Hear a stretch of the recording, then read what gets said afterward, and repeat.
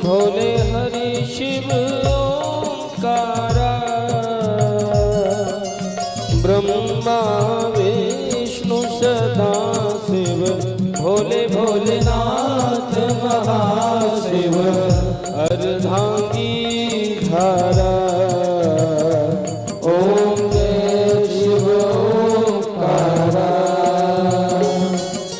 एकानन चतुरानन पंचानन राजे, भोले पंचानन राजे। हो हंसासन गरुडासन, हंसासन गरुडासन, वृषवाहन राजे। ओम जय शिव ओंकारा। चार चतुर्भुज दस भुज अति सोहे, भोले दस भुज अति सोहे।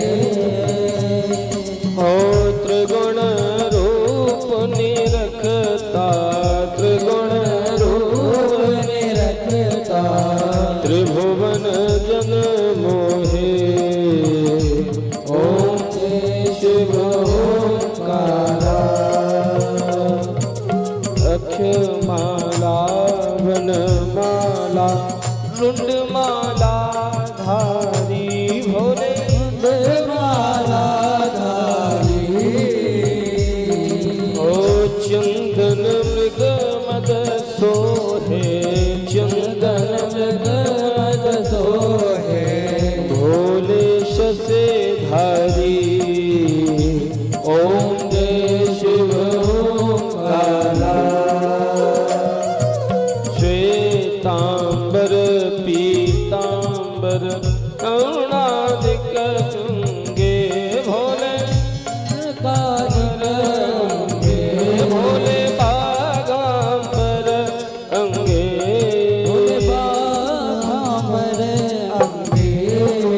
शनकादिक करुणादिक, शनकादिक करुणादिक, भूतादिक शंगे। ओम जय शिव ओंकारा। कर के मध्य कमंडल चक्र त्रिशूल धरता, भोले चक्र त्रिशूल धरता। हो जग करता जग भरता, जग करता जग हरता, जग पालन करता। ओम जय शिव ओंकारा। ब्रह्मा विष्णु सदा शिव, जानत विवेका, भोले जानत विवेका। हो प्रणवाक्षर के मध्य, प्रणवाक्षर के मध्य, ये तीनों एका। ओम जय शिव ओंकारा। काशी में विश्वनाथ विराज, नंदी ब्रह्मचारी, भोले नंदी ब्रह्मचारी। नित उठ भोग लगावत, नित उठ भोग लगावत, महिमात भारी। ओम जय शिव ओंकारा। त्रिगुण शिव जी की आरती जो कोई नर गावे, स्वामी प्रेम सहित गावे। हो कहत शिवानंद स्वामी, कहत हरि हर स्वामी। हो भजत हरि हर स्वामी, भजत हरि हर स्वामी। मनवांछित फल पावे। ओम जय शिव ओंकारा। जय शिव ओंकारा।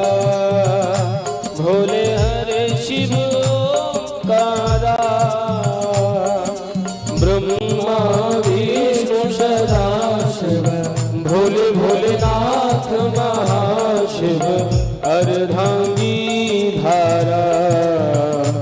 ओम जय शिव ओंकारा, ओम जय शिव ओंकारा, ओम जय शिव कर्पूरगौरं करुणावतारं संसार सारं भुजगेन्द्रहारं सदा वसन्तं हृदयारविन्दे भवं भवानी सहितं नमामि। त्वमेव माता च पिता त्वमेव, त्वमेव बन्धो च सखा त्वमेव, त्वमेव विद्या द्रविडं त्वमेव, त्वमेव सर्वं मम देव देव, त्वमेव सर्वं मम देव देव, त्वमेव सर्वं मम देव। ओम देव शांतिरंतरिक्षगुं शांति पृथ्वी शांतिरापः शांतिरोहृदयः शांतिः वनस्पतयः शांति विश्वे देवाः शांति ब्रह्म शांतिः सर्वगुं शांतिः शांतिरेव शांतिः सामा शांतिरेधिः।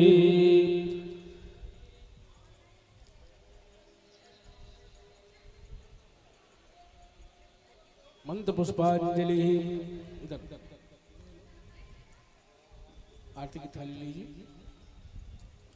हरि ओम जगनेन जगमय जंत देवास्तानि धर्माणि प्रथमान्यासन्नहते हनाकं महिमानः सचन्द्र जत पूर्वे साध्याः सन्ति देवाः। हरि ओम एकदन्ताय विद्महे वक्रतुण्डाय धीमहि तन्नो दन्ति प्रचोदयात्। तत्पुरुषाय विद्महे महादेवाय धीमहि तन्नो रुद्रः प्रचोदयात्। ओम कात्यायन्ये च विद्महे कन्याकुमारी च धीमहि तन्नो देवी प्रचोदयात्। नाना सुगंधि पुष्पाणि यथा कालोद्भवानि च पुष्पांजलि मया दत्त्वा ग्रहाणा परमेश्वरः। मंत्र पुष्पांजलि समर्पयामि। ओम पूर्वज महापुराणाय नमो नमः। बोली शंकर भगवान की जय, बाबा बैद्यनाथ की जय, बाबा बासुकीनाथ की जय, व्यास जी महाराज की जय। बोलिए पार्वती पते हर हर महादेव। अब आप लोग अपना अपना स्थान ग्रहण करें।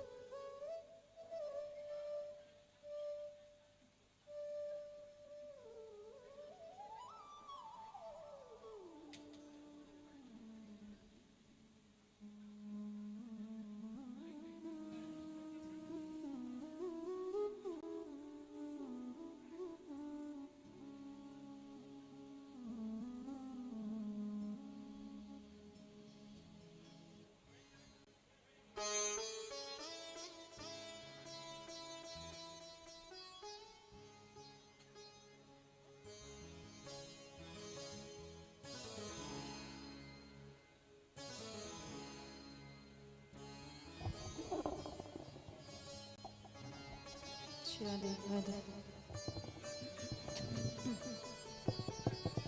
श्री राधे राधे जय श्री राम श्री राधे राधे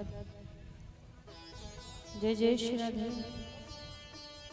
जय श्री राम श्री राधे राधे जय श्री राम श्री राधे राधे जय श्री राम श्री राधे जय राधे जय श्री राम श्री राधे जय राधे राधे जय श्री राम श्री राधे जय राधे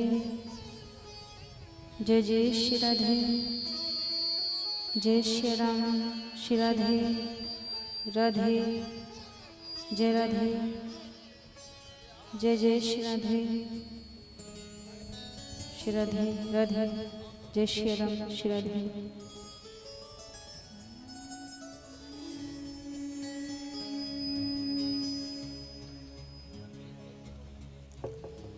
हरि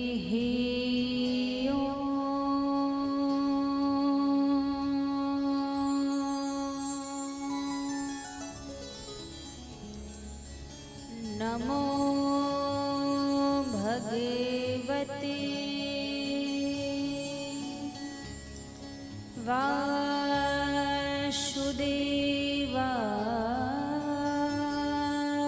नमः। स्वस्ति श्री गणेशाय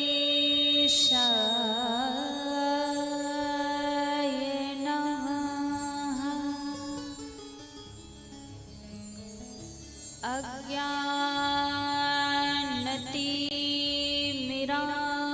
अज्ञानतिमिरान्धस्य ज्ञानाञ्जनशलाकया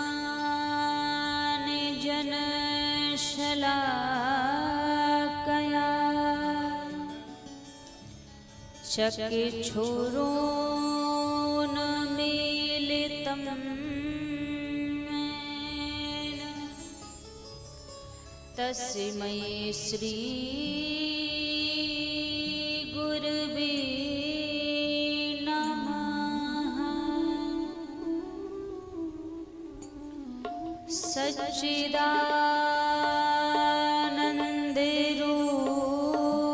सच्चिदानन्दरूपाय विश्वोत्पत्त्यादिहेतवे तापत्रय विनाशाय श्रीकृष्णाय वयं नमः। जय जय श्री राधारमण जय जय नवल किशोर जय गोपी चित चोर प्रभु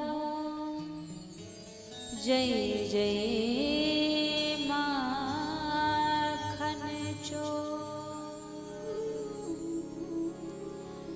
नमामि समीशान निर्वाण रूपम विभुं व्यापकं ब्रह्म वेदेश्वरूपं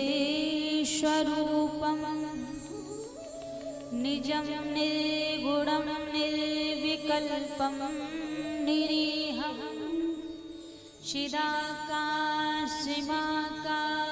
चिदाकाशमाकाशवासं भजेऽहम्। अतुलित बलधाम महेम शैलाभदेहं धनुजीवन गृशानं ज्ञानिनामाग्रगण्यं सकल गुण निधानं वानिरानामधीशं रघुपति प्रिय भक्तं बात जातं नमामि।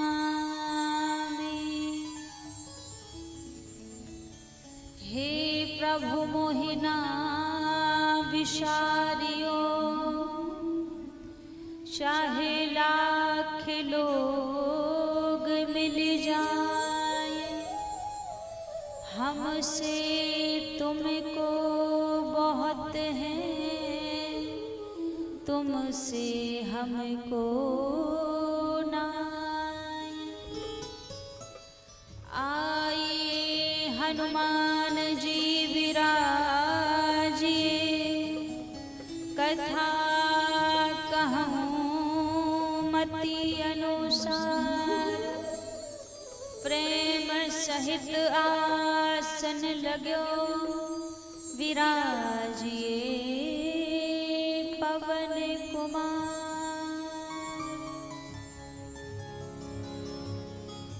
हरे कृष्ण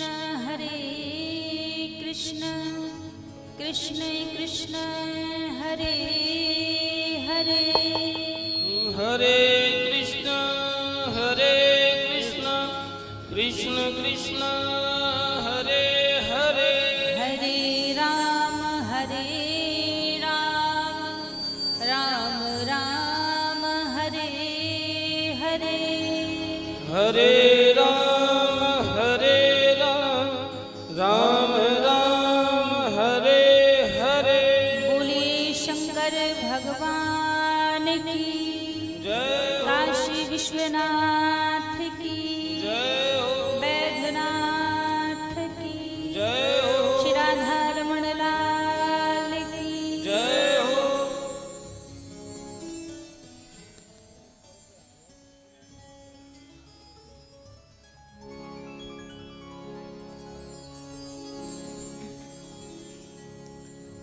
आइए सभी भक्तजन आज की पावन मंगलमय कथा में प्रवेश करने से पहले मन और वाणी को पवित्र करते हुए प्रभु के पावन नामों को गाते हुए सभी आज की परम पावन परम मंगलमय कथा में बड़े भाव और प्रेम से प्रवेश करेंगे। सभी हमारे साथ में मिलकर प्रभु को पुकारते हुए प्रभु को याद करते हुए आज की दिव्य कथा में सभी प्रवेश करेंगे।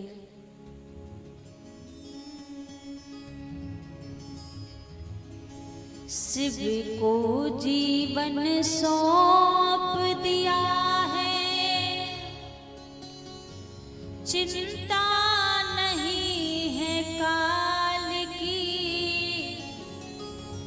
बाबा भोलेनाथ से सभी कहिए, हे नाथ शिव को जीवन सौंप दिया है, चिंता नहीं है काल की। भोले बाबा मेरे हैं, मैं बेटी हूँ महाकाल की। भोले बाबा मेरे हैं, मैं बेटी हूँ महाकाल की। भोले बाबा मेरे हैं, मैं बेटी हूँ महाकाल की। ओ भोले बाबा मेरे हैं, मैं बेटी हूँ महाकाल की। शिव को जीवन सौंप दिया है, चिंता नहीं है काल की। शिव को जीवन सौंप दिया है, चिंता नहीं है काल की। भोले बाबा मेरे हैं, मैं बेटी हूँ महाकाल की। भोले बाबा मेरे हैं, मैं बेटी हूँ महाकाल की। भोले बाबा मेरे हैं, मैं बेटी हूँ महाकाल की। भोले बाबा मेरे हैं, मैं बेटी हूँ महाकाल की। हर हर महादेव।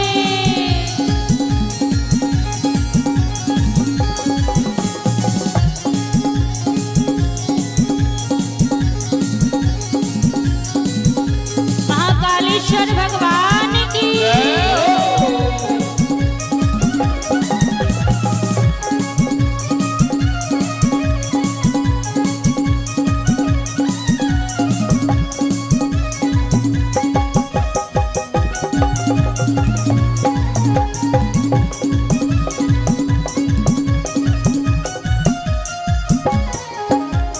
तन मन धन अर्पण किया है माँ गौरा के नाथ को।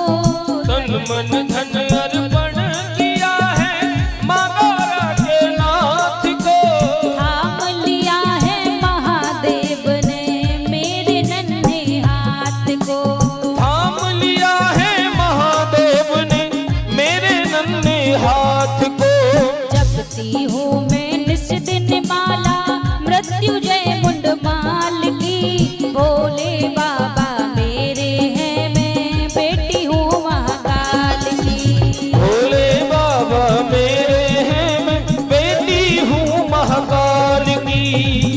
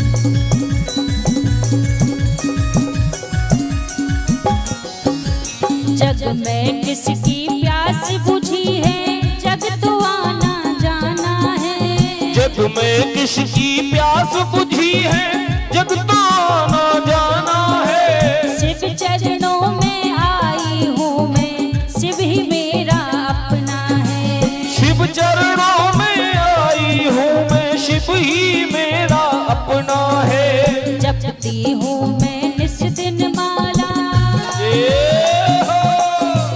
जपती हूँ मैं निस दिन माला, मृत्युंजय मुंडमाल की।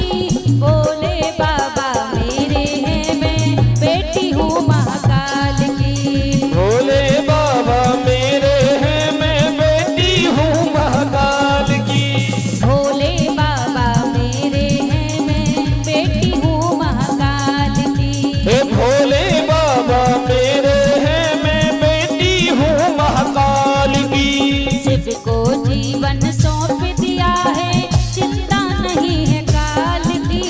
शिव को जीवन सौंप दिया है, चिंता नहीं है काल की। अच्छा, एक बात बताइए, आज चौथा दिन है कथा का।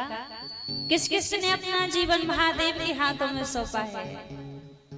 बस पीछे वालों ने नहीं सौंपा। जिसने भी अपना जीवन भगवान भोलेनाथ के हाथों में सौंपा है तो एक बार कहिए ना, फिर कहने में संकोच कैसा, कहने में लज्जा कैसी। सब दोनों हाथ ऊपर खड़े करके कहिए, शिव को जीवन सौंप दिया है, चिंता नहीं है काल की। शिव को जीवन सौंप दिया है, चिंता नहीं है काल की। शिव को जीवन सौंप दिया है, चिंता नहीं है काल की। को जीवन सौंप दिया। लगी नहीं रहा कि कोई बैठा है, बताओ। इतने सारे लोग बैठे हैं और आवाज नहीं आ रही किसी की। रोज कह रहे हैं भैया यही समय है, अभी भगवान को पुकार लो, अभी याद कर लो। जब यहाँ नहीं पुकार पाओगे तो हमें तो नहीं लगता कि घर में भगवान को पुकारते होगे, याद करते होगे। यहाँ मिलकर जब नहीं पुकार पा रहे हैं तो अकेले में क्या ही पुकारते होगे। हाँ, दोनों हाथ ऊपर खड़े करके भाव से सभी कहिए, शिव को जीवन सौंप दिया है, चिंता नहीं है काल की। शिव को जीवन सौंप दिया है, चिंता नहीं है काल की। भोले बाबा मेरे हैं, मैं बेटी हूँ महाकाल की। हे भोले बाबा मेरे हैं, मैं बेटी हूँ महाकाल की।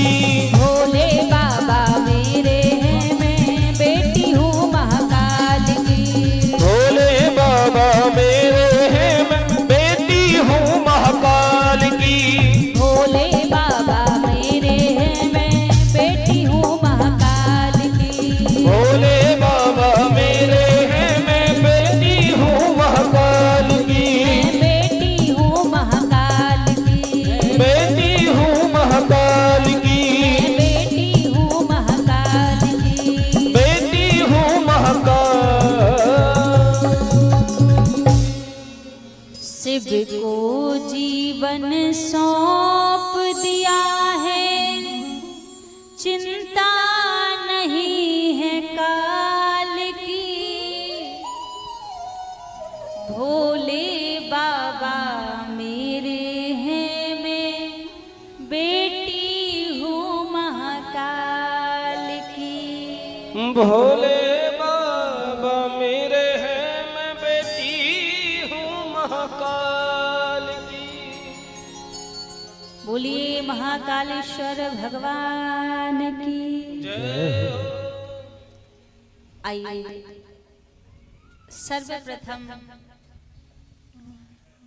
मेरे परम आराध्य अकारण करुणा वरुणालय अनंत कोटि कल्प तरु पीतांबरधारी श्री राधा रमण लाल जी के पावन चरणों में प्रणाम करते हुए अनंत बलवंत संत श्री हनुमंत लाल जी महाराज के पावन चरणों में प्रणाम करते हुए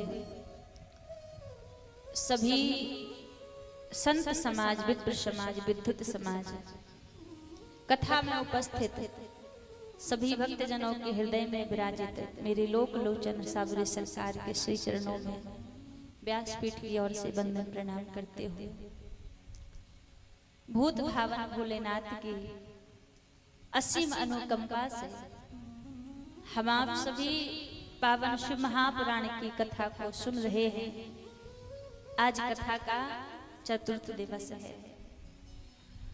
विगत 3 दिनों से हम आप सभी भगवान की पावन कथा का आनंद ले रहे हैं। आज कथा का चौथा दिन है। कल हम आप सभी ने बड़े सुंदर सुंदर शिव महापुराण के प्रसंगों को सुना। कैसे बाबा भोलेनाथ अपने सभी भक्तों के ऊपर अनुग्रह करते हैं, अपने सभी भक्तों के ऊपर कृपा करते हैं। भगवान का स्वभाव है, जो भी भगवान भोलेनाथ के निकट एक बार आ जाए प्रभु उसको अपना लेते हैं। उसके गुण अवगुण नहीं देखते कि इसने कितना भजन किया है, इसने कितना तप किया है, इसने कितना नाम जप किया है, कौन सा साधन किया है। भगवान भोलेनाथ को देखना ही नहीं आता। यदि एक तरफ से कह भी दिया जाए कि भगवान भोलेनाथ यदि कुछ देखते हैं भैया, तो केवल मात्र भक्त के हृदय का भाव देखते हैं कि आपके हृदय में भाव कैसा है। भाव का भूखा हूँ सदा, भाव ही जग में सार है। भाव से जो भजता मुझे सुभव से बेड़ा पार है। और ये भी कहते हैं, भाव जिस मन में नहीं उस जन की मुझे चिंता नहीं। भाव वाले भक्त का भरपूर मुझ पर भार है। जिसके हृदय में मेरे प्रति कोई भाव नहीं है, उस भक्त की मुझे कोई चिंता नहीं है। और जिस भक्त के हृदय में मेरे प्रति भाव है, अनुग्रह है, भगवान भोलेनाथ कहते हैं उस भक्त का तो भरपूर मेरे ऊपर भार है। हर कदम कदम पर मैं उस भक्त की रक्षा करता हूँ। हर कदम कदम पर मैं उस भक्त का साथ देता हूँ, जिस भक्त के हृदय में भाव हो। यदि साफ शब्दों में कह दिया जाए कि भगवान की भक्ति तर्क वितर्क की नहीं है। आप भक्ति के मार्ग पे आ जाओ, तर्क करो, वितर्क करो, ज्ञानी बनो, अपने सिद्धांत दिखाओ और आपको लगे कि भगवान रीझ जाए, तो रीझने वाले नहीं है। क्योंकि भगवान की भक्ति भाव का विषय है। ज्ञानियों को भगवान नहीं मिलते। आप सोचो हम बहुत बड़े ज्ञानी बन जाएं तो भगवान मिल जाएंगे। ज्ञानियों को भगवान नहीं मिलते, ध्यानियों को भी भगवान नहीं मिलते, बैरागियों को भी भगवान नहीं मिलते। तो भगवान मिलते किसे हैं, किसके ऊपर भगवान कृपा करते हैं? मानस में बाबा तुलसीदास जी लिखते हैं, मिलहि न रघुपति बिने अनुरागा, बिने अनुरागा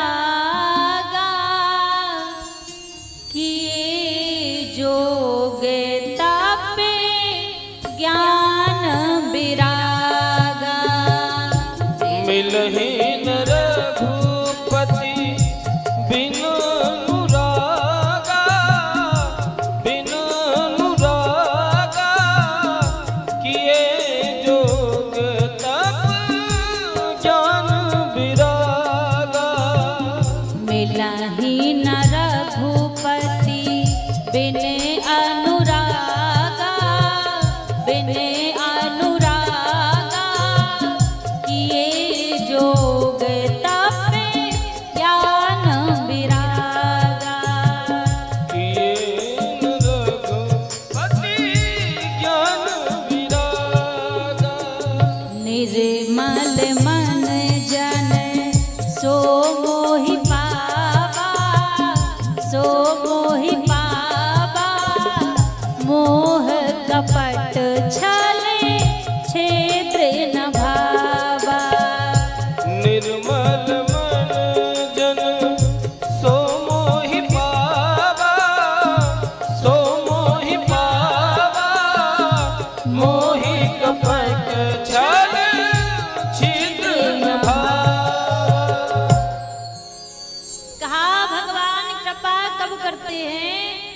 ही ना रघुपति बिन अनुरागा, किए जोग तप ज्ञान विरागा।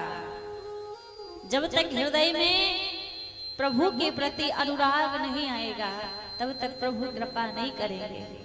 अच्छा, एक होता है राग और एक होता है अनुराग। अब राग और अनुराग में अंतर क्या है? जो प्रेम हम संसार वालों से करते हैं, जो प्रेम हम संसार के लोगों से करते हैं, वो राग कहलाता है।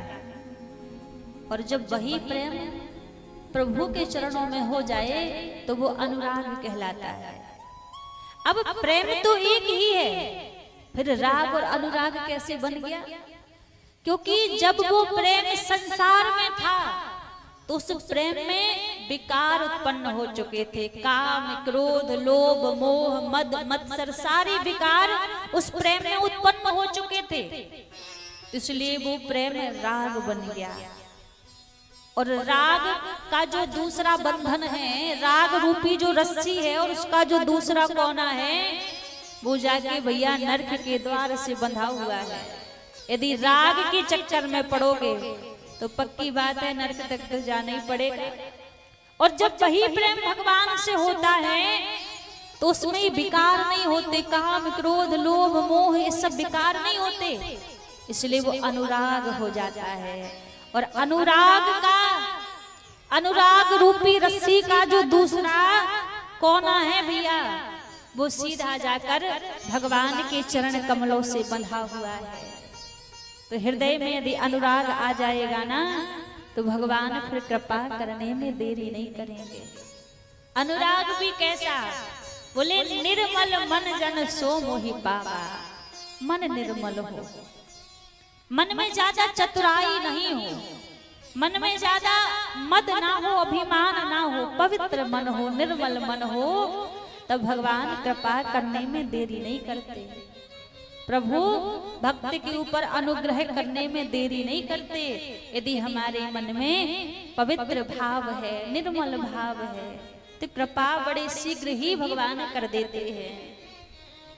अच्छा, आपके बिहार और मिथिलांचल के क्षेत्र में उगना महादेव विराजे हैं। आप में से किसी ने दर्शन किए हैं उगना महादेव के? किए हैं किसी ने? नहीं किए? आपकी मधुबनी डिस्ट्रिक्ट में विराजे हैं। बाबा की एक बार कृपा हुई थी तो एक बार दर्शन करके आए हैं। आज जब आ रहे थे तो भाव आया कि सबसे पहले आज उगना महादेव की ही कथा आपको सुनाएंगे। आपके मधुबनी क्षेत्र में उगना महादेव विराजे हैं। तो महादेव वहां आए कैसे हैं? बड़ी सुंदर कथा है। अब कई लोग कहते हैं ना कि ये तो कलयुग है, कलयुग में थोड़ी ना भगवान दर्शन देते हैं, कलयुग में थोड़ी ना भगवान कृपा करते हैं। भगवान तो सतयुग में दर्शन दिया करते थे, त्रेता युग में दर्शन दिया करते थे, द्वापर युग में दर्शन दिया करते थे। कलयुग के भक्तों को थोड़ी ना भगवान मिलते हैं। एक कथा उसी प्रश्न का उत्तर है जो कहते हैं कलयुग में थोड़ी ना भगवान मिलते हैं। यहाँ मधुबनी जिले के निकट एक विद्यापति कवि हुए हैं। तो विद्यापति जी वहां रहा करते थे, बड़े ही अनन्य प्रेमी थे महादेव के। कविताएं वो लिखा करते थे और कविताएं भी ऐसी दिव्य दिव्य कविताएं वो लिखते थे, लेकिन जो भी लिखते थे भगवान महादेव को साक्षी मानकर ही लिखते थे। बड़ा प्रेम करते भगवान भोलेनाथ से। अब भगवान भोलेनाथ उनके प्रेम से इतने रीझ गए, इतने उनके प्रेम से रीझ गए कि भगवान भोलेनाथ के मन में भाव आ गया कि ऐसे भक्त की यदि मुझे सेवा मिल जाए तो मैं भी धन्य हो जाऊं। अभी तक तो हम सुनते थे कि भक्त ही भगवान की सेवा करता है, लेकिन नहीं भैया, जब भक्ति प्रबल हो जाती है ना तो भगवान के मन में भी याचना आती है कि इस भक्त की मैं सेवा करूं, इस भक्त की मुझे सेवा मिल जाए। ऐसे कई बड़े सुंदर सुंदर चरित्र हैं। तो भगवान भोलेनाथ के मन में क्या भाव आया कि यदि विद्यापति जी की सेवा मुझे मिल जाए तो मैं तो धन्य हो जाऊंगा। ऐसे भक्त हैं जिनके हृदय में कोई विकार नहीं है, कोई लोभ नहीं है, कोई क्रोध नहीं है। ऐसे भक्त की सेवा मिल जाए तो मैं धन्य हो जाऊंगा।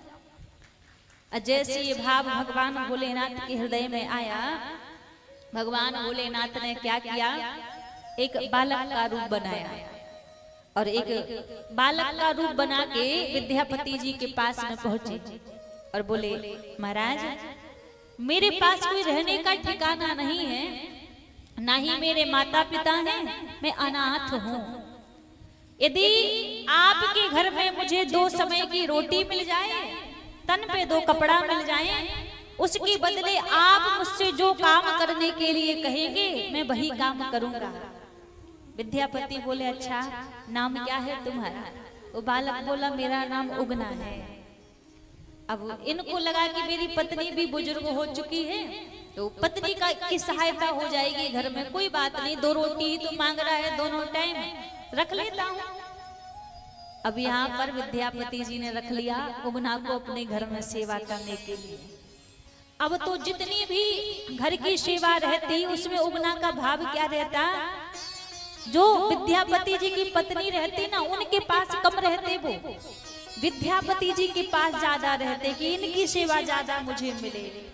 कभी जब वो लेटते तो उनके चरण दबाने के लिए लग जाते, भोजन पवाने के लिए लग जाते, कभी यदि वो सो रहे हो तो पंखा झलने के लिए लग जाएंगे, इनकी सेवा मुझे ज्यादा मिलनी चाहिए। अब ऐसे पवित्र मन से उगना सेवा करते हैं। अब वो देख देख के विद्यापति को भी बड़ी प्रसन्नता होती कि छोटा सा बालक है और देखो कैसे मेरी सेवा कर रहा है। सावन का महीना आया, अब विद्यापति तो भक्त थे ही महादेव के। अब इनके मन में भाव आया कि मैं जाऊंगा भगवान भोलेनाथ का अभिषेक करने के लिए जाऊंगा। कांवर उठाई और चल दिए। अब जैसे चल दिए बोले कि पहले हरिद्वार से जल भरूंगा, फिर भगवान भोलेनाथ को समर्पित करूंगा। तो अब चल दिए। उगना बोले विद्यापति जी से, आप जा रहे हैं, मुझे भी अपने संग में लेकर चलिए। उतने दूर जा रहे हैं, आपको किसी कार्य की जरूरत पड़ी तो कम से कम मैं तो रहूंगा सहायता करने के लिए। उगना बहाना देखते थे विद्यापति जी के संग में रहने का। उन्होंने कहा ठीक है चलो। चले जा रहे थे भैया, चले जा रहे थे, तपती दोपहरी का समय आया। अब देखा जल नहीं था इनके पास पीने के लिए। चले जा रहे हैं, चले जा रहे हैं, दूर दूर तक कहीं जल दिखाई नहीं दे रहा है। अब विद्यापति जी की भी अवस्था बुजुर्ग हो चुकी थी, इनको बड़ी प्यास लगी।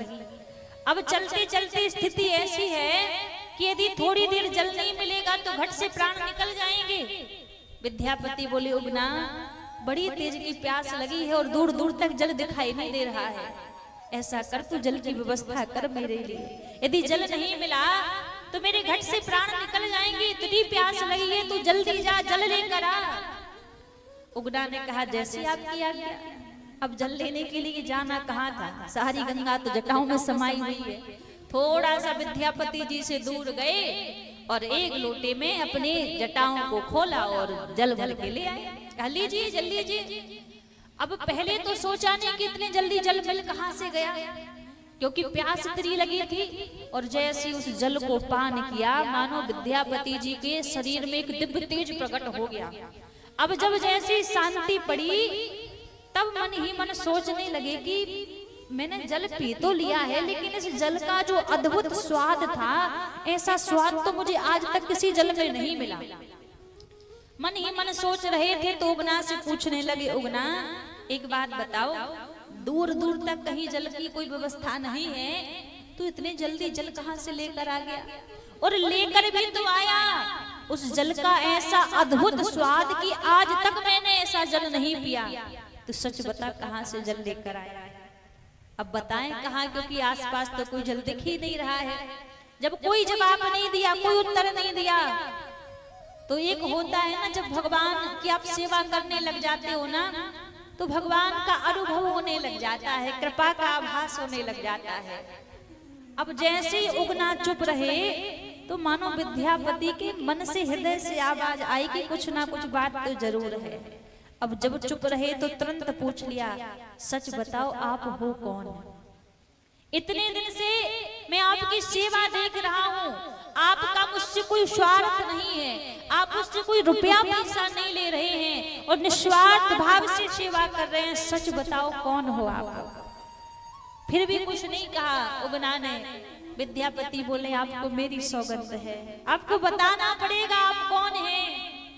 और जैसी सौगंध दी, अब भक्त की सौगंध और भगवान भोलेनाथ सुने नहीं, जैसी सौगंध दी अद्भुत रूप प्रकट करके भगवान भूत भावन भोलेनाथ प्रकट हो गए। और जैसे प्रकट हुए विद्यापति जी के तो नेत्र भर आए, बोले प्रभु आज तक आप मेरी सेवा कर रहे थे, मैं कितना बड़ा अपराधी बन गया हूँ, मैं कितना बड़ा पापी बन गया हूँ कि मैंने अपने स्वामी से मेरी सेवा करवाई, अपने चरणों को दबाया, पंखा झलवाया। किसी जन्म में मैं अपने पाप नहीं धो सकता, मुझे क्षमा कर दो, अपराध हो गया। भगवान भोलेनाथ बोले विद्यापति जी से, देखो आपसे कोई अपराध नहीं हुआ है, क्योंकि मैं अपने मन से तुम्हारी सेवा में आया था। तुम्हारे जैसे भक्त की सेवा मिले तो मैं भी पावन हो जाऊं, तो तुम्हारा इसमें कोई अपराध नहीं है। अब जैसे कहा विद्यापति जी बोले प्रभु आप एक बार मिल गए हैं ना मुझे, अब मुझे कभी छोड़कर मत जाइएगा, मेरे संग ही रहिएगा। भगवान भोलेनाथ बोले देखो अब एक ही शर्त पर मैं तुम्हारे संग में रहूंगा, जब तक तुम किसी को बताओगे नहीं कि मैं कौन हूं तो ही मैं तुम्हारे संग में रहूंगा, और जिस दिन तुमने किसी को बता दिया कि मैं हूं कौन उसी दिन छोड़कर चला जाऊंगा। अब काबर उठाई, भोलेनाथ को जल चढ़ाया, लौट कर उगना और विद्यापति वापस लौट कर आया।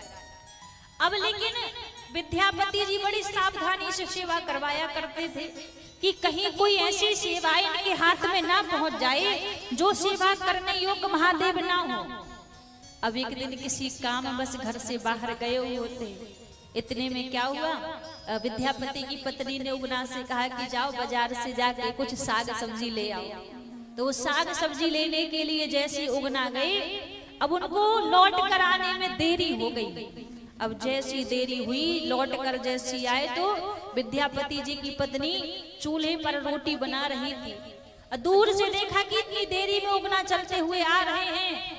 रोटी बनाते समय जो जलती हुई लकड़ी चूल्हे में लगी हुई थी, क्रोध में वही लकड़ी निकाली और उसी लकड़ी से उगना को मारने लगी। अरे फ्री की रोटी खाता रहता है, देख कब का गया है, आराम से इतनी देर में चल के आ रहा है, कोई जलती हुई लकड़ी मारी जा रही है, मारी जा रही है।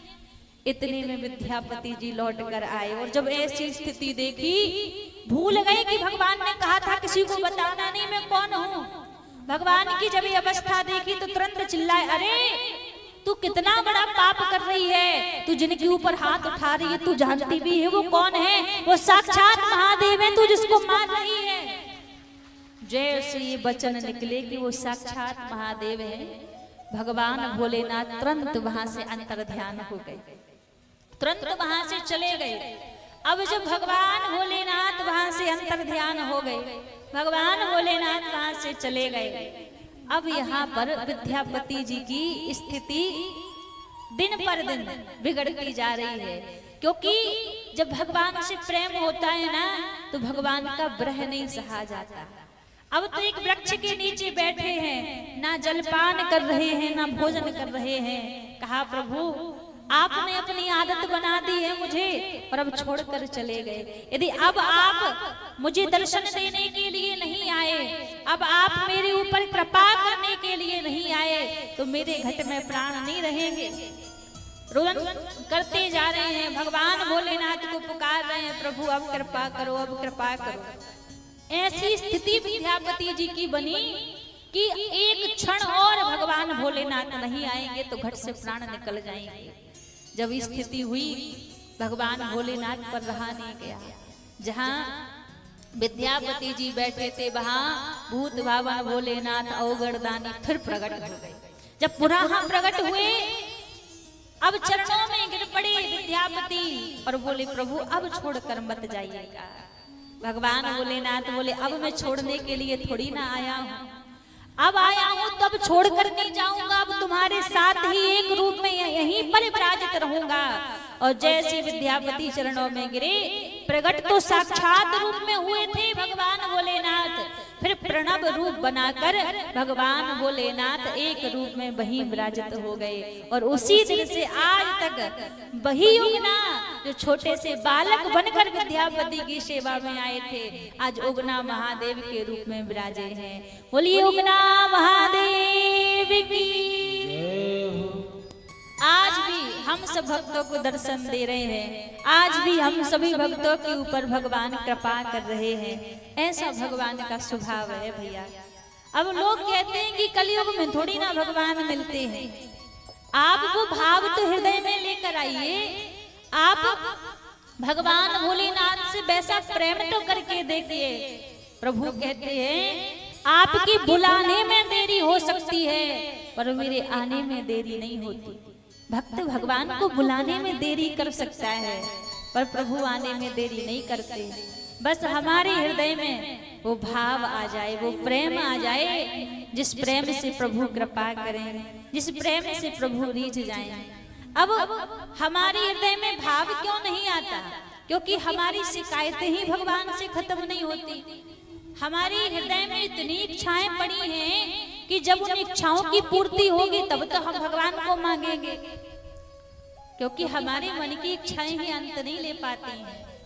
सब इच्छाओं को एक तरफ करके केवल मात्र भगवान के श्री चरणों को मांगा जाए, श्री चरणों में स्थान मांगा जाए। भगवान भोलेनाथ कृपा करने में भैया फिर देरी नहीं करते। ऐसा भगवान भोलेनाथ का स्वभाव है, ऐसे अवगढ़दानी है, ऐसी कृपा करने का स्वभाव प्रभु का बना हुआ है। भगवान भोलेनाथ से कहा करो, हे नाथ मुझे दुनिया की वस्तु नहीं चाहिए आपसे, तो चाहिए क्या? केवल एक चीज आपसे चाहिए। क्या? बड़ा प्यारा भाव है। हो भोले बाबा के चरणों में रह लेंगे हम। किस किस का भाव है कि हमें और कुछ नहीं चाहिए, बस आपके चरणों में स्थान चाहिए। और चरणों में स्थान मिलेगा तो फिर अगले जन्म में होगा क्या? तेरी काशी में ही लेंगे अगला जन्म, तेरी काशी में ही लेंगे अगला जन्म।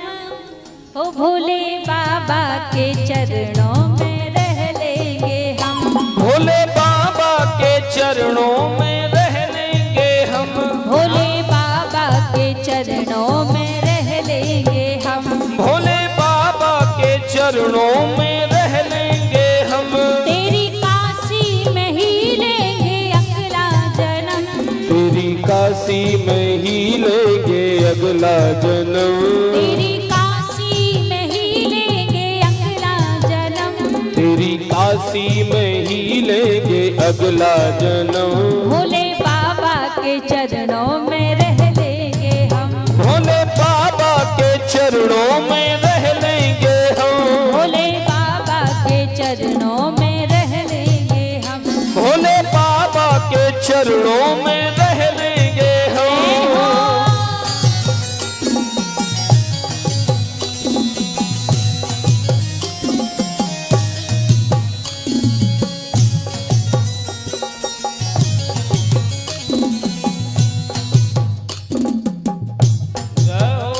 तेरे चरणों का हमने सहारा लिया, तेरे चरणों का हमने सहारा लिया, तेरे चरणों का हमने सहारा लिया, तेरे चरणों का हमने सहारा लिया।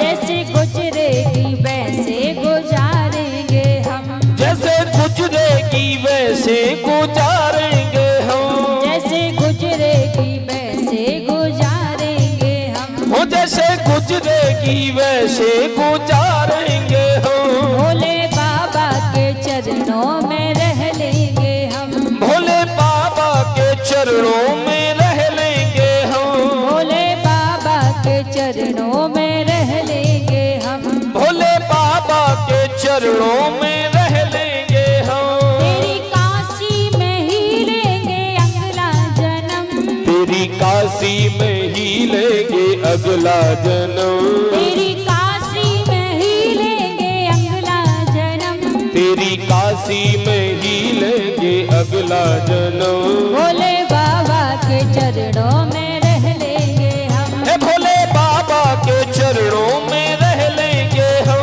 भोले बाबा के चरणों में रह लेंगे हम। हाँ भोले बाबा के चरणों में रह लेंगे हम।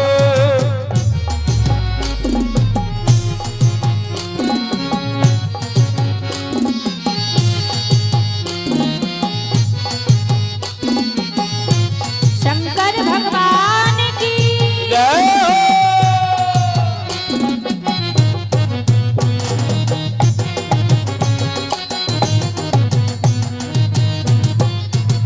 कोई पागल कहे या दीवाना कहे। कोई पागल कहे या दीवाना कहे। कोई पागल कहे या दीवाना कहे। कोई पागल कहे या दीवाना कहे। तेरी प्रीति में सब कुछ सह लेंगे हम। तेरी प्रीति में सब कुछ सह लेंगे हम। भोले बाबा के चरणों में रह लेंगे हम। भोले बाबा के चरणों में रह लेंगे हम। भोले बाबा के चरणों में रह लेंगे हम। हे भोले बाबा के चरणों में रह लेंगे हम। वहाँ जो भी मिलेगा पालेंगे हम। वहाँ जो भी मिलेगा पालेंगे हम। वहाँ जो भी मिलेगा पालेंगे हम। वहाँ जो भी मिलेगा पालेंगे हम। तेरी काशी में जीवन बिता लेंगे हम। ओ तेरी काशी में जीवन बिता लेंगे हम। तेरी काशी में जीवन बिता लेंगे हम। ओ तेरी काशी में जीवन बिता लेंगे हम। भोले बाबा के चरणों में रह लेंगे हम। भोले बाबा के चरणों में रह लेंगे हम। तेरी काशी में ही लेंगे अगला जन्म। तेरी काशी में ही लेंगे अगला जन्म। एक बार दोनों हाथ ऊपर खड़े करके जो चाहते हैं ना काशी में अगला जन्म मिले, बाबा के चरणों में स्थान मिले, दोनों हाथ ऊपर सीधे सीधे करके ओ भोले बाबा के चरणों में रह लेंगे हम। हे भोले बाबा के चरणों में रह लेंगे हम। भोले बाबा के चरणों में रह लेंगे हम। भोले बाबा के चरणों में रह लेंगे हम। भोले बाबा के चरणों में रह लेंगे हम। हे भोले बाबा के चरणों में रह लेंगे हम। भोले बाबा के चरणों में रह लेंगे हम। भोले बाबा के चरणों में रह लेंगे हम। भोले बाबा के चरणों में रह लेंगे हम। हे भोले बाबा के चरणों में रह लेंगे हम। हो भोले बाबा के चरणों में रह लेंगे हम। तेरी काशी में ही लेंगे अगला जन्म। तेरी काशी में ही लेंगे अगला जन्म। हो भोले बाबा के चरणों में रह लेंगे हम। हे भोले बाबा के चरणों में रह लेंगे हम। जिस दिन हमारे मन में ऐसा निर्मल भाव आ जाए कि हमें आपसे कुछ भी नहीं चाहिए शिवा आपकी भक्ति के, उस दिन भगवान भोलेनाथ कृपा करने में देरी नहीं करेंगे। जिस दिन हमारे हृदय में इतना पवित्र भाव आ जाएगा, उस दिन जिस स्थिति में हम रहें, जिस हाल में हम रहें, भगवान भोलेनाथ वैसे ही कृपा कर देते हैं। लेकिन भाव वही हो, कल भी आपसे कहा था ना कि भगवान से संसार की चीजें ना मांग के उनसे उनको ही मांग लो। जब उनको ही मांग लोगे तो वो दुनिया के मालिक हैं, और जब दुनिया का मालिक ही हमारा हो जाए फिर दुनिया की कौन सी वस्तु की कमी हमें लगेगी। इसलिए भगवान के श्री चरणों में यही भाव हो, प्रभु बस आपकी कृपा हमारे ऊपर हो जाए। तो भगवान भोलेनाथ का स्वभाव करुणा करने का है, बड़े ही दयालु हैं, बड़े जल्दी अपने भक्तों के ऊपर भगवान भोलेनाथ अनुग्रह कर देते हैं। कल हम आप सभी ने सुना कि अपने भक्तों पर अनुग्रह करने के लिए भगवान ने रुद्राक्ष को प्रकट किया और सब भक्तों को वो रुद्राक्ष का प्रसाद भगवान भोलेनाथ ने प्रदान किया। जिस प्रकार भगवान भोलेनाथ को रुद्राक्ष प्रिय है, उसी प्रकार भगवान भोलेनाथ को बेलपत्र प्रिय है। बेलपत्र की भी बड़ी महिमा शिव महापुराण ने गाई है। बेलपत्र 3 पत्तों वाला बेलपत्र भगवान भोलेनाथ को बड़ा प्रिय है, क्योंकि जो 3 पत्तों वाला बेलपत्र होता है वो कोई साधारण बेलपत्र नहीं कहलाता, वो साक्षात त्रिदेवों का स्वरूप माना गया है। तीनों देवों का स्वरूप बेलपत्र माना गया है। कहते हैं बेलपत्र की महिमा इतनी ज्यादा क्यों है और भगवान भोलेनाथ को बेलपत्र इतना ज्यादा प्रिय क्यों है। अच्छा, पहले एक बात और सुन लीजिए, बेलपत्र केवल भगवान भोलेनाथ अकेले को नहीं चढ़ता है, बेलपत्र माता लक्ष्मी को भी चढ़ता है। जितना प्रिय बेलपत्र भगवान भोलेनाथ को है, उतना ही ज्यादा प्रिय बेलपत्र माता लक्ष्मी को भी है। आप माता लक्ष्मी को 100 कमल पुष्प चढ़ा दीजिए और 100 कमल पुष्प की बराबरी में आप एक बेलपत्र माता लक्ष्मी को चढ़ा दीजिए। उस एक बेलपत्र से माता लक्ष्मी ज्यादा दीजिएगी, क्योंकि माता लक्ष्मी को बेलपत्र बड़ा ही प्रिय है। यहाँ बेलपत्र की अपनी महिमा है भैया। बेलपत्र प्रकट कैसे हुआ और क्यों भगवान भोलेनाथ को बेलपत्र इतना प्रिय लगने लगा?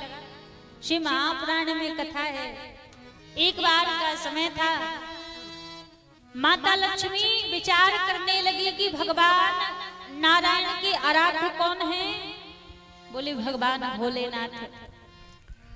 और मैं भगवान नारायण को प्रिय कब लगूंगी? जब मैं भगवान भोलेनाथ की आराधना करूंगी तो मैं भगवान नारायण को और ज्यादा प्रिय लगने लग जाऊंगी। तो भगवान नारायण की और प्रिय होने के लिए माता लक्ष्मी ने संकल्प लिया कि मैं 1000 कमल पुष्प भगवान भोलेनाथ को समर्पित करूंगी, जिससे भगवान नारायण मेरे ऊपर कृपा करेंगे। और संकल्प लेकर भगवान भोलेनाथ के निकट बैठकर माता लक्ष्मी शिवार्चन करने लगी। 1000 बेलपत्र भगवान भोले 1000 कमल पुष्प भगवान भोलेनाथ को समर्पित करने लगी। अब मंत्र बोलती हैं नमः शिवाय, फिर एक कमल पुष्प समर्पित करती हैं, फिर मंत्र बोलती है नमः शिवाय, दूसरा कमल पुष्प समर्पित करती हैं, अब फिर मंत्र बोलती है नमः शिवाय, तीसरा कमल पुष्प समर्पित करती हैं। बड़ी निष्ठा और प्रेम से माता लक्ष्मी भगवान भोलेनाथ को कमल पुष्प समर्पित करती जा रही है।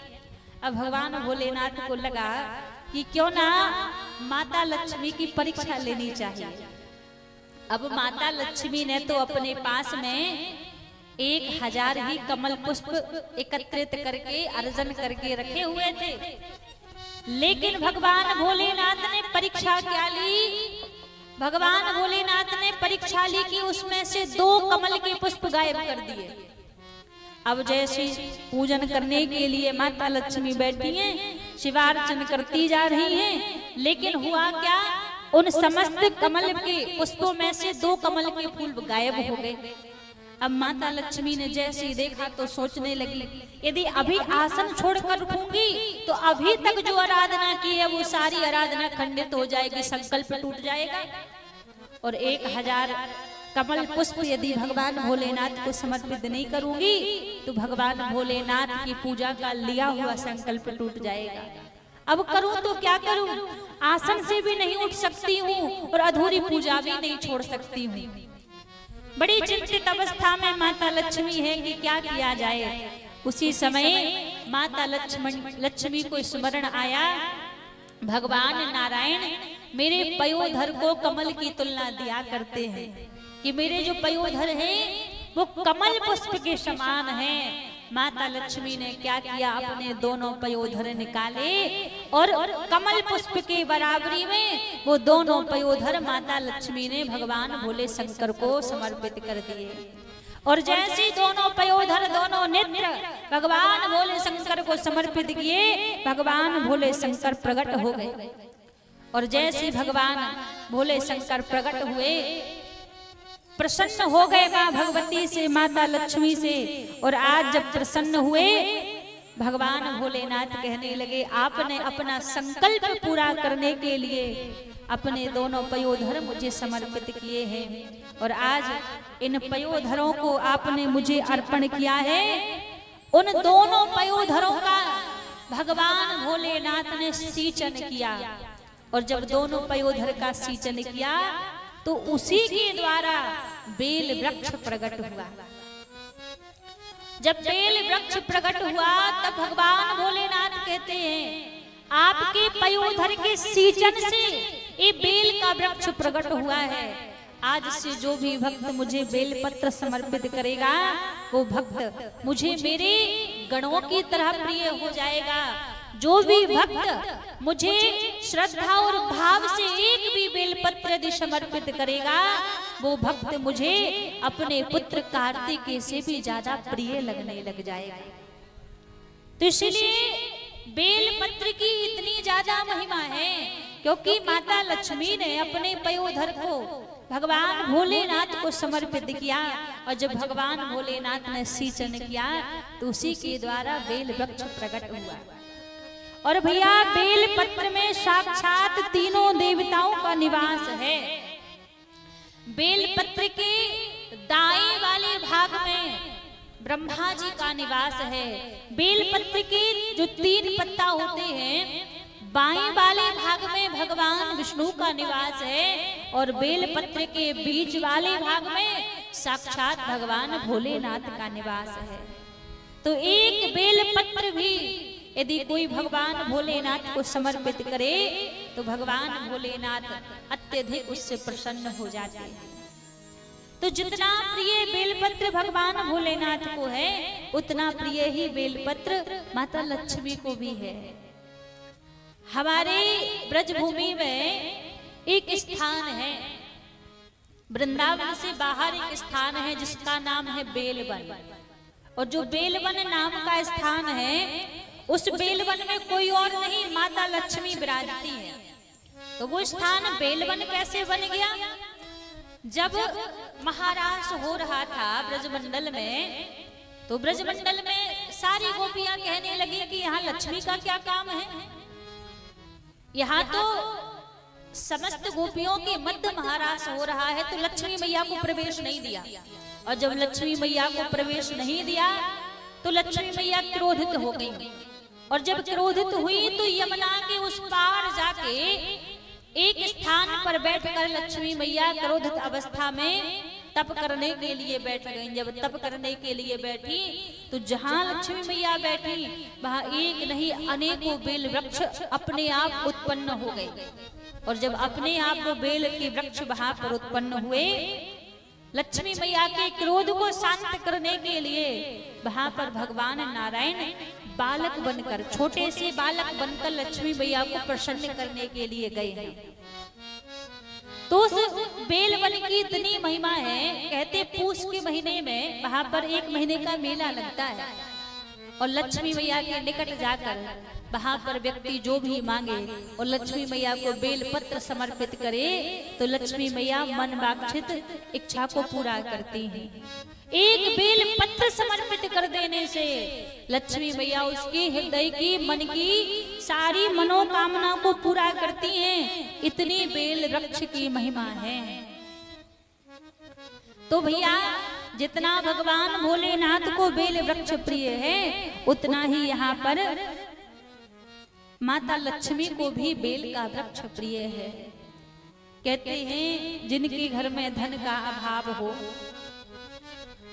धन का संपत्ति का अभाव हो, वो व्यक्ति यदि बेल के फल को लेकर आए और बेल का फल भी यदि ना मिले तो बेल का पत्ता ही घी में डुबोकर यदि बेल के पत्ते से हवन किया जाए तो लक्ष्मी मैया अति शीघ्र उनके ऊपर कृपा करती हैं। जो व्यक्ति यदि बेल का फल मिल जाए तो बेल के अंदर उस फल को तोड़कर उसका जो गूदा निकलता है उसको घी में डुबाकर यदि उसके द्वारा हवन किया जाए तो उससे भी माता लक्ष्मी अत्यधिक प्रसन्न हो जाती है और उसके घर में फिर धन का अभाव नहीं होता। और श्री महापुराण कथा कहती है कि जितना सप्तपुरियों की महिमा है, सातों पुरियों में बैठकर जो पुण्य मिलता है जप तप करने से, उतना ही एक बेल वृक्ष के नीचे 33 कोटि धामों का निवास एक बेल वृक्ष के नीचे है। आप सोचे कि हम उज्जैन जाकर तप करेंगे, जप करेंगे, ज्यादा पुण्य मिलेगा। आप सोचे हम देवघर जाके जप तप करेंगे, उसका ज्यादा पुण्य मिलेगा। आपके मन में भाव आए हम काशी की भूमि में जाकर जप करेंगे। जितनी भी पवित्र भूमि है और उन पवित्र भूमि में बैठकर जो जप करने का फल मिलता है भैया, शिव महापुराण की कथा में वर्णन है, उतना ही फल बेल के वृक्ष के नीचे बैठकर भगवान का पूजन करने से फल मिलता है। बेल के वृक्ष के नीचे बैठिए, भगवान महादेव के नाम का उच्चारण कीजिए और भगवान महादेव के नाम का यदि आप उच्चारण करते हैं तो भगवान महादेव अनुग्रह करते हैं, कृपा करते हैं। तो बेल वृक्ष की अद्भुत महिमा है। और दूसरी बात जान लीजिए, यदि आज आपका सोमवार का व्रत है और आप सोचे कि हम आज ही बेलपत्र तोड़ने के लिए जाएं, जिस दिन आपने व्रत किया है यदि उस दिन ही आप बेलपत्र को उतारोगे तो आपका व्रत खंडित हो जाएगा। व्रत वाले दिन बेलपत्र नहीं उतारा जाता है, उसके एक दिन पहले आप बेलपत्र को उतारिए और बेलपत्र को उतार के आप उसको अपने घर में रखिए, रात्रि भर के लिए उसको अपने घर में रखिए। उससे होगा क्या, जब आप मान लीजिए आपका सोमवार का व्रत है, आप रविवार को जाकर बेलपत्र उतारिए और बेलपत्र उतारने का समय क्या है, आप 12 बजे के पहले ही आप बेलपत्र उतार लें। और दूसरी बात, बिना स्नान किए कभी बेलपत्र नहीं उतारना चाहिए। ऐसा नहीं कि सुबह हुआ बोले भैया पूजन करना है, पहले बेलपत्र तोड़ लाते हैं फिर नहाएंगे धोएंगे ना, बिना स्नान किए बेलपत्र नहीं उतारा जाता है। एक दिन पहले बेलपत्र उतारिए, उसको खूब पवित्र करके उसको साफ करके रात्रि भर अपने घर के मंदिर में रखिए, भगवान को समर्पित मत कीजिए, घर में रखिए। उससे क्या होगा, जो बेल का वृक्ष है वो उस घर के लोगों को आशीष देकर जाता है। आशीष देकर क्यों जाता है कि आपके कारण, आप मुझे चुन कर लाए हैं, आप कल मुझे भगवान महादेव के चरणों में समर्पित करेंगे। जिस प्रकार आप मुझे महादेव के चरणों तक पहुंचाएंगे, वैसे ही मैं आपको आशीष दे के जाता हूं कि एक दिन आप भी भगवान भोलेनाथ के चरणों तक पहुंच जाएं। वो बेल पत्र आपको भी भगवान भोलेनाथ के चरणों तक पहुंचाने का आशीष देता है। आपके घर के समस्त विकारों का हरण वो बेलपत्र कर लेता है। इसलिए कभी भी भगवान भोलेनाथ को यदि बेलपत्र चढ़ाना है तो एक दिन पहले उसको उतार कर रख लीजिए, रात्रि भर घर में रखा रहने दीजिए। उससे धीरे धीरे घर के सारे कष्ट, सारे संकट धीरे धीरे टलने लग जाएंगे। इतनी इस बेलपत्र की महिमा है। और शिव महापुराण तो यहाँ तक कहती है, जिस व्यक्ति ने जीवन भर कोई भजन पुण्य तब कुछ भी ना किया हो, उसकी मृत्यु हो गई हो और उसको ले जा रहे हो शमशान के लिए, और रास्ते में यदि बेल का वृक्ष पड़े, कुछ समय के लिए उस मृत व्यक्ति को बेल वृक्ष के नीचे 2 मिनट के लिए ही सही रख लिया जाए, बेल की पत्तों की परछाई उसके ऊपर पड़ जाए, तो ऐसा व्यक्ति भी भगवान भोलेनाथ के धाम को जाता है। जीवन भर पुण्य तप नहीं किया है, जाते समय बेल वृक्ष के नीचे यदि वो कुछ देर के लिए भी रुक जाए तो उतने में भी भगवान भोलेनाथ के धाम की प्राप्ति होती है। पहले के समय में होता था ना, आज भी कहीं कहीं गांव में देखते हैं कि जब किसी को शमशान लेकर जाते हैं, रास्ते में बेल का वृक्ष पड़े तो लोग कहते भैया भले ही थोड़ी देर के लिए खड़े होना, पर खड़े होना वहां पर। इसका नियम यही है कि जो थोड़ी देर के लिए भी मृत व्यक्ति की देह को बेल वृक्ष के नीचे रखता है ना, तो उसका कल्याण होता है, उसको भगवान भोलेनाथ का धाम मिलता है। भगवान अपने गणों में उसको शामिल करते हैं। ऐसी प्रभु की महिमा है, क्योंकि बेलपत्र में तीनों देवों का निवास है। ब्रह्मा विष्णु महेश तीनों देवों का निवास बेलपत्र में है। इसलिए भगवान भोलेनाथ को बेलपत्र बड़ा ही प्रिय है। अब ऐसा नहीं कि भगवान भोलेनाथ को बेलपत्र चढ़ा रहे हैं तो किसी देवी देवता को नहीं चढ़ाएंगे ना, भगवान भोलेनाथ को भी बेलपत्र प्रिय है। अब देखा जाए ना तो हमारे ठाकुर जी को भी चढ़ जाता है बेलपत्र, कभी कभी तो चढ़ जाता है, उनको भी प्रिय है क्योंकि तीनों देवों का स्थान है उसमें। अब ये नहीं है कि आप एक की आराधना करो तो दूसरे से बैर बना लो, ना ना। शिव की आराधना जो करता है तो शिव के साथ साथ तीनों देवों की आराधना हो जाती है। आप यदि बोले कि हम शिव जी की आराधना कर रहे हैं तो भरोसा मानिए शिव के साथ साथ आप त्रिदेवों की आराधना कर रहे हैं, क्योंकि भगवान भोलेनाथ का स्वभाव ऐसा है वो कभी स्वयं अकेले को नहीं पूजवाते। ये नहीं कहते कि मुझे अकेले कोई आप जानिए, अकेले कोई पूजिए ना। भगवान भोलेनाथ के साथ में तीन देवों को पूजा जाता है। अच्छा, आपको पता होगा हम जो भगवान भोलेनाथ की आरती गाते हैं, आपको क्या लगता है भगवान भोलेनाथ की आरती है? देखो, कई लोग गाते जरूर हैं पर आज तक आधे से ज्यादा लोगों को अर्थ पता नहीं होता कि हम क्या गा रहे हैं, इसमें किस किस का नाम आ रहा है, किस किस की आरती आ रही है। हम जब भगवान भोलेनाथ की आरती गाते हैं तो उस आरती में केवल मात्र भगवान भोलेनाथ का उच्चारण नहीं होता है, उसमें तीनों देवों का उच्चारण होता है। एक साथ में तीनों देवों की आरती गाते हैं। अभी जो शुरुआत में आरती हुई थी आपको लगा होगा केवल भगवान भोलेनाथ की आरती हो रही है ना, वो तीनों देवों की आरती है। तीनों देवों की आरती कैसी है ध्यान दीजिएगा। जब भगवान भोलेनाथ की आरती गाते हो तो आरती में गाते हो ना क्या, एकानन चतुरानन पंचानन राजे, गाते हो ना, एकानन चतुरानन पंचानन राजे। अब एकानन कौन है? एक मुख किसका है? किसका है? भगवान नारायण का एक मुख है। चार मुख किसके हैं? ब्रह्मा जी के। पांच मुख किसके हैं? भगवान भोलेनाथ के। तो इसमें किस किस का नाम आ गया? तीनों का ही नाम आ गया।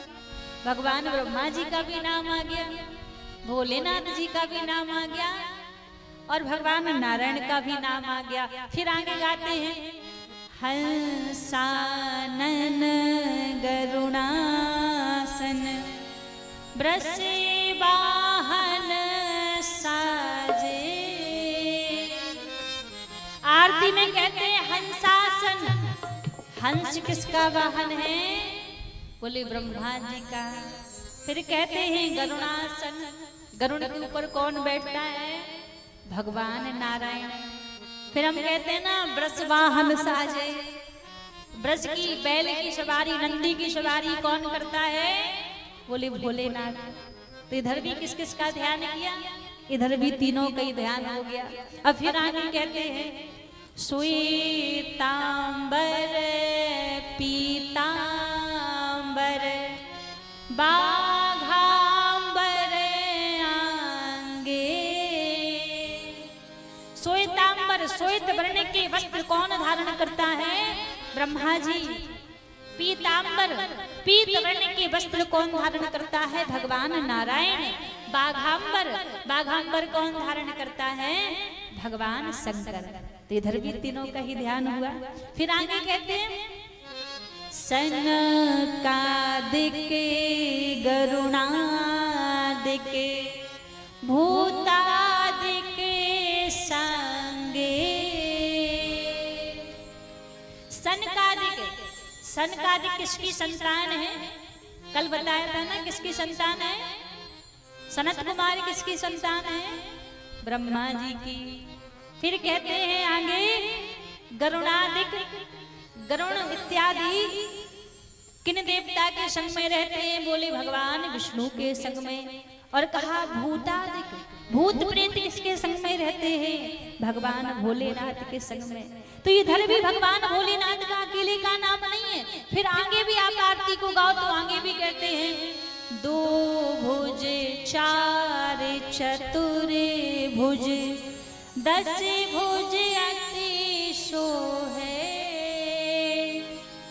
आगे उच्चारण किया, बोले 2 भुज, 2 भुजाएं किसकी हैं? बोले ब्रह्मा जी की। फिर कहा 4 भुज, 4 भुजाएं किसकी हैं? कहा भगवान नारायण की। फिर कहा 10 भुजाएं किसकी हैं? कहा भगवान भोलेनाथ की। तो फिर इधर भी भगवान भोलेनाथ में साथ साथ में तीनों देवताओं का उच्चारण हो गया। अब पूरी आरती में आप बाद में ध्यान कर करके देख लीजिएगा। फिर अंत में क्या कहते हैं? त्रिगुण स्वामी जी की आरती जो कोई जन गावे। आगे फिर कहा एक की आरती नहीं है, त्रिगुण स्वामी जी की आरती, ये तीनों देवों की आरती है। तो हमें जरूर लगता है कि हम एक की आरती गा रहे हैं, हम एक की आराधना कर रहे हैं, पर वो तो देवों के देव महादेव हैं जो अकेले तो कभी आते ही नहीं हैं, अकेले तो खुद की सेवा कराते ही नहीं हैं, जो अपने साथ साथ में तीनों देवों को पुजवाते हैं, तीनों देवों की आराधना साथ में करा देते हैं। वो है देवादि देव महादेव। ये भगवान भोलेनाथ का स्वभाव है कि भगवान भोलेनाथ स्वयं के साथ साथ तीनों देवों की आराधना कराते हैं। ऐसा प्रभु का स्वभाव है। अब भगवान भोलेनाथ कहते हैं कि जो मुझे पूजे और राम से बैर रखे, अब वो सोचे कि मैं उससे प्रसन्न हो जाऊं, तो मैं उससे कभी प्रसन्न नहीं होता। आप यदि सोचे कि हम राम को पूजें और हम भगवान भोलेनाथ से बैर कर लें, तो क्या राम जी प्रसन्न हो जाएंगे? राम जी कभी प्रसन्न नहीं होंगे, क्योंकि राम जी स्वयं कहते हैं कि जो शिव से बैर करे और मेरी शरण में आए, मैं उसको कभी अपनाता नहीं हूँ। मानस में बाबा तुलसीदास जी कहते हैं ना, शिव द्रोही मम भगत कहावा। शिव द्रोही मम भगत कहावा। शिव द्रोही मम भगत कहावा। शिव द्रोही मम भगत कहावा। सो नर सपने हो मोही न पावा। सो नर सपने हो मोही न पावा। शंकर विमोखे भगति चह मोरी।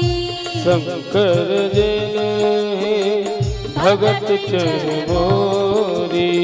सो नर नार की मूड मति तोरी। सो नर नार के मूड मति तोरी। यहाँ रघुनाथ जी भी कहते हैं, शिव द्रोही मम दास कहावा। शिव जी से द्रोह करे और मेरा दास बने, ऐसा भक्त मुझे कभी प्रिय नहीं है। और यहाँ भगवान भोलेनाथ भी कहते हैं, मेरा भगत बने और राम जी से द्रोह करके बैठ जाए, ऐसा भगत भी मुझे प्रिय नहीं है। सूत जी महाराज उदाहरण देते हैं। सूत जी महाराज कहते हैं, जो भी भगत यदि ऐसा करता है, मेरी भक्ति करे, राम से बैर करे, मैं उसका कभी कल्याण नहीं करता। सूत जी महाराज श्रवण कराते हैं, किसका उदाहरण भी है। बोले उदाहरण कौन सा है? कहा एक बार का समय था, श्री नारद जी महाराज हिमाचल की कंदराओं में भ्रमण करते करते हिमाचल की कंदराओं में पहुंचे और वहां जाकर बैठकर भगवान का ध्यान करने लगे। अब जब नारद जी महाराज हिमाचल की कंदराओं में बैठकर ध्यान करने लगे, तो सारे देवी देवता डरने लगे, घबराने लगे। डरने क्यों लगे? क्योंकि नारद जी को महाराज दक्ष का श्राप है। श्राप कौन सा है कि नारद जी एक घड़ी से ज्यादा कहीं रुक नहीं सकते। श्राप क्यों दिया?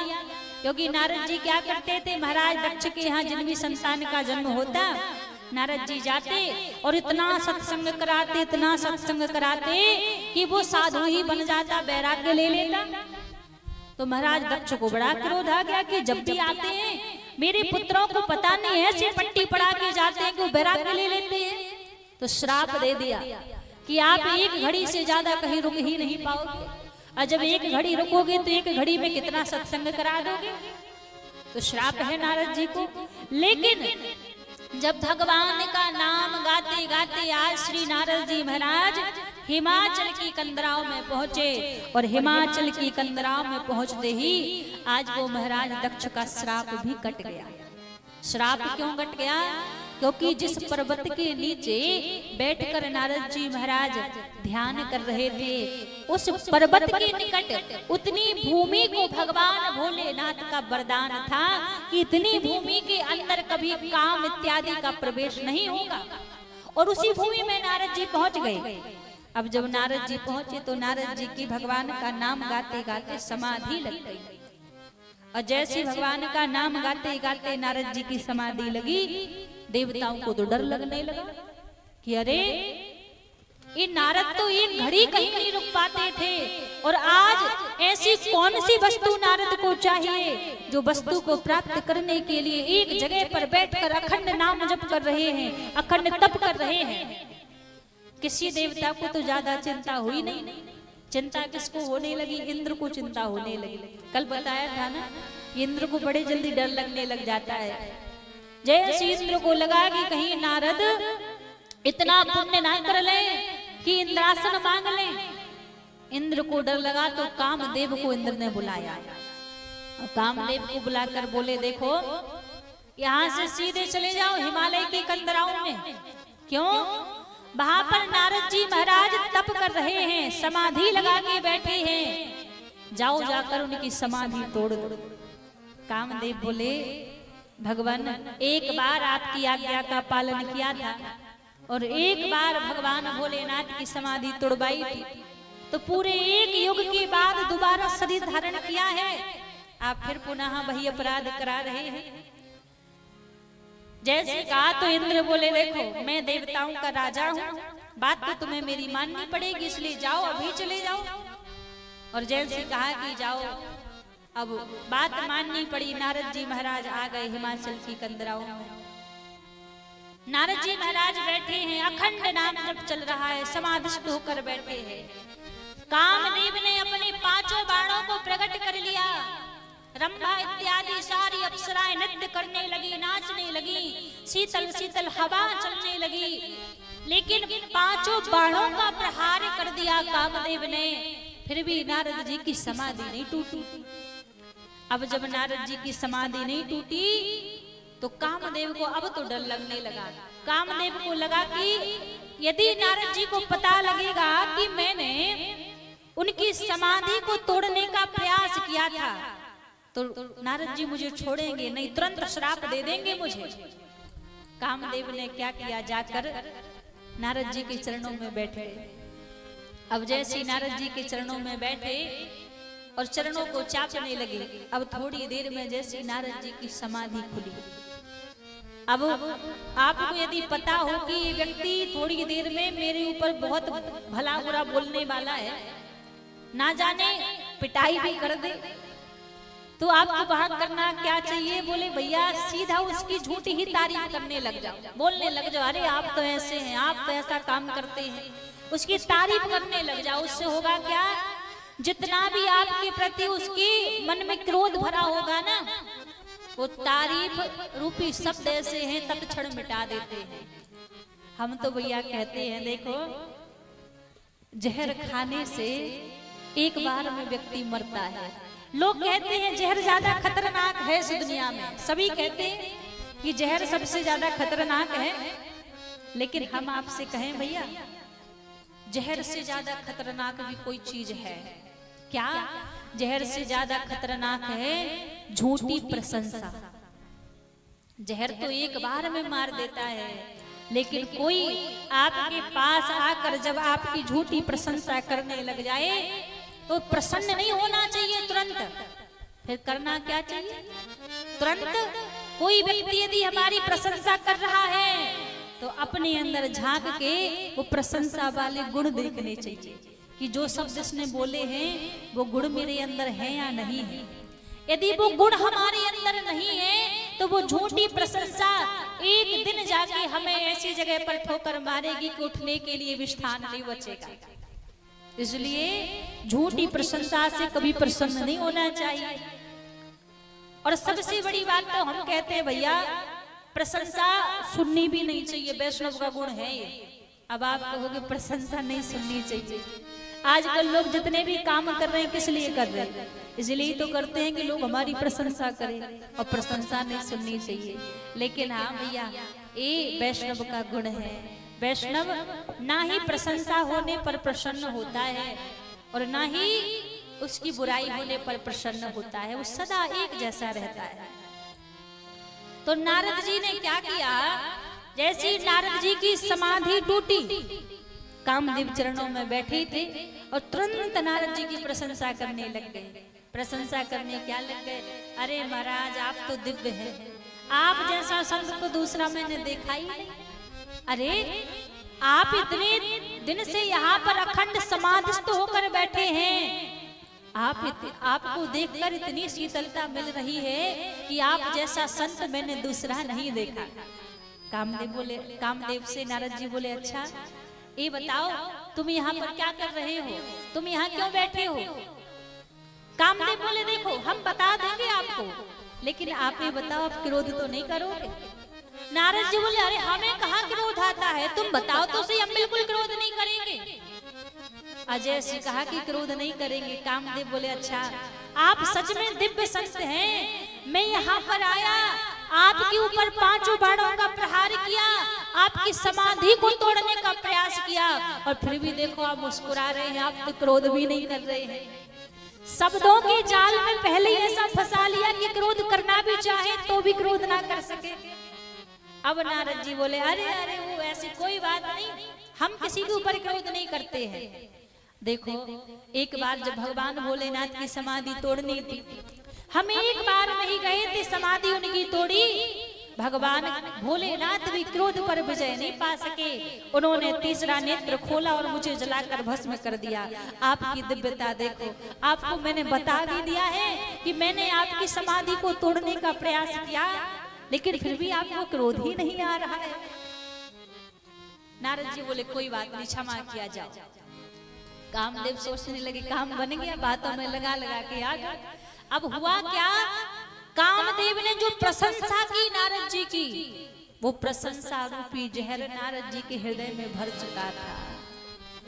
अब जैसे नारद जी ने सोचा देखो कामदेव ने भगवान भोलेनाथ की समाधि तोड़ दी थी, अब मेरी समाधि नहीं तोड़ पाए। सीधा कैलाश पर्वत की ओर नारद जी जाने लगे। अब जैसी कैलाश पर्वत की ओर जाने लगे, भगवान भोलेनाथ ने नारद जी को देखा, कहा पधारो नारद, कई दिनों में तुम्हारा आगमन हुआ है, इतने दिनों से कहाँ रह रहे थे? अभिमान में आ गए नारद जी। और अभिमान में आके नारद जी जब पहले भगवान भोलेनाथ के पास आते थे ना, तो राम कथा गाते थे, भगवान के गुणगान गाते थे। लेकिन अब की बार जब नारद जी आए हैं ना, तो राम कथा नहीं गा रहे हैं, अब की बार नारद जी यहाँ पर काम कथा को गा रहे हैं। जैसे भगवान भोलेनाथ ने पूछा कैसे आना हुआ, इतने दिनों से कहाँ थे? पूरा अभिमान में भर के नारद जी कह रहे हैं, नारद का है वो सहित अभिमाना, नारद कहे ओ सहित अभिमाना, नारद कहूँ सहित अभिमाना, नारद कहे ओ सहित अभिमाना, कृपा तुम्हारी सकल भगवाना, कृपा तुम्हारी शकल भगवान। अभिमान बस आकर नारद जी भगवान भोलेनाथ से कहने लगे, प्रभु मैं हिमाचल की कंदराओं में बैठा हुआ था और हिमाचल की कंदराओं में मेरी समाधि लग गई, और जब मेरी समाधि लगी कामदेव मेरी समाधि को तोड़ने के लिए आए, लेकिन मैं इतना भजन में मगन हो गया कि कामदेव मेरी समाधि को ना तोड़ सके। जैसे कहा कि कामदेव मेरी समाधि को ना तोड़ सके, भगवान भोलेनाथ समझ गए कि आज नारद जी की भाषा बदल चुकी है, नारद जी का भाव बदल चुका है। यहाँ से भगवान भोलेनाथ बोले, नारद देखो ये बात तुमने मुझे तो बता दी, लेकिन स्मरण रखना ये बात गलती से भी भगवान नारायण को मत बता देना। अब जैसे ये वचन कहे, नारद जी के मन में तो और अभिमान आने लगा। नारद जी के हृदय में आज भगवान भोलेनाथ की प्रति ईर्षा का भाव आ गया। और ईर्षा का भाव कैसे आया? नारद जी को क्या लग रहा है, भगवान भोलेनाथ इसलिए भगवान नारायण को बताने से मना कर रहे हैं कि कामदेव ने भगवान भोलेनाथ की समाधि तोड़ दी थी और मेरी समाधि तोड़ नहीं पाए हैं, तो कहीं भगवान नारायण के हृदय में भगवान भोलेनाथ से बड़ा मेरा स्थान ना बन जाए, इसीलिए भगवान भोलेनाथ मना कर रहे हैं कि भगवान नारायण को ये बात मत बताना। नारद जी बोले ठीक है, हम नहीं बताएंगे, लेकिन यदि भगवान नारायण पूछेंगे तब। सोई भगवान भोलेनाथ मुस्कुरा दिए, सीधे आ गए वैकुंठ धाम में। अब नारद जी इंतजार ही कर रहे थे कि कब भगवान नारायण पूछे। अब भगवान नारायण ने पूछ लिया, नारद इतने दिनों से कहाँ थे? कई दिनों में आज तुम्हारे दर्शन हुए हैं। जब नारद जी आते थे ना तो क्षीर सागर में भगवान नारायण शेषनाग की शैया पर लेटे रहते थे, लेकिन इस बार क्या किया, जैसे नारद जी आए भगवान नारायण उठकर तुरंत खड़े हो गए और खड़े होकर हरस मिले उठ रमान केता, हरस मिले उठ रमान केता, बैठे आसन दिसहि समेता, बैठे आसन दिसहि समेता। आज जैसे ही देखा तुरंत खड़े होकर मिले हैं आज नारद जी से भगवान नारायण। आज जब खड़े होकर मिले तो नारद जी और मन में सोचने लगे, अरे मैंने ऐसा कौन सा इतना बड़ा काम कर दिया कि आज तो भगवान नारायण खड़े होकर मेरा स्वागत कर रहे हैं। हृदय से लगाया नारद जी को और आज अपने बगल में आसन दिया भगवान ने नारद जी को। तुरंत पूछने लगे, नारद इतने दिनों से कहाँ थे? नारद जी को मानो अवसर मिल गया हो, तुरंत ही सारी काम कथा भगवान नारायण के सामने गा दी। अजय सी काम कथा गाए। भगवान नारायण समझ गए कि नारद के मन में अभिमान रूपी जहर भर चुका है। कहते हैं ना, यदि आपकी उंगली में कैंसर हो जाए, कैंसर का रोग लगा लगा ही हो, तो आप क्या करोगे? वो उंगली को कटवाना पसंद करोगे। क्यों? उंगली कट जाएगी तो पूरा शरीर बच जाएगा। यदि समय पर उस उंगली को नहीं काटा तो एक दिन वो कैंसर का रोग पूरे शरीर में फैल जाएगा। उसी प्रकार भगवान नारायण सोचने लगे, अभिमान रूपी जहर नारद के अंदर भर चुका है। समय रहते नारद के मन का अभिमान नहीं तोड़ा ना, तो पूरी देह में पूरे मन में नारद के अभिमान भर जाएगा। और नारद मेरा भक्त है। वहां से नारद जी ने भगवान को प्रणाम किया और प्रणाम करके तुरंत वहां से चले। अब जैसे चले तो भगवान नारायण ने क्या किया, एक सुंदर नगर प्रकट किया। जिस नगर का ही नाम था सुंदर नगर, जहां के राजा थे शील निधि राजा। और शीलनिधि राजा की एक कन्या थी जिनका नाम था विश्वमोहिनी। विश्वमोहिनी को प्रकट किया। अब विचार करो, जिनका नाम ही है विश्वमोहिनी, वो कितनी सुंदर होगी। अब उधर से जैसे नारद जी जा रहे थे, नारद जी ने जैसे वो सुंदर नगर देखा, मन में भाव आया, इस नगर के सारे नर नारी कितने सुंदर हैं। उस नगर में नारद जी पहुंचे। जब नारद जी उस नगर में पहुंचे, शीलनिधि राजा ने खूब स्वागत किया नारद जी का। और जब खूब स्वागत किया, इतने में ही अपनी कन्या विश्वमोहिनी को बुलाया। विश्वमोहिनी को बुलाया और कहा, आप जब आए हैं तो आप मेरी कन्या विश्वमोहिनी की हस्तरेखा को देखें। जैसे ही नारद जी ने विश्वमोहिनी की हस्तरेखा को देखा, हस्तरेखा को देखते ही उनकी हस्तरेखाओं में साफ लिखा हुआ था कि जिसके साथ भी विश्वमोहिनी वर्ण करेंगी वो अमर हो जाएगा।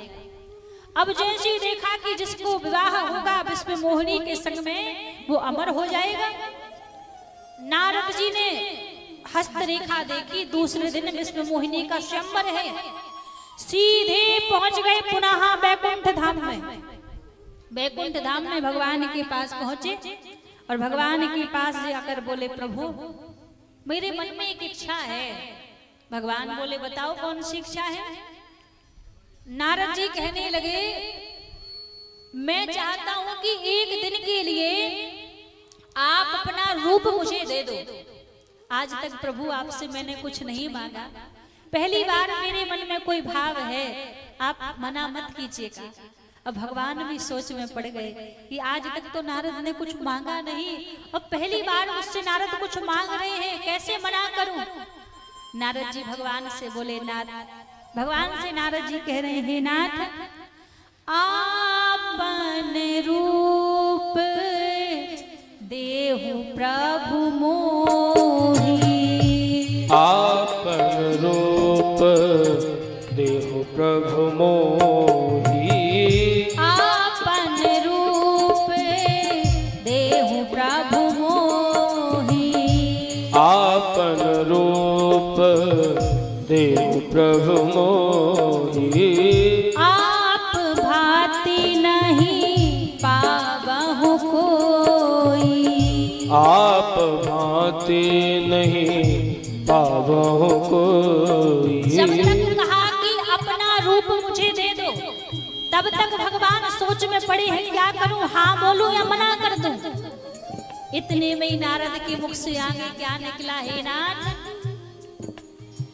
जेहि विधि होई नाथ हित मोरा। जेहि विधि होय नाथ हित मोरा। जेहि विधि होई नाथ हित मोरा। जेहि विधि होय नाथ हित मोरा। करहु सुबेगी दास में तोरा। करहु सुबेगी दास में तोरा। जैसे ही नारद जी ने आगे कह दिया, जेहि विधि होई नाथ हित मोरा, करहु सुबेगी दास में तोरा। प्रभु मैं तो आपके श्री चरणों का दास हूँ, जिस कार्य को करने से मेरा हित हो आप वही कार्य कीजिए। भगवान ने कहा, बस बन गया काम। इतने में काम बन गया। नारद जी से कहा, तथास्तु जाओ, मैंने अपना रूप एक दिन के लिए तुम्हें दिया। भगवान ने तथास्तु तो कह दिया। नारद जी बड़े प्रसन्न होकर आ रहे हैं, सीधा स्वयंवर में प्रवेश करने लगे।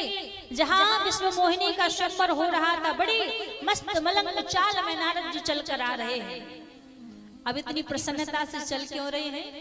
नारद जी को क्या लग रहा है कि भगवान नारायण ने मुझे अपना रूप दिया है। जब स्वयं को नारद जी देख रहे हैं तो नारद जी को तो लग रहा है कि भगवान ने मुझे अपना रूप दिया है, लेकिन भगवान ने नारद जी को अपना रूप नहीं दिया है। नारद जी को फिर कौन सा रूप दिया है? मरकट बदन भयंकर देही। भगवान ने बंदर का रूप नारद जी को दिया है। अब नारद जी स्वयंवर में आए और आकर जो राजाओं की जो सिंहासन रखी थी सबसे पहले नंबर पर जाकर नारद जी बैठे। अब इतने में नारद जी तो बैठ गए। अब विश्व मोहिनी वरमाला लेकर आई है, उसी ओर जा रही थी जहां नारद जी बैठे थे। अब जैसे ही नारद जी की ऊपर दृष्टि पड़ी विश्व मोहिनी की, और नारद जी को देखकर अपना रास्ता ही बदल दिया, दूसरी तरफ जाने लगी। नारद जी को लगा कि शायद विश्व मोहिनी ने मुझे देखा नहीं है, इसलिए दूसरी ओर जा रही है। अब जिस ओर विश्व मोहिनी जाने लगी, नारद जी उसी ओर जाने लगे। अब उसी ओर जैसे नारद जी पहुंचे, विश्व मोहिनी फिर वहां से लौटी, दूसरी ओर विश्व मोहिनी भागने लगी। इतने में एक सुंदर राजकुमार आए, विश्व मोहिनी गई और राजकुमार के गले में वरमाला पहना दी। अब वो राजकुमार विश्व मोहिनी को लेकर आ गए। अब इतने में क्या हुआ, जब नारद जी आए थे तब भगवान भोलेनाथ ने अपने गणों से कहा था कि जाओ नारद के पीछे पीछे जाओ, कहीं कोई उल्टा सीधा कदम ना उठा बैठे, नारद की देख रेख करो। तो भगवान शंकर के गण आए हुए थे। अब इतने में जब विश्व मोहिनी चली गई तो बड़े क्रोध में चले जा रहे थे नारद जी। भगवान शंकर के गण नारद जी से बोले, हे ऋषिवर, आपको क्या लग रहा था कि विश्व मोहिनी आपका वर्ण करेंगी? अरे एक बार जाकर आप शीशे में अपने मुखमंडल को तो देख लो, मुखमंडल को तो निहार लो। अब ये शब्द और कह देते और ज्यादा क्रोध बढ़ गया। अब सीधे क्रोध में चले जा रहे थे भगवान की ओर। अब एक बीच में सरोवर पड़ा, और जब सरोवर में नारद जी ने अपनी परछाई देखी, तब नारद जी को पता लगा कि भगवान ने मेरे साथ में छल किया है, मुझे बंदर का रूप दिया है। अब और ज्यादा क्रोध आया, जैसे और ज्यादा क्रोध आया तो और चले जा रहे थे नारद जी महाराज। जैसी बैकुंठ की ओर जा रहे थे तो भगवान नारायण बीच में ही मिल गए। और मिले कैसे, बीच ही पंत मिले धनुचारी, संग रमा सोई राजकुमारी। बीच में भगवान खड़े हैं, एक तरफ लक्ष्मी मैया खड़ी हैं, दूसरी तरफ विश्व मोहिनी खड़ी है। इतना नारद जी को क्रोध आया, कहा जब अपना रूप देना ही नहीं था तो भक्त वत्सल होने का दिखावा क्यों करते हैं? साफ मना कर देते, आपके ऊपर कोई आपसे कहने वाला नहीं है, तो जो आपके मन में आएगा आप वही करोगे। मैं श्राप देता हूँ आपको, जैसे नारी के ग्रह में मैं रुदन कर रहा हूँ ना, ऐसे ही नारी के ग्रह में मानव का रूप धारण करके आपको भी रुदन करना पड़ेगा। नारद जी ने श्राप दे दिया। जब श्राप दिया, थोड़ी देर में नारद जी का जब क्रोध शांत हुआ, तब क्रोध शांत हुआ तो देखा ना वहां विश्व मोहिनी है, ना शील निधि राजा है, ना कोई सुंदर नगर है। अब नारद जी को अपने वचनों पर पश्चाताप होने लगा। बोले, प्रभु मेरी वाणी मिथ्या हो जाए, मेरी वाणी झूठी हो जाए, मेरा श्राप मिथ्या हो जाए। भगवान बोले, आपका श्राप तो मिथ्या नहीं होगा, मुझसे अपराध हुआ है। पंत जो होते हैं उनको भूत प्रेतों से डर नहीं लगता। पूछने लगे, और जब पूछने लगे तो वो भूत प्रेत संत को जवाब देते हैं, भगवान आप जानते हैं हम किस लिए नाच रहे हैं? बोले, कल हमारी एक कन्या का विवाह है, हम इसलिए नाच रहे हैं। संत बोले, अच्छा भूतों का भी विवाह होता है? बोले, हाँ होता है। और आप जानते हैं कोई साधारण व्यक्ति से विवाह नहीं है, तो किसके साथ विवाह है? बोले, काशी के राजा के पुत्र के साथ हमारी कन्या का कल विवाह होगा। संत बोले, क्यों मिथ्या वचन बोल रहे हो? काशी के राजा के जो पुत्र हैं वो अभी जीवित हैं, और तुम भूत प्रेत हो, और तुम कह रहे हो उनके साथ तुम्हारी कन्या का विवाह होगा। भूत प्रेत बोले, हम झूठ नहीं कह रहे, सच कह रहे हैं। कल भोर की बेला में काशी के राजकुमार गंगा स्नान करने के लिए जाएंगे, और जब गंगा स्नान करने के लिए जाएंगे वहीं एक बैल दौड़ता हुआ आएगा, और वो बैल अपने सींगों का प्रहार उस राजकुमार के उदर पर करेगा, पेट पर करेगा, जिससे उस राजकुमार के प्राण छूट जाएंगे। और जब उस राजकुमार के प्राण छूट जाएंगे तो वो प्रेत बनकर कल इसी शमशान में आएगा। और जब शमशान में आएगा तो उसी के साथ हमारी कन्या का विवाह होगा। हम इसलिए मुस्कुरा रहे हैं, इसलिए नाच रहे हैं। अब जैसे उन प्रेतों ने ये वचन कहे, संत जा रहे थे काशी से बाहर, रहा नहीं गया, तुरंत काशी में वापस लौट कर आ गए और गंगा जी के घाट पर बैठ गए। अब गंगा जी के घाट पर बैठे हैं, भोर की बेला हुई, जैसा उन प्रेतों ने कहा था वैसा ही हुआ। काशी के राजकुमार अपने कुछ सैनिकों के साथ गंगा स्नान करने के लिए आए हुए थे। गंगा में स्नान करने के बाद जैसे निकल ही रहे थे, सामने से एक विशाल एक बैल दौड़ता हुआ आया और अपने सींगों का प्रहार जैसे ही काशी की राजकुमार की उदर के ऊपर किया, उस राजा के उस राजकुमार के वही प्राण छूट गए। अब जैसे वही प्राण छूट गए, अब रात्रि का समय हुआ। जब रात्रि का समय हुआ तो संत फिर उसी शमशान में पहुंचे। अब उस शमशान में पहुंचे तो क्या देखा, कल वो जो सारे भूत प्रेत वहां पर नाच रहे थे, आज वो सारे भूत प्रेत वहां बैठकर रो रहे हैं। बोले क्यों रो रहे हैं? संतों ने पूछा कि आपने तो कहा था कि आज हमारी कन्या का विवाह है, खुशी का अवसर है, फिर आप रो क्यों रहे हो?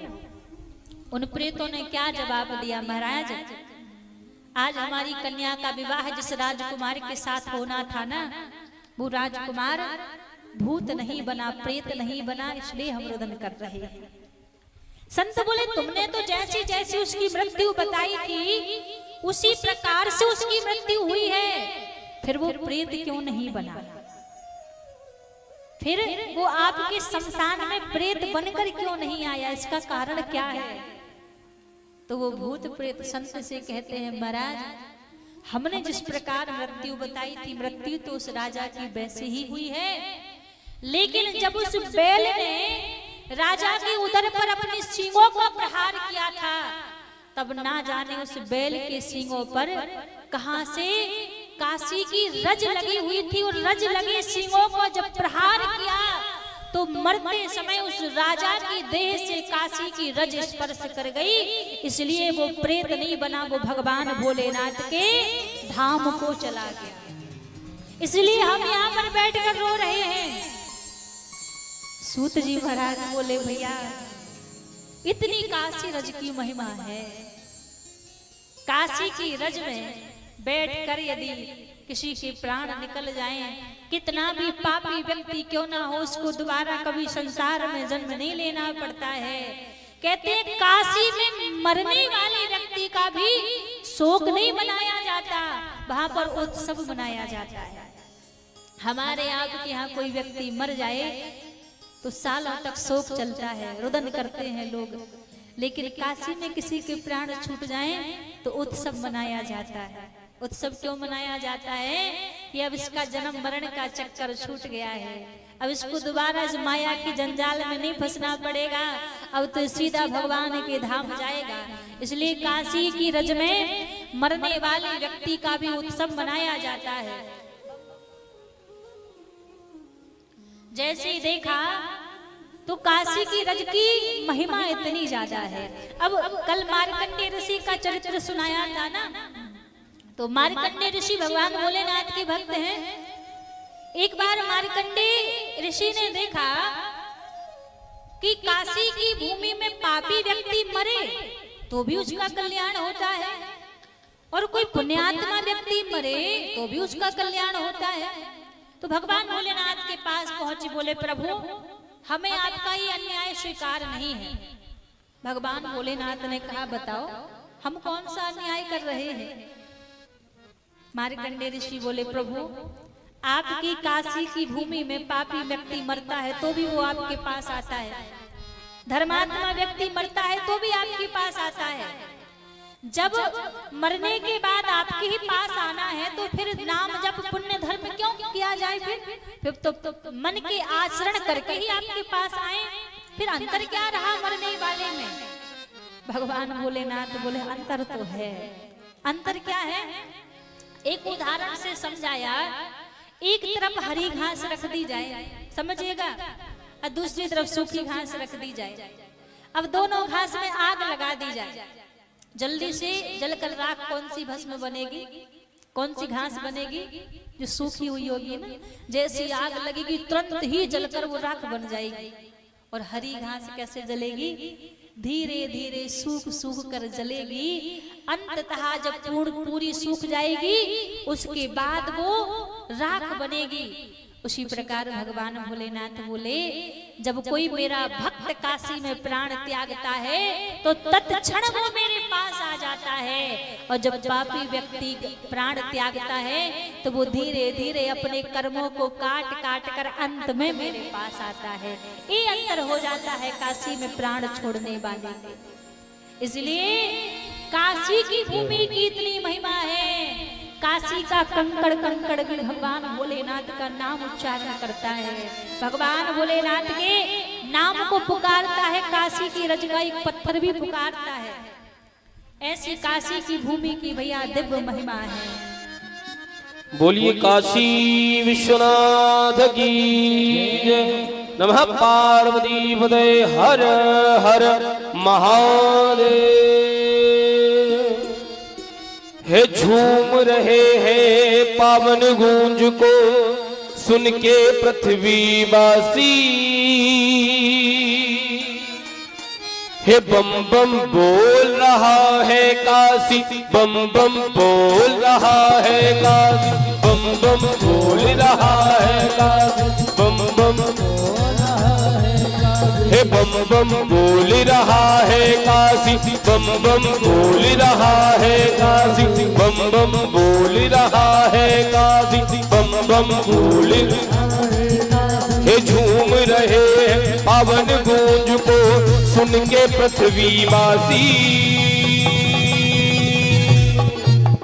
बम बम बोल रहा है काशी, बम बम बोल रहा है काशी, बम बम बोल रहा है काशी, बम बम बोल रहा है काशी।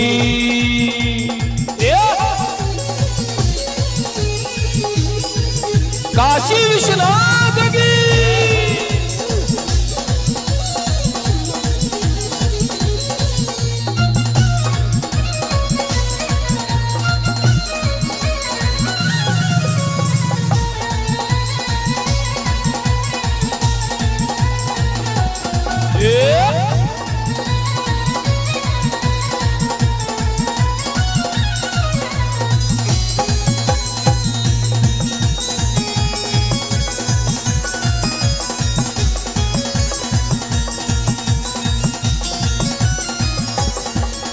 हे विश्वनाथ का डमरू बाजे नाचे मस्त सन्यासी, विश्वनाथ का डमरू बाजे नाचे मस्त सन्यासी, बम बम बोल रहा है काशी, बम बम बोल रहा है, बम बम बोल रहा है काशी, बम बम बोल रहा है काशी। झूम रहे हैं पावन गूंज को सुन के मस्तीवासी, बम बम बोल रहा है काशी, बम बम बोल रहा है काशी, बम बम बोल रहा है काशी, बम बम बोल रहा है काशी।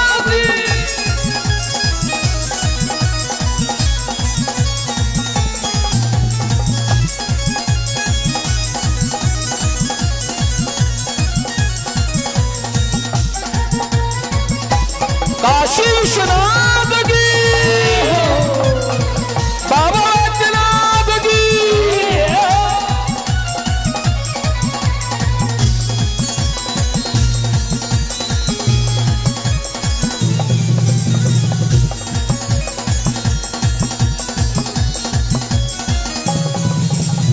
यहाँ किसी के मरने का नहीं शोक मनाया जाता है, नहीं शोक मनाया जाता है, नहीं शोक मनाया जाता है। यहाँ किसी के मरने का नहीं शोक मनाया जाता है, नहीं शोक मनाया जाता है, नहीं शोक मनाया जाता है। हे मुक्ति धाम में मरने वाला अवश्य मुक्ति पाता है, अवश्य मुक्ति, अवश्य मुक्ति हे माँ गंगा की पावन लहरें और वरुणा की धारा है, और वरुणा की है जोश है देती बोल बोल के, जोश है देती बोल बोल के महादेव का नारा।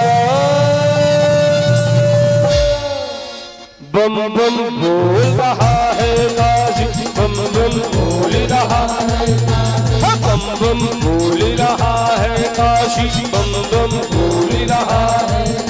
ये झूम रहे हैं पावन गूंज को सुन के पृथ्वीवासी,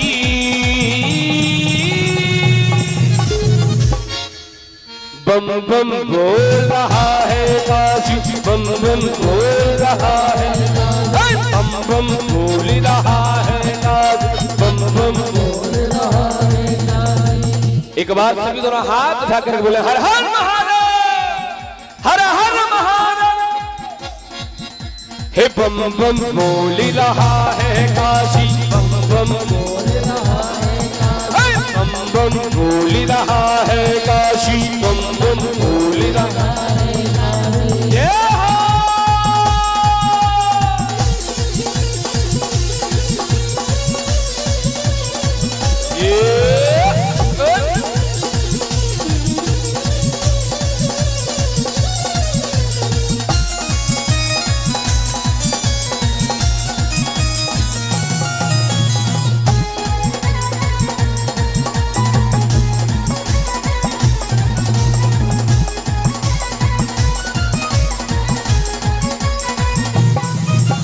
त्रियोदश ज्योतिर्लिंग है यहाँ, त्रियोदश ज्योतिर्लिंग है, विश्वनाथ की है अभिलाषी, विश्वनाथ जी है अभिलाषी। मात विशाला जी भी यहाँ है, मात विशाला जी भी यहाँ है। सत्यपीठ है ये काशी, सत्यपीठ है ये काशी।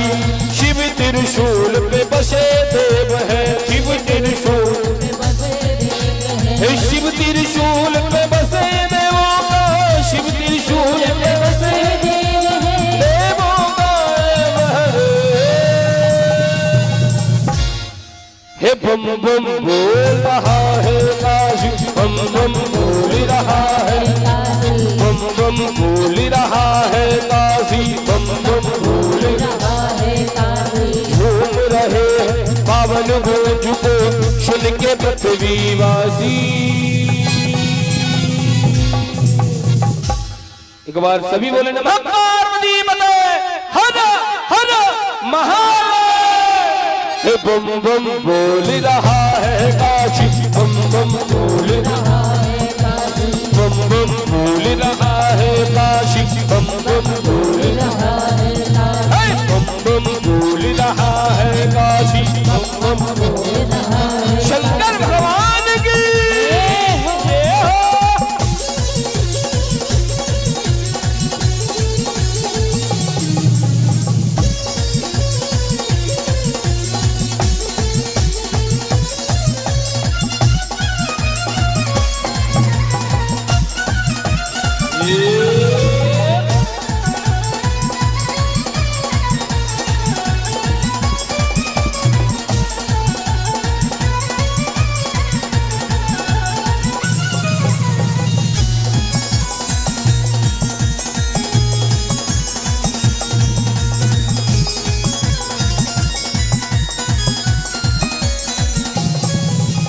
हर देवी और देवता का इस नगरी में डेरा है, इस नगरी में डेरा है, इस नगरी में डेरा। रोज यहाँ गलियों में लगता संतों का ही पहरा है, संतों का ही पहरा है। माँ अन्नपूर्णा संकट मोचन भैरव अष्ट विनायक है, भैरव अष्ट विनायक है, भैरव अष्ट विनायक है। हे महादेव का नाम है रटते बाबा गौतम साधक है, बाबा गौतम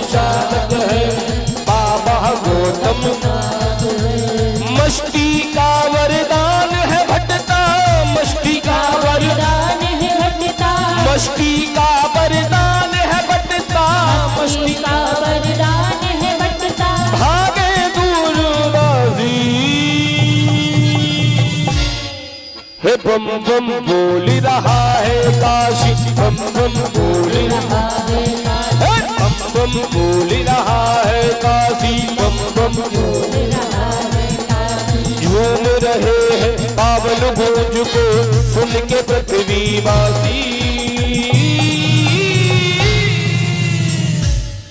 हे बम बम बोल रहा है काशी, बम बम बोल रहा है, हे बम बम बोल रहा है काशी, बम बम बोल रहा है काशी, बम बम बोल रहा है काशी, बम बम बोल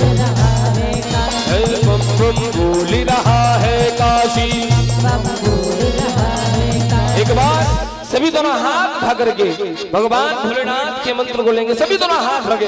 हे ओम नमः शिवाय, ओम नमः शिवाय, ओम नमः शिवाय, ओम नमः शिवाय, ओम नमः शिवाय, ओम नमः शिवाय, ओम नमः शिवाय, ओम नमः शिवाय। हे हर हर भोले नमः शिवाय, हर हर भोले नमः शिवाय, हर हर भोले नमः शिवाय, हर हर भोले नमः शिवाय। ओम नमः शिवाय, ओम नमः शिवाय, नमः शिवाय, ओम नमः शिवाय, ओम नमः शिवाय, ओम नमः शिवाय, नमः शिवाय, ओम नमः शिवाय, ओम नमः शिवाय, ओम नमः शिवाय।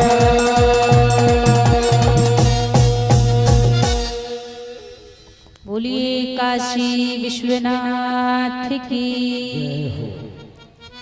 एक बार सभी प्रेम से कहिए हर हर महादेव, हर हर महादेव।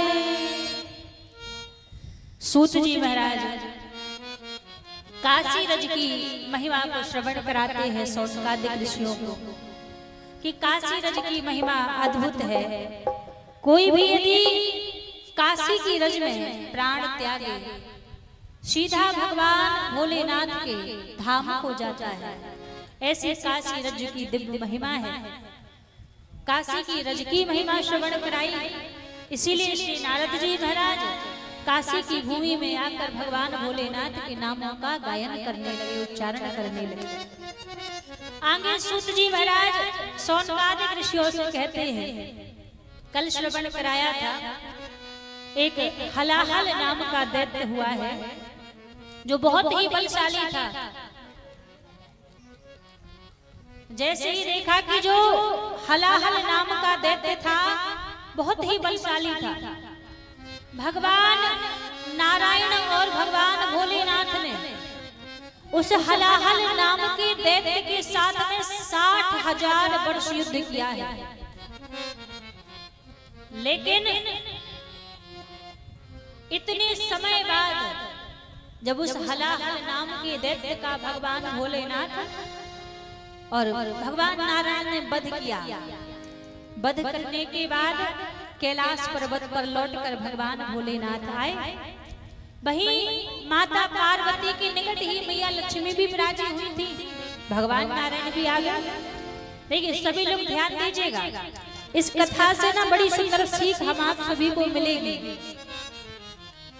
जब भगवान भोलेनाथ और भगवान नारायण उस हलाहल नाम के दैत्य को मार के आए तो भगवान भोलेनाथ मैया पार्वती से कहने लगे, मैंने उस दैत्य को मार दिया। भगवान नारायण बोले मैया लक्ष्मी से कि मैंने उस दैत्य को मार दिया। अब उस दैत्य को मारने की प्रसन्नता बस भगवान भोलेनाथ और भगवान नारायण के हृदय में थोड़ा सा अभिमान आ गया। अब अभिमान भी कह लो या फिर ये कह लो कि आगे भक्तों को कृतार्थ करने के लिए भगवान भोलेनाथ ने लीला करी। लीला ही जान लीजिए, थोड़ा सा अभिमान आ गया। जब अभिमान आया तो मैया पार्वती मुस्कुराने लगी, माता लक्ष्मी भी मुस्कुराने लगी। और जब मैया पार्वती और मैया लक्ष्मी मुस्कुराई तो भगवान भोलेनाथ और भगवान नारायण क्या बोले, हमने उस दैत्य को मार दिया तो आप हमारी हंसी कर रही हो, आप हमारा मजाक बना रही हो। जब ऐसे शब्द भगवान भोलेनाथ भगवान नारायण ने कहे, माता पार्वती वहां से अंतर ध्यान हो गई, मैया जगत जननी अंतर ध्यान हो गई, माता लक्ष्मी भी वहां से अंतर ध्यान हो गई। जब माता लक्ष्मी अंतर ध्यान हुई, मैया पार्वती अंतर ध्यान हुई, उस समय बीतता गया, मैया भगवती का पता नहीं है, माता लक्ष्मी का पता नहीं है। सारे देवी देवताओं ने, भगवान भोलेनाथ ने मां भगवती की आराधना की और आराधना कर प्रार्थना की कि आप हमें त्याग कर तो चली गई हैं, अब कब आप हमें प्राप्त होंगी। तब आकाशवाणी किस चीज की हुई, ध्यान दीजिएगा। आकाशवाणी हुई और आकाशवाणी में मां भगवती ने कहा कि आपकी शक्ति आपको छोड़कर इसलिए अंतर ध्यान हो गई है कि आपने शक्ति का अनादर किया है। अनादर क्यों किया? कि आप अभिमानवश कह रहे थे कि मैंने हलाहल दैत्य को मार दिया, और जब तक हमारे रक्त में बहने वाली शक्ति हमारे साथ ना हो तो क्या हमारे अंदर कोई बल बचेगा? हर एक प्राणी के अंदर जो शक्ति विराजित है ना, वो भगवती की शक्ति विराजित है। भगवती की शक्ति कह लीजिए या फिर ये कह दीजिए कि मां की शक्ति विराजित है। शिव शक्ति के बिना अधूरे हैं, नारायण लक्ष्मी के बिना अधूरे हैं। यदि शिव जी के पास शक्ति नहीं है तो शिव अधूरे हैं। शक्ति से ही शिव की पूर्णता होती है। तो आकाशवाणी में भगवती ने कहा कि आपने हमारा अनादर किया है, इसलिए हम आपको छोड़कर चले गए। भगवान ने क्षमा मांगी, हमसे अपराध हुआ, हम आपसे क्षमा मांगते हैं।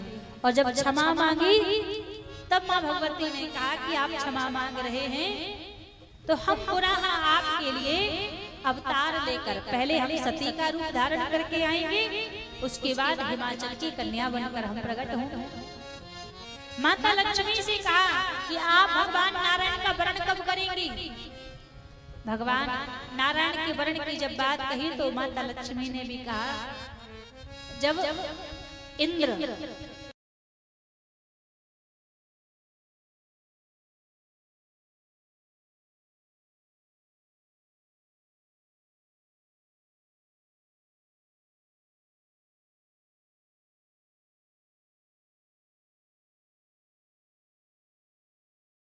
तभी कथा सुनाई तो सौनक ऋषि सूत जी महाराज से कहने लगे, भगवान एक कथा आप हमें विस्तार से श्रवण कराइए।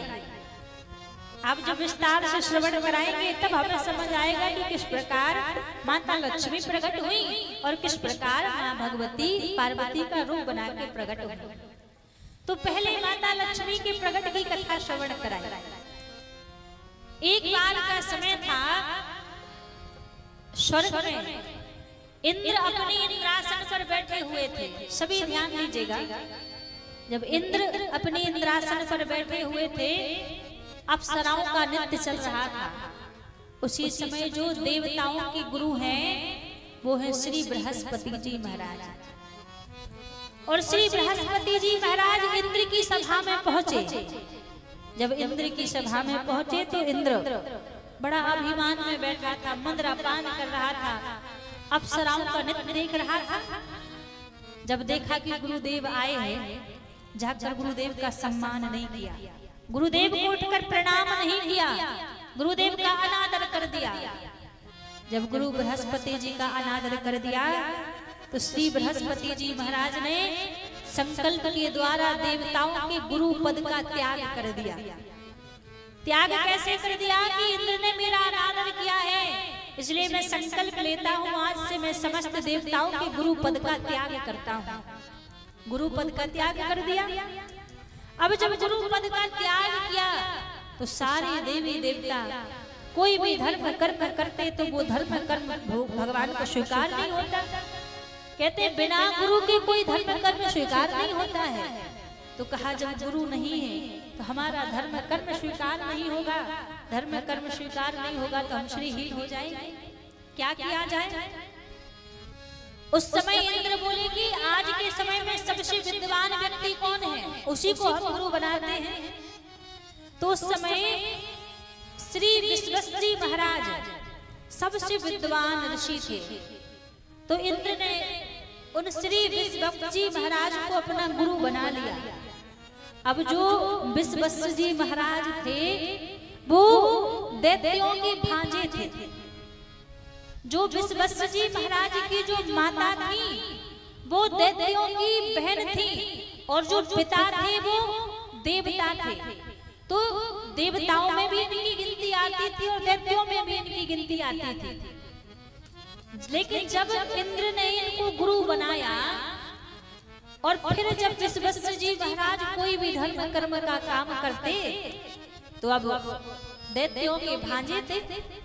तो जब कोई धर्म कर्म करते तो देवताओं के साथ साथ ही दैत्यों का भी उच्चारण करते। समझ आया कि उनके भांजे थे तो इनका भी साथ देते थे और इनका भी साथ देते थे। एक बार यज्ञ करने के लिए श्री विश्वश्री महाराज बैठे, वही देवताओं की आहुति दे रहे थे। श्री इंद्राय नमः, श्री शुक्राय नमः आहुति दे रहे थे। अब पीछे से आहुति क्या दे रहे थे? ओम रावणाय नमः, कुंभकर्णाय नमः, दैत्यों की भी आहुति दे रहे थे। जब ये बात इंद्र को पता चली कि ये तो हमारे साथ साथ दैत्यों का भी साथ दे रहे हैं, इंद्र ने ऐसा कार्य किया जो इंद्र को करना नहीं चाहिए था। इंद्र ने क्या किया? अपने वज्र को प्रकट किया और वज्र को प्रकट करके श्री विश्वश्री महाराज का वध कर दिया, मार दिया। अब जब विश्वश्री महाराज को मार दिया तो इंद्र को गुरु हत्या का दोष लग गया। जब गुरु हत्या का दोष लगा और कहते हैं संसार में सबसे बड़ा कोई पाप है तो वो गुरु हत्या का ही दोष है। अब धीरे धीरे इंद्र के मुखमंडल का तेज चला जा रहा है। धीरे धीरे इंद्र श्रीहीन होता जा रहा है। स्वर्ग खाली पड़ा हुआ है कि अब स्वर्ग में बैठता नहीं है इंद्र, क्योंकि मुखमंडल पर तेज नहीं रहा। अब क्या किया जाए? सबके पास इंद्र जा रहे हैं, सबसे कहते हैं आप मेरी गुरु हत्या का दोष ले लो, आप मेरे गुरु हत्या का दोष ले लो। जो भी मेरी गुरु हत्या के दोष को स्वीकार करेगा मैं उसको एक एक वरदान दूंगा। जब इंद्र ने कहा कि मैं सबको एक एक वरदान दूंगा, उस समय क्या हुआ? 4 लोग इंद्र के पास में गए। गुरु हत्या के दोष को लेने के लिए 4 लोग इंद्र के पास पहुंचे। पहला जल इंद्र के पास में गया। जल ने कहा कि हम आपकी गुरु हत्या के दोष को स्वीकार करते हैं। तो गुरु हत्या का दोष जल ने लिया। जब बहता हुआ जल और जब जल में दूध की तरह सफेद सफेद जो छाक दिखने लग जाती है वो गुरु हत्या का दोष है। और जल को इंद्र ने वरदान क्या दिया कि हम आपको वरदान देते हैं बिना जल के कोई भी पूजन पूर्ण नहीं होगा। हम छोटा सा भी पूजन करते हैं ना तो जल की आवश्यकता पड़ती है। जल को इंद्र ने वरदान दे दिया। दूसरा वृक्ष इंद्र के पास पहुंचा, बोले हम भी आपकी गुरु हत्या के दोष को स्वीकार करते हैं। तो वृक्षों में जो गोंद कहते हैं ना, जो वृक्षों में लाल लाल गोंद दिखाई देती है वो इंद्र के गुरु हत्या का दोष है। और वृक्षों को इंद्र ने वरदान दिया कि आपको कोई कितना भी काटे, यदि जमीन के अंदर आपकी जड़ बनी रहेगी तो आप पुनः से हरे भरे हो जाओगे। इंद्र ने वरदान दे दिया। तीसरा भूमि पहुंची, धरती मैया पहुंची। भूमि बोली हम आपकी गुरु हत्या के दोष को स्वीकार करते हैं। तो किसी किसी स्थान पर लाल भूमि उपजाऊ होती है, लाल भूमि पाई जाती है, लाल मिट्टी होती है ना कहीं कहीं। तो जो लाल मिट्टी होती है वो इंद्र की गुरु हत्या का दोष है। और भूमि को वरदान क्या दिया? भूमि को वरदान दिया कि कोई तुम्हारे अंदर कितना भी बड़ा गड्ढा क्यों ना कर दे वो पुनः अपने आप स्वतः ही भर जाएगा। ये भूमि को वरदान दिया। और चौथा माताएं इंद्र के पास पहुंची और कहा कि हम आपके गुरु हत्या के दोष को स्वीकार करते हैं। तो महीने में जो माताओं का रजस्वला जो धर्म आता है वो इंद्र के गुरु हत्या का दोष है। और इंद्र ने माताओं को वरदान दिया कि माताएं चाहे, यदि एक स्त्री चाहे तो किसी भी पुरुष को अपनी ओर आकर्षित कर सकती है। इंद्र ने माताओं को वरदान दिया। अब जब गुरु हत्या का दोष तो कट गया इंद्र का, लेकिन इंद्र की श्री लौट कर नहीं आई। जब श्री लौट कर नहीं आई, क्षमा मांगी बृहस्पति जी महाराज से। पुनः बृहस्पति जी महाराज ने देवताओं के गुरु का पद ग्रहण कर लिया। पुनः से देवताओं के गुरु जी बन गए। जब देवताओं के गुरु बन गए, तब इंद्र ने फिर पूछा, भगवान अब आप बताइए, मैं श्रीहीन हो चुका हूँ, मेरे मुखमंडल पर तेज नहीं बचा है, आप बताओ मेरी श्री कैसे लौट कर आएगी। उस समय फिर बृहस्पति जी महाराज ने कहा कि आप जाओ, सारे देवतागण मिलकर जाओ और जाकर समुद्र मंथन करो। जब समुद्र मंथन करोगे, उस समुद्र मंथन में से लक्ष्मी प्रकट होगी, और जब लक्ष्मी प्रकट होगी तो पुनः से तुम्हारी श्री लौट कर आ जाएगी। अब जब समुद्र मंथन की बात कही तो देवतागण कहने लगे, हम अकेले तो समुद्र मंथन कर नहीं सकते हैं, इतना भारी विशाल समुद्र है, कैसे उसका मंथन करेंगे। तब बृहस्पति जी महाराज देवताओं से बोले, ऐसा करो, दैत्यों से मित्रता कर लो। यहाँ से देखो एक बात समझ आती है, जब जीवन में कोई अच्छा काम करने के लिए जा रहे हो ना, कोई बड़ा काम करने के लिए जा रहे हो, तो सबसे पहला काम कौन सा करना चाहिए? अपने शत्रुओं को अपनी साइड कर लेना चाहिए, उनसे मित्रता कर लेनी चाहिए। उससे होगा क्या? यदि आपके शत्रु आपके मित्र बन जाएंगे तो आपके किसी भी शुभ कार्य में वो बाधा उत्पन्न नहीं कर पाएंगे।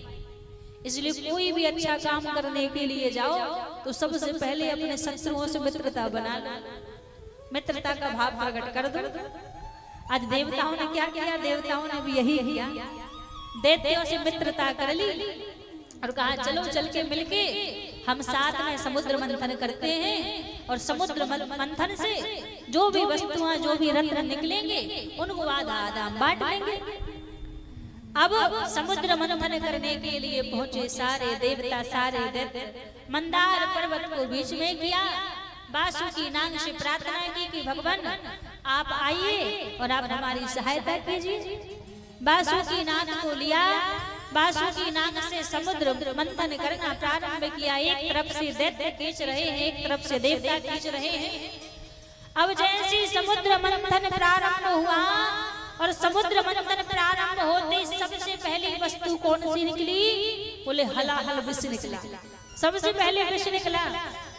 अब जैसे विष निकला सब डरने लगे, इस हलाहल विष को कौन स्वीकार करेगा? सब बोले देखो सारे देवताओं में सबसे बुजुर्ग देवता, सबसे बड़े देवता जो है ब्रह्मा जी है, उनको बुलाओ, वो इसको पान करेंगे। ब्रह्मा जी को बुलाया, भगवान आप इस विष को पान कीजिए तब आगे समुद्र मंथन किया जाएगा। ब्रह्मा जी बोले देखो हमारे अंदर इतना तप नहीं है कि हम इस हलाहल विष को पान कर सके। यदि हलाहल विष पान भी कर लिया, अब पता ना चले कि कल को ब्रह्मासन खाली पड़ा है, इसलिए क्षमा करिएगा हम इसको पान नहीं कर पाएंगे। फिर भगवान नारायण से कहा कि आप इसको स्वीकार कीजिए। भगवान नारायण बोले हम भी इसको स्वीकार नहीं कर पाएंगे।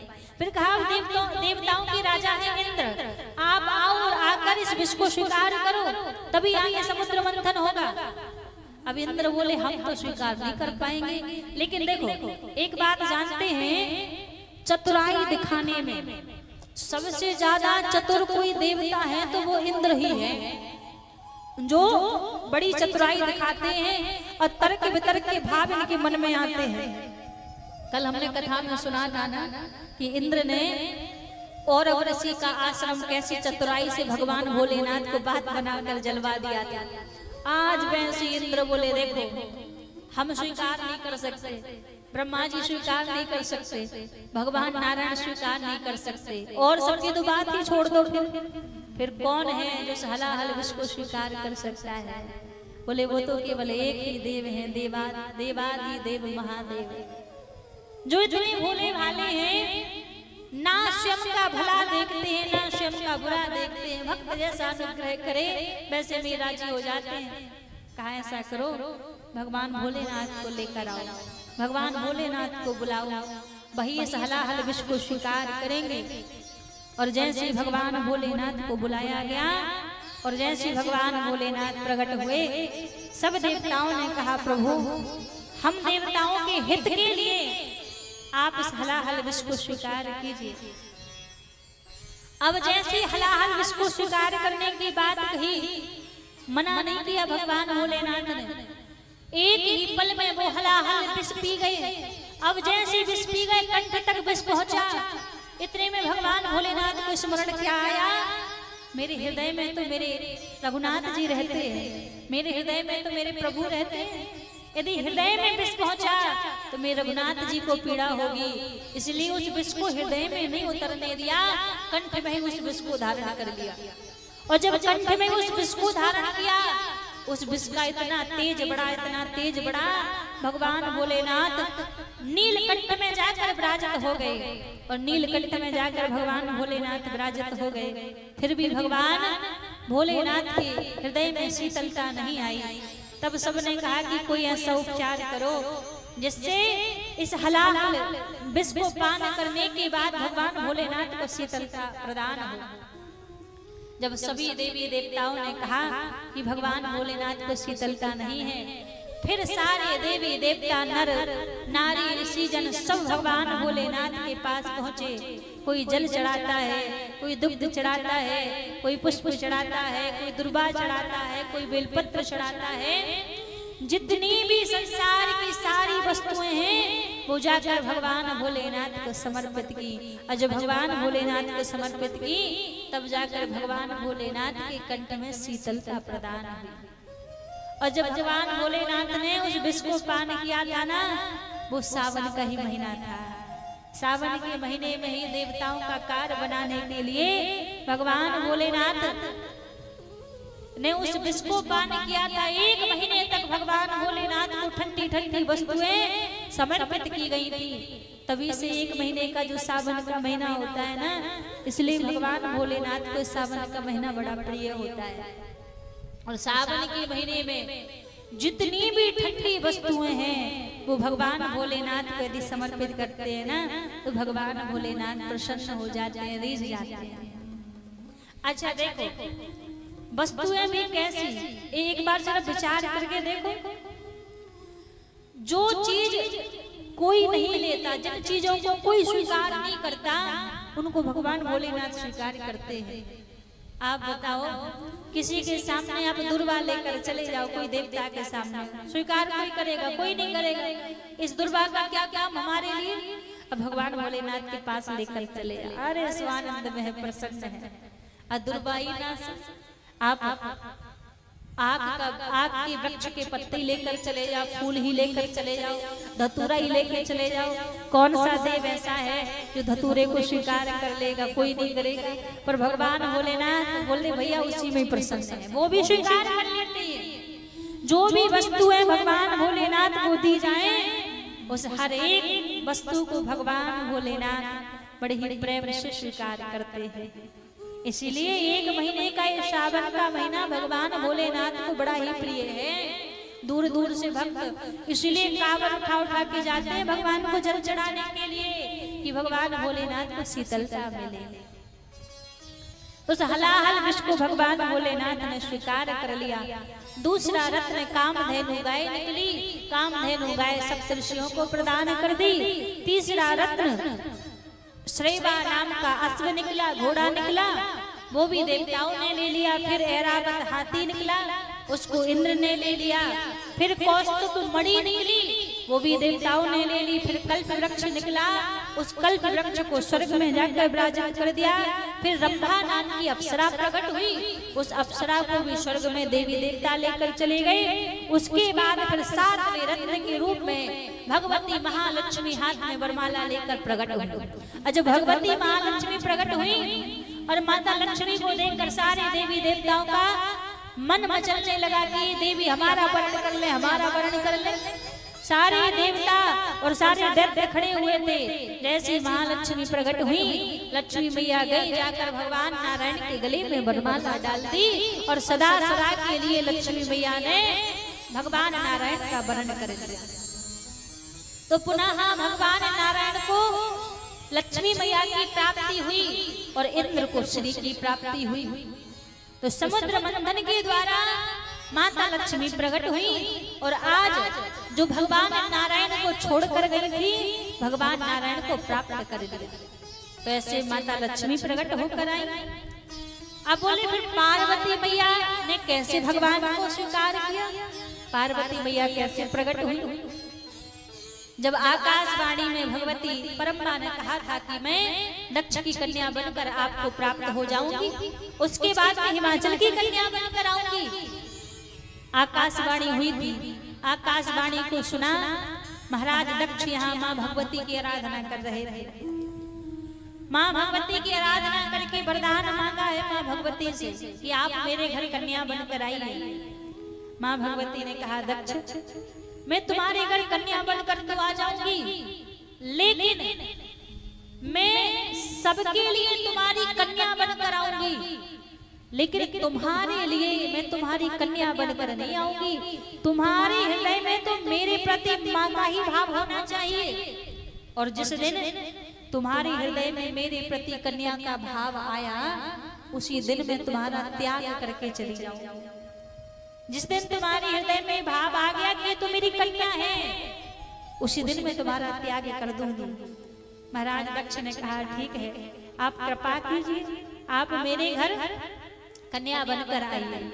माँ भगवती दक्ष के घर कन्या के रूप में अवतरित होकर आई। कन्या बनकर माँ भगवती प्रसूति जी के गर्भ से जन्म लेकर दक्ष की कन्या बनकर आई। अब यहाँ पर बोले जब मैया दक्ष की कन्या बनकर आई और यहाँ पर भगवान भोलेनाथ के साथ विवाह हो गया, फिर विवाह होने के बाद पुनः क्यों, कौन सा कारण ऐसा बना कि मैया भगवती पुनः भगवान भोलेनाथ को छोड़कर चली गई? ऐसा कौन सा कारण बना? बड़ी सुंदर कथा सूत जी महाराज सौनक ऋषियों को श्रवण करा रहे हैं। भगवान भोलेनाथ की प्रिय वस्तु क्या है? भगवान भोलेनाथ की प्रिय वस्तु है भगवान का नाम। और भगवान भोलेनाथ करते क्या है? कभी तो भगवान का नाम गाते हैं और कभी भगवान का नाम सुनते हैं। एक बार का समय था, कैलाश पर्वत पर भूत भावन भोलेनाथ बैठे हुए थे, और जब कैलाश पर्वत पर भूत भावन भोलेनाथ बैठे थे, भगवान की समाधि खुली और मन में भाव क्या आया कि क्यों ना मैं जाऊं और जाके भगवान की कथा श्रवण करूं। कथा श्रवण का भाव जब हृदय में आया तो कथा सुनने के लिए जाने लगे। जब कथा सुनने के लिए जाने लगे तो आज परम्बा माँ भगवती भगवान भोलेनाथ से बोली, प्रभु आज मेरा भी भाव है कि मैं भी आपके संग कथा सुनने के लिए चलूं। जब भी भाव प्रकट किया, भगवान भोलेनाथ बड़े प्रसन्न हो गए। इस संसार में भगवान की कथा का सबसे बड़ा कोई प्रेमी है तो भगवान भोलेनाथ है। अच्छा देखो, जब राम कथा गाई जाती है, भगवान भोलेनाथ श्रोता बन के सुनते हैं, और जब शिव कथा गाई जाती है, भगवान नारायण श्रोता बनकर उस कथा को सुनते हैं, क्योंकि कथा से प्रेम दोनों को है। राम की कथा को भोलेनाथ सुनते हैं, भोलेनाथ की कथा को रघुनाथ जी सुनाया करते हैं। तो आज जब माँ भगवती बोलेगी मैं भी आपके साथ में चलूंगी, मेरा भी भाव है कि चल के मैं भी कथा सुनूं, भगवान भोलेनाथ ने कहा तो बड़ी अच्छी बात है। अब जब कथा सुनने के लिए माँ भगवती भगवान भोलेनाथ के साथ जा रही हैं, शिव महापुराण में सूत जी महाराज कह रहे हैं, मानस में बाबा तुलसीदास जी लिखते हैं, एक बार त्रेता जुग माही, एक बार त्रेता जुग माही, एक बार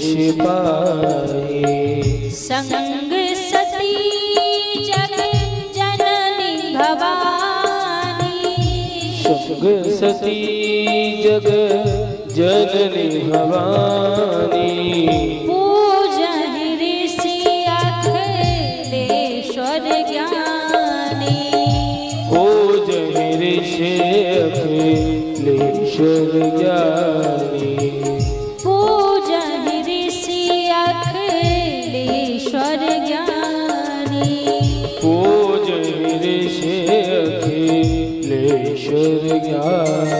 आज भगवान भोलेनाथ जब कथा सुनने के लिए जा रहे हैं तो परमभावी संग में कथा सुनने के लिए जा रहे हैं। अच्छा, यहाँ से एक बड़ी सुंदर चीज सीखने को मिलती है। भगवान भोलेनाथ जब कथा सुनने के लिए जा रहे हैं ना, केवल 2 अक्षर का नाम लेकर जा रहे हैं। कितने अक्षर का? 2 अक्षर का, शंभु। शंभु गए कुंभज ऋषि पाई। और माँ परम्परा कितना नाम लेकर जा रही है? बोले संग सती जग जननी भवानी, पूजहि ऋषि अखिलेश्वर ज्ञानी। जगत की जननी, जगत की माता परम्परा जगदम्बा कथा सुनने के लिए जा रही है। और बात सच है भैया, जब व्यक्ति भगवान की कथा में आता है ना, तो वो साधारण मानव नहीं रहता है। देवता भी उसकी जय जयकार करते हैं। जैसे परम्परा के इतना बड़ा स्थान आज देवताओं ने दिया है। कुंभज ऋषि, अगस्त्य ऋषि के आश्रम में भगवान भोलेनाथ आए। जब अगस्त्य ऋषि के आश्रम में भगवान भोलेनाथ आए, अगस्त्य ऋषि ने देखा कि आज तो मेरे धन्य भाग हैं जो भगवान भोलेनाथ आज पधारे हैं। आरती की थाल लिए और द्वार पर खड़े होकर आरती करने लगे। जैसी आरती करने लगे, माँ के हृदय में भाव क्या आया? हम तो इनकी यहाँ कथा सुनने के लिए आए हैं और ये तो उल्टी हमारी ही आरती उतार रहे हैं। हमें लगता है इनको कुछ आता धाता नहीं है, इसलिए पहले से आरती उतार के क्षमा मांग रहे हैं कि हमें कुछ आता नहीं है तो क्षमा कर दीजिएगा। ये भाव पहले हृदय में आ गया। लेकिन अगस्त्य जी महाराज का तो भाव कुछ और ही था। भगवान भोलेनाथ को बिठाया, आसन दिया, पूछने लगे प्रभु आज आप पधारे हैं, आप बताइए मैं कैसे आपकी सेवा करूं? मैं आपकी क्या सेवा करूं? जैसे ही कहा कि क्या सेवा करूं, भगवान भोलेनाथ बोले हे ऋषिवर, मैं आज आपके पास सेवा करवाने के लिए नहीं आया हूं, मैं तो याचक बन के आया हूं। मेरे हृदय में एक कामना है। बोले बताओ कौन सी कामना है? भगवान भोलेनाथ बोले मेरे हृदय में भाव है कि आज आप हमें भगवान की कथा सुनाइए। अब एक बात देखो, बड़ी समझने की है। कई बार लोगों का भाव होता है ना कि अरे हम तो सारी कथा जानते हैं, हमें तो सब कथा आती है, हम क्यों जाके कथा सुने, हम तो बड़े ज्ञानी हैं। यदि ऐसा भाव भगवान भोलेनाथ के मन में आता कि हम तो इतने बड़े ज्ञानी हैं, हम क्यों कथा सुनने के लिए जाएं, तो क्या भगवान भोलेनाथ कथा सुनने के लिए जाते? कभी नहीं जाते। क्योंकि भक्त का पहला गुण कौन सा है? श्रवणम। दूसरा गुण है कीर्तनम। जिसके अंदर सुनने का गुण नहीं है, उसके अंदर बोलने का भी गुण नहीं आ सकता। तो आज भगवान भोलेनाथ जो स्वयं अगाध कथा के सागर हैं, आज वो कह रहे हैं कि हम तो कथा सुनने के लिए आए हैं, कथा सुनने की आज्ञा लेकर आए हैं। आज्ञा की तो अगस्त्य ऋषि तो बड़े प्रसन्न हो गए, खूब आनंद से भगवान की कथा सुनाई। और जब खूब आनंद से भगवान की कथा सुनाई, कथा होने के बाद भगवान भोलेनाथ विदा मांगने लगे। और जब विदा मांगने लगे तो पूछने लगे कि आपने कथा सुनाई है तो हमारा कर्तव्य बनता है कि दक्षिणा में आपको क्या चाहिए। जब कहा कि दक्षिणा में क्या चाहिए, तो अगस्त्य जी महाराज कहते हैं ऋषि पूछहि हरि भगति सुहाई। ऋषि पूछहि हरि भगति सुहाई। ऋषि पूछहि हरि भगति सुहाई। ऋषि पूछे हरि भक्ति सुहारी। राम भगति अधिकारी पाई, राम नाम अधिकारी पाए। राम भगति अधिकारी पाई, राम भगत अधिकारी पाए। विदा मांगे मुनि सन त्रिपुरारी, विदा मांग मुनि सन त्रिपुरारी। चले भवन संगे दक्ष कुमारी, चले भवन संग दक्ष कुमारी। आज भगवान भोलेनाथ ने कहा कि विदा मांगो, कहा विदाई में दक्षिणा में मांगो क्या चाहिए। भगवान भोलेनाथ से अगस्त्य जी महाराज बोले, ऋषि पूछहि हरि भगति सुहाई। आप कुछ देना चाहते हैं ना, भगवान की भक्ति मुझे दे दो। भक्ति प्रदान कर दी भगवान भोलेनाथ ने। आज विदा मांग के भगवान भोलेनाथ जाने लगे, विदा मांग मुनि सन त्रिपुरारी। तो आगे क्या कहा, चले भवन संग दक्ष कुमारी। अभी क्या कह रहे थे, अभी मानसकार कह रहे थे कि संग सती जग जननी भवानी, इतना बड़ा नाम दिया था। लेकिन जब लौट कर जा रहे हैं तो कहा चले भवन संग दक्ष कुमारी। अब दक्ष की कन्या जा रही है, क्यों? क्योंकि जिस समय अगस्त्य जी महाराज कथा गा रहे थे उस समय हुआ क्या था, कहा महाराज यहाँ पर राम कथा मुनि बरज बखानी, सुनी महेश परम सुख जाना। जब कथा को गाया था तो कथा गाते समय कहा था सुनी महेश, केवल भगवान भोलेनाथ ने कथा सुनी है, परम सुख जाना। अब किसी ने कहा श्रोता तो दो आए हुए थे ना, श्रोता आए दो थे, श्रोता बैठे दो थे, तो फिर एक श्रोता को गायब क्यों कर दिया? तो यहाँ पर बोले भगवान एक श्रोता को गायब नहीं किया है, एक श्रोता का शरीर तो कथा में बैठा था पर मन कथा में नहीं बैठा था। और भैया कथा में आपका शरीर बैठे ये महत्वपूर्ण नहीं है, कथा में आपका मन बैठना चाहिए, ये महत्वपूर्ण है। कई बार होता है हजारों लोगों की भीड़ लगी रहती है कथा में, अंत में पता चला कथा 2-4 लोगों के अंदर ही बैठती है। बैठना भी ना 2 तरीके का होता है, पहला भी बैठना होता है और दूसरा भी बैठना होता है। और फिर अंतर क्या रहा है इसमें? एक बैठना तो वो होता है कि एक व्यक्ति कथा में आकर बैठा तो उसके अंदर भी कथा बैठ गई, और दूसरा बैठना क्या होता है, अब कई लोग सोचते हैं घर में बैठे हैं क्या करेंगे, जैसे घर में बैठे हैं वैसे जाके कथा पंडाल में बैठ जाएंगे। तो दूसरा बैठना वही होता है कि घर में बैठो कथा में बैठो, दोनों बराबर है। तो कथा में बैठना महत्वपूर्ण नहीं है, आपके अंदर कथा बैठनी चाहिए। अब माता सती तो कथा में बैठी थी, लेकिन माता सती का मन कथा में नहीं बैठा था, इसलिए कहा कि ये दक्ष की कन्या है। और दक्ष कौन है? दक्ष अभिमानी। बोले दक्ष की कन्या है इसीलिए इन्होंने कथा का अनादर कर दिया। और एक बात भैया जान लीजिए, जो भी भगवान की कथा का अनादर करता है ना, भगवान उसे कभी क्षमा नहीं करता। देवता हो, दानव हो, देवी हो या मानव हो, कोई भी क्यों ना हो, यदि कथा का अनादर कर दिया ना फिर उसका कहीं स्थान नहीं होता, उसको कहीं क्षमा नहीं मिलती।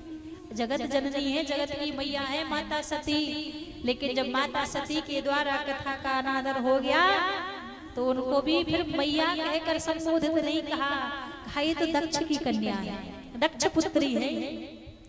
इसलिए कभी भी भगवान की कथा का अनादर नहीं करना चाहिए।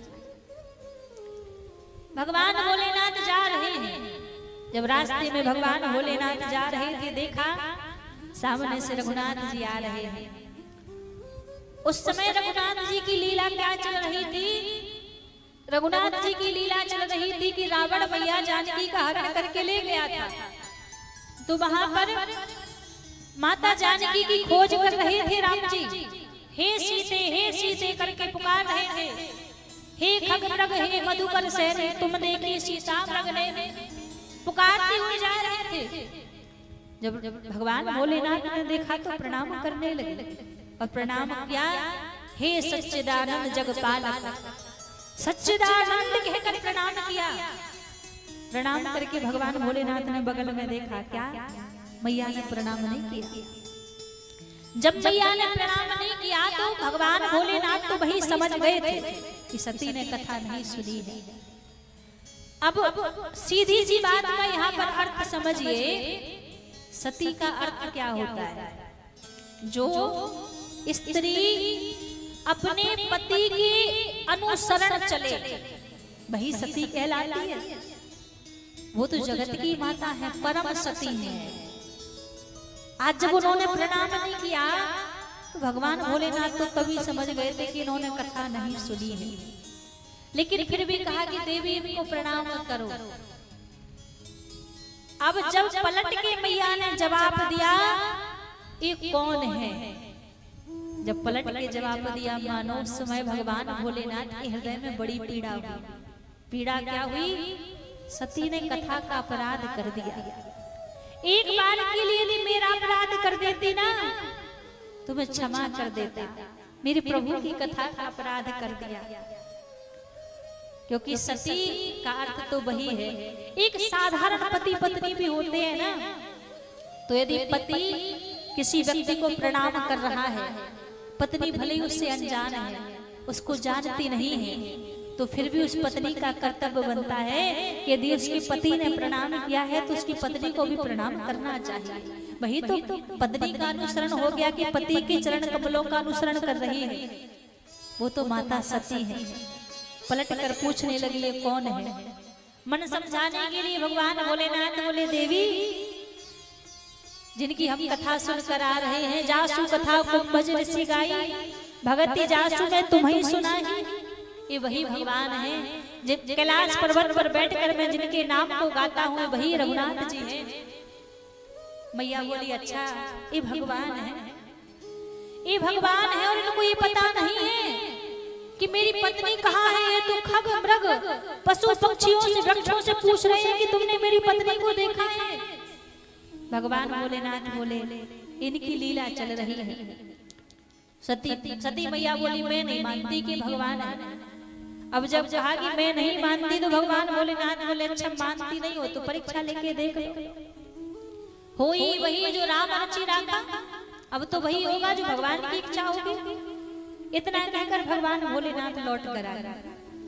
अब मैया मन ही मन विचार कर रही हैं कि हमने कह तो दिया है कि हम परीक्षा लेंगे, लेकिन अब किस भांति इनकी परीक्षा लें? कैसे इनकी हम परीक्षा लें? कैसे जाने कि भगवान है या नहीं है? पुनि पुनि हृदय विचार कर धर सीता कर रूप।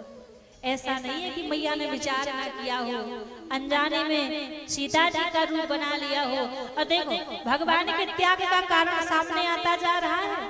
सती और शिव का त्याग कैसे हुआ वो कारण सामने आ रहा है।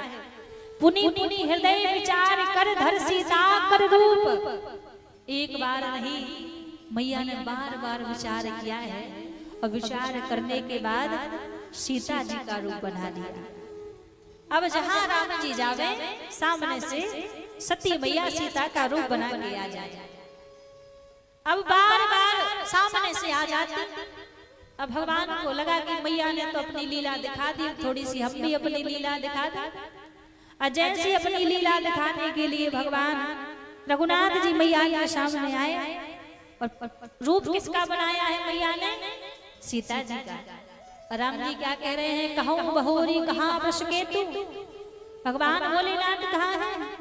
विपिन अकेली फिरहि केहि हेतु। अकेली जंगल में क्यों भटक रही हो? किसको ढूंढ रही हो? अब सीता का रूप है, और कोई माँ कह के प्रणाम करे, लज्जा के कारण डूब के मर जाने को हृदय करेगा। अब मैया ने नेत्र बंद कर लिए, अब क्या करूं? नेत्र बंद कर लिए, इधर उधर भाग कर सीधी कैलाश पर्वत पहुंची। अब जब कैलाश पर्वत पहुंची, भगवान भोलेनाथ ने पूछा, हे देवी परीक्षा ले ली। मैया ने दूसरी गलती कर दी, दूसरा कारण बना दिया त्याग होने का। मैया बोली, कछु ना परीक्षा लीन गुसाई, कीन प्रणाम तुम्हारे ही माही। मैंने कोई परीक्षा नहीं ली है, जैसे आपने प्रणाम किया था वैसे प्रणाम करके मैं आ गई। भगवान भोलेनाथ सोचने लगे, इतनी आसानी से तो आप प्रणाम कर नहीं सकती हो। और जैसे ही भगवान भोलेनाथ ने नेत्र बंद किए, सारी लीला भगवान भोलेनाथ के सामने आ गई। और जैसी सारी लीला भगवान भोलेनाथ के सामने आ गई, मानो आज भगवान भोलेनाथ का हृदय दुखी हो गया। हृदय दुखी क्यों हुआ? भगवान भोलेनाथ को लगा आज सती ने मेरी मां का रूप बनाया है, और अब यदि इस रूप से मैं सती को स्वीकार करूंगा तो मेरी भक्ति पर कलंक लग जाएगा, क्योंकि सती मेरी पत्नी है और सीता मैया मेरी माँ है, और माँ को कभी पत्नी की दृष्टि से नहीं देख सकते। तो अब मैं सती के स्वरूप को स्वीकार नहीं कर सकता। मन ही मन माँ का भगवान भोलेनाथ ने त्याग कर दिया। इधर त्याग किया और इधर भगवान ने दक्ष के हृदय में वो भूमि का जमाना प्रारंभ कर दिया कि दक्ष के हृदय से सती के प्रति माँ का भाव चला जाए और कन्या का भाव हृदय में आ जाए। क्योंकि आकाशवाणी तो यही हुई थी कि जब तक दक्ष मुझे माँ के स्वरूप में देखेगा तब तक मैं त्याग नहीं करूंगी, और जब कन्या के स्वरूप में देखेंगे तो उसी दिन मैं दक्ष का त्याग कर दूंगी। भगवान भोलेनाथ ने ऐसी स्थिति की कि दक्ष के मन में माँ भगवती के प्रति बेटी का स्वरूप आ गया कि ये तो मेरी बेटी है। भगवान भोलेनाथ समाधिस्थ होकर बैठ गए, और जब भगवान भोलेनाथ समाधि लगा के बैठे, समाधि लगा के बैठते ही कई वर्षों बाद भगवान भोलेनाथ की समाधि खुली। मैया सती आई, प्रणाम किया, और जैसे बगल में बैठने लगी तो भगवान भोलेनाथ बोले, हे देवी आप सामने बैठो। सामने आसन दिया, और जैसे सामने आसन दिया कि आप जाकर सामने बैठो, और आसन सामने दिया, मैया समझ गई कि आज प्रभु ने मेरा त्याग कर दिया है। और जैसे मैया ने देखा कि आज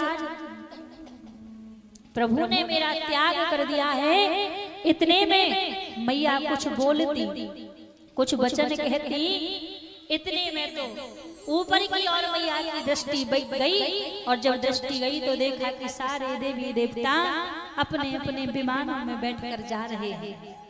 और विमानों में बैठकर कहाँ जा रहे हैं? भगवान भोलेनाथ से बोले, प्रभु ये सारे देवतागण अपने अपने विमानों में बैठकर कहाँ जा रहे हैं? जैसे ही कहा, भगवान भोलेनाथ बोले, हे देवी ये सारे देवतागण अपने अपने विमानों में बैठकर आपके पिता दक्ष के पास जा रहे हैं। दक्ष के पास क्यों जा रहे हैं? कहा, दक्ष ने एक बहुत बड़ा यज्ञ रखा है और उस यज्ञ में सबको बुलाया है, पर हमें और आपको नहीं बुलाया। जैसे कहा कि सबको तो बुलाया पर हमें नहीं बुलाया।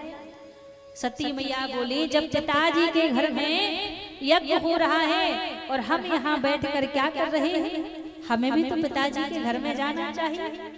जैसे कहा कि हमें भी जाना चाहिए। भगवान भोलेनाथ बोले, निमंत्रण नहीं आया है तो बिना निमंत्रण के तो जाना अपराध है, बिना निमंत्रण के नहीं जाना चाहिए। सती मैया बोली, पिता का घर, गुरु का घर और मित्र का घर ऐसा होता है कि वहां से निमंत्रण ना भी आए तो भी आप चले जाओ तो कोई अपराध नहीं लगता। अब जैसे कहा, भगवान भोलेनाथ कहने लगे, तुम्हारी बात तो सही है, लेकिन जब सामने वाला व्यक्ति आपके प्रति हृदय में बैर रखता हो तब वो भले ही पिता ही क्यों ना हो, फिर वहां भी नहीं जाना चाहिए।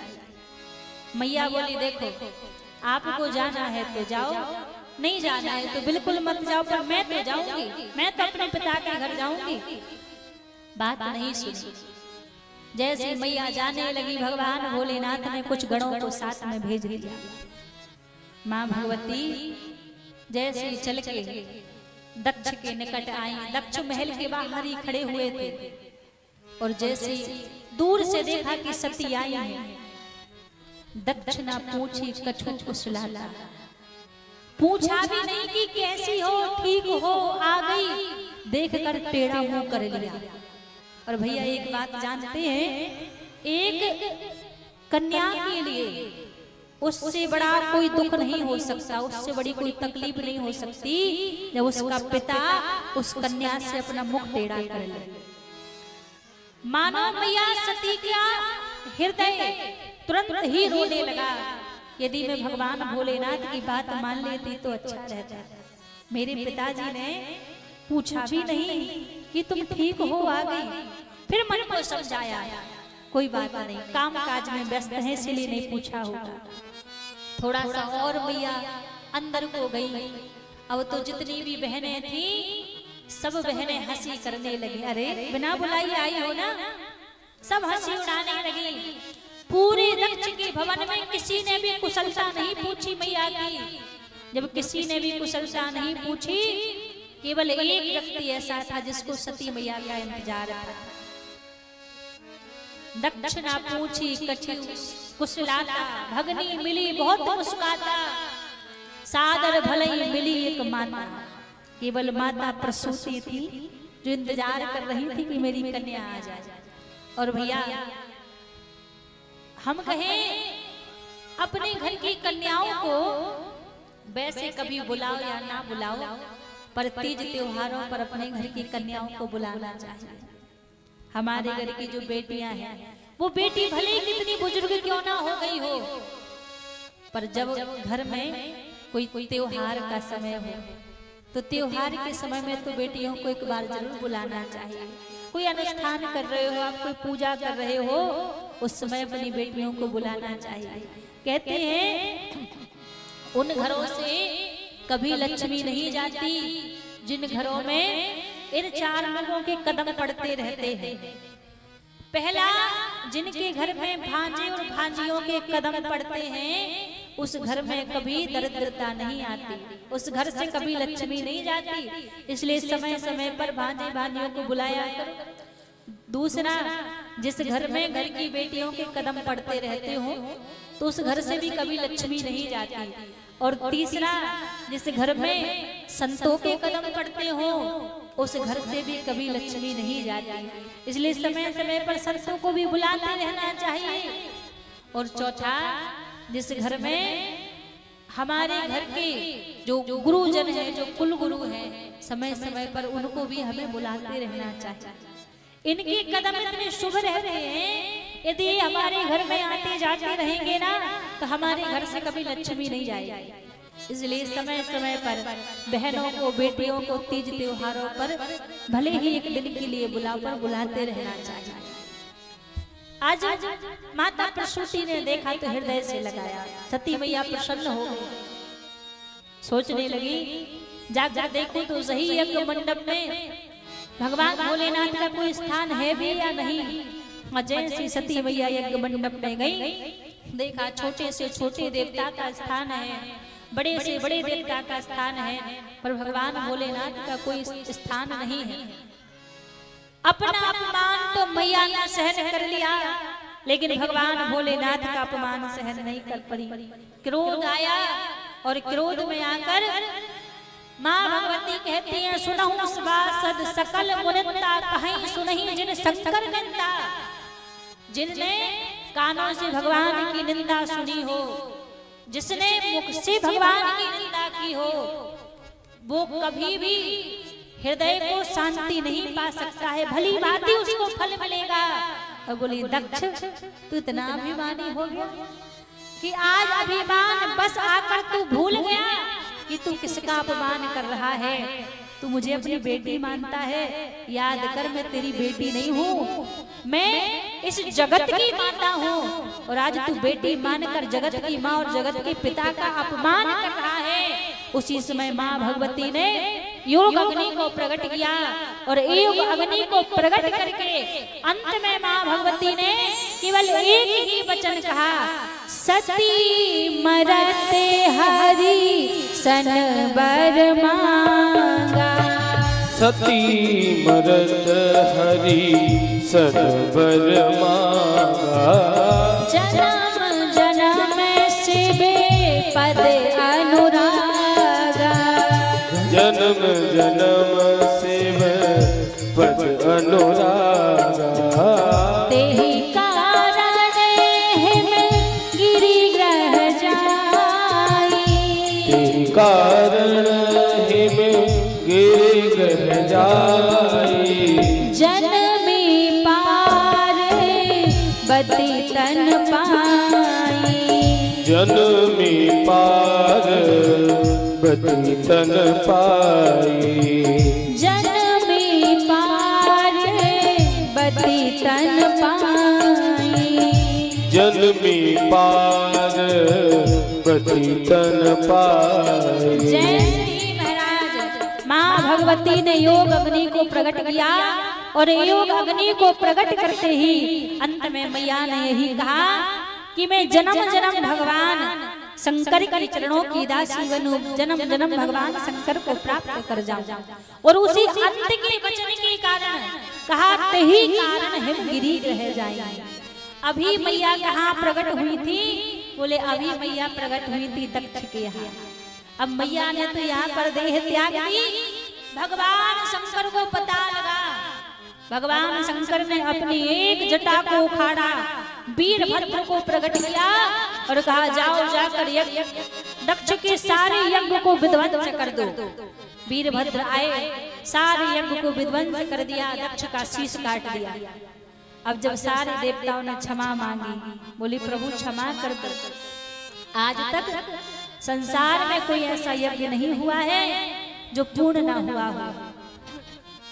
लेकिन इस यज्ञ का तो यजमान ही नहीं है, ये यज्ञ पूरा कैसे होगा? दक्ष के ऊपर कृपा करो। तब बकरे का शीश महाराज दक्ष को लगाया गया और जब बकरे का शीश लगाया, बम बम कहकर भगवान भोलेनाथ की स्तुति की दक्ष ने। भगवान भोलेनाथ से क्षमा मांगी, भगवान भोलेनाथ ने क्षमा कर दिया। अब बकरे का शीश क्यों लगाया?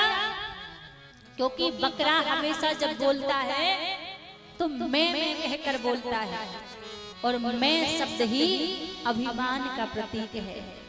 माँ भगवती श्रद्धा का स्वरूप है और जिसके हृदय में मैं हो वहां श्रद्धा कभी उत्पन्न ही नहीं हो सकती। कभी आ भी जाएगी तो उसको जाने में देरी नहीं लगेगी। जिसके हृदय में अभिमान हो, ना उसकी संतों में श्रद्धा होती है, ना भगवान में श्रद्धा होती है, ना ग्रंथों में श्रद्धा होती है, ना प्राणों में श्रद्धा होती है। अभिमानी व्यक्ति ना श्रद्धा हृदय में उत्पन्न कर पाता है, ना भाव उत्पन्न कर पाता है। अब वरदान तो मांगा था, जन्म जन्म भगवान को प्राप्त हो जाऊं, तो उसी कारण से आज महाराज हिमाचल भगवान की आराधना कर रहे हैं कि मुझे एक कन्या की प्राप्ति हो जाए, मुझे एक कन्या चाहिए। और जब कन्या की प्राप्ति का वरदान मांगा, प्रभु ने कहा तथास्तु, आपको कन्या तो प्राप्त होगी पर कोई साधारण कन्या प्राप्त नहीं होगी। आपके घर स्वयं जगत जननी भगवती माता पार्वती के रूप में अवतरित होकर आएगी। और आज उसी कारण के बस राजा हिमाचल के घर में माता भगवती माता पार्वती आज राजा हिमाचल के घर में अवतार लेकर आई। और जब राजा हिमाचल के घर में मैया अवतार लेकर आई, हिमाचल राजा के घर में खूब उत्सव हो रहे हैं, खूब आनंद हो रहे हैं। और भैया देखो, पुत्र का जन्म हो उत्सव मनाओ, लेकिन जब कन्या का जन्म हो तो दुगना उत्सव मनाना चाहिए। हमारे ब्रज में यही होता है, जन्माष्टमी होती है तो थोड़ा कम उत्सव होता है, और राधाष्टमी होती है तो दुगना उत्सव होता है। तो आज माँ भगवती का अवतार हुआ, पूरे हिमाचलपुर में उत्सव होने लगे। कैसे? जन्मी है जगत जननी मैया, जन्मी है जगत जननी मैया, हिमाचल में बाजे बधैया। जन्मी है जगत जननी मैया, हिमाचल में बाजे बधैया। जन्मी है जगत जननी मैया, हिमाचल में बाजे बधैया। जन्मी है जगत जननी मैया, हिमाचल में बाजे बधैया। बाजे बधैया, हाँ बाजे बधैया, बाजे बधैया, बाजे बधैया। जन्मी है जन्मी है जन्मी है जगत जननी मैया, हिमाचल में बाजे बधैया। जन्मी है जगत जननी मैया, हिमाचल में बाजे बधैया। जय हो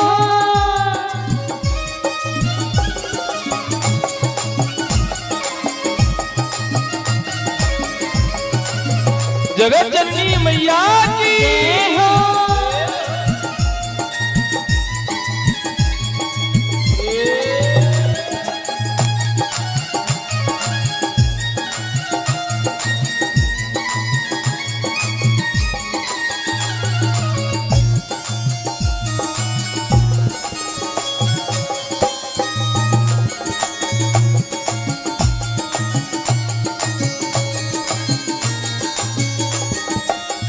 राजा लुटावे अन्न धन सोना, जलुटावे अन धन सोना। राजा लुटावे अन्न धन सोना, राजा लुटावे अन धन सोना। अन्न धन सोना, अन्न धन सोना, अन धन सोना, अन धन सोना। मैं ना लुटावे रुपैया, हिमाचल में बाजे बधैया। लुटावे रुपैया, हिमाचल में बाजे बधैया। जन्मी है पार्वती मैया, हिमाचल में बाजे बधैया। जन्मी है पार्वती मैया, हिमाचल में बाजे बधैया। अच्छा देखो एक बात बताओ, आपको हम कहते हैं ठाकुर जी को भी बधाई गाने का अवसर आपको मिल जाता है, ठाकुर जी को भी बधाई सुना देते हो। अब कह भी दिया जाए राम जी को भी आप बधाई सुना देते हो, सारे देवी देवताओं को बधाई सुनाते हो, पर सच बताओ आज तक माँ भगवती को बधाई सुनाने का मौका मिला है? हाथ ऊपर करके दिखाओ, मिला है क्या मौका? नहीं मिला है। तो आज जब माँ भगवती को बधाई गाने का मौका मिल रहा है, बधाई सुनाने का मौका मिल रहा है, तो भरपूर मैया को बधाई सुनाओ। कहाँ ऐसा अवसर मिले? राम जी को खूब बधाई देते हो, कन्हैया को खूब बधाई देते हो, कल बाबा भोलेनाथ को भी बधाई दोगे, लेकिन मैया के प्रगट की बधाई गाने का अवसर कहाँ ऐसा बार बार मिल रहा है? तो हाथ पर खड़े करके जन्मी है पार्वती मैया, हिमाचल में बाजे बधैया। जन्मी है पार्वती मैया, हिमाचल में बाजे बधैया। जन्मी है पार्वती मैया, हिमाचल में बाजे बधैया। जन्मी है पार्वती मैया, हिमाचल में बाजे बधैया।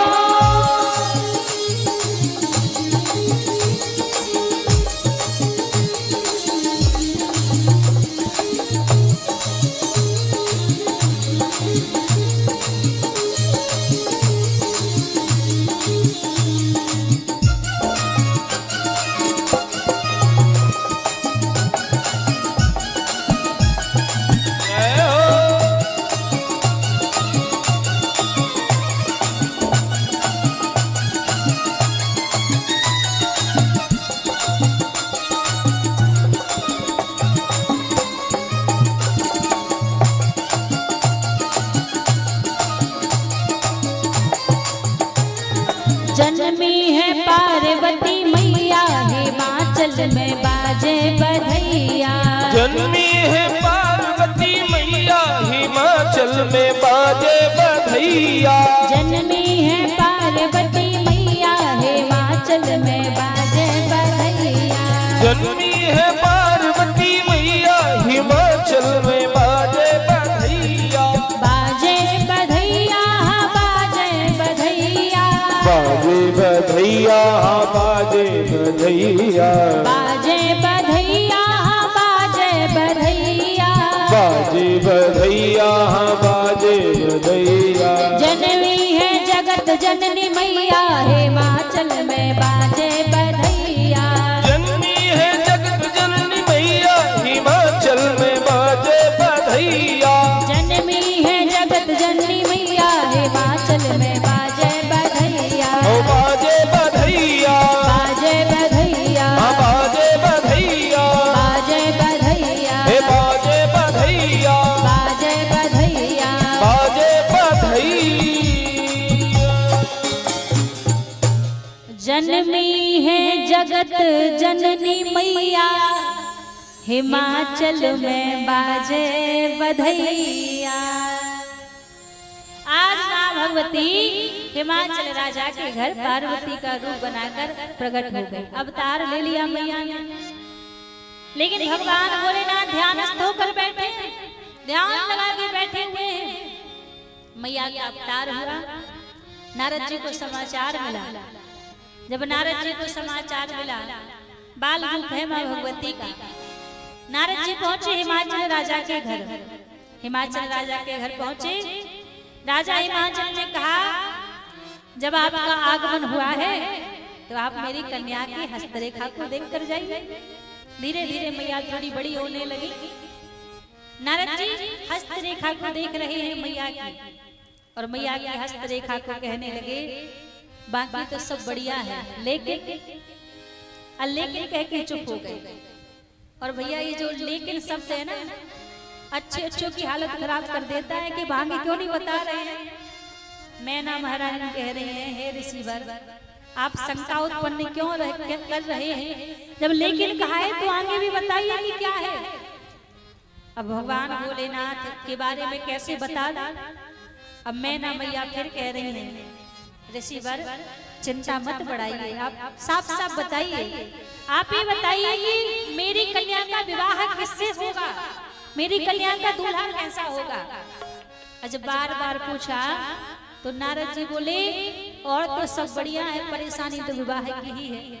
बोले आपकी कन्या का दूल्हा कैसा होगा? बोले साफ साफ उसके गुण की हस्तरेखा में दिख रहे हैं। बोले गुण कैसे हैं? नारद जी बोले जोगी जटिल अकाम मन, जोगी होगा, जटिल होगा, अकाम मन होगा, और कहा अमंगल वेश होगा, नग्न रहने वाला होगा। अब जैसे ये गुण मैना महारानी ने सुने, कहा ऋषिवर इससे बढ़िया मैं अपनी कन्या को कुंवारा अपने घर पे रख लूंगी, कभी विवाह नहीं करूंगी, पर जोगी जटिल नग्न रहने वाले व्यक्ति के संग में मैं कभी भी अपनी कन्या का विवाह नहीं करूंगी। जब ये गुण नारद जी बता रहे हैं, मैया मन ही मन प्रसन्न हो रही है, क्योंकि मैया जानती है ये गुण किसके अंदर है। ये गुण दुनिया के किसी साधारण व्यक्ति के अंदर थोड़ी ना है। नारद जी बोले देखो रूप जरूर उनका मंगल अमंगल होगा, लेकिन मैया आप जानती हैं उनका नाम लेने वाले व्यक्ति के जीवन में मंगल ही मंगल हो जाता है। जो उनका नाम लेता है उसके जीवन में मंगल ही मंगल होता है। उनका रूप भले ही अमंगल है। मैना महारानी बोली हम कुछ नहीं जानते, आप ये बताइए कोई ना कोई तो उपाय आपके पास में होगा जिससे मेरी कन्या की हस्तरेखाएं बदल जाएं। जैसे ही कहा नारद जी कहने लगे एक ही उपाय है। बोले कौन सा उपाय? बोले आप अपनी कन्या को तपस्वनी का रूप बनाकर इनको आप वन में तप करने के लिए भेजो, भगवान भोलेनाथ की आराधना करने के लिए भेजो, हो सकता है हस्तरेखा बदल जाए। अच्छा देखो नारद जी का उपाय भी देखो, पीछा किससे छुड़वाना है? बोले भोलेनाथ से। आराधना किसकी करने को कह रहे हैं? बोले भोलेनाथ की आराधना करो। अब पहले तो मैना महारानी सोचने लगी मेरी सुकन्या बेटी है, कहाँ वनों में जाकर तप करेगी, कैसे आराधना करेगी। लेकिन फिर जब वो रूप नेत्र बंद करके देखती है कि ऐसा वर मिलेगा, मानो हृदय पर पत्थर रखा है आज। और अपनी कन्या से कहा कि जाओ जाकर तपस्विनी का रूप बनाकर भगवान भोलेनाथ की आराधना करो।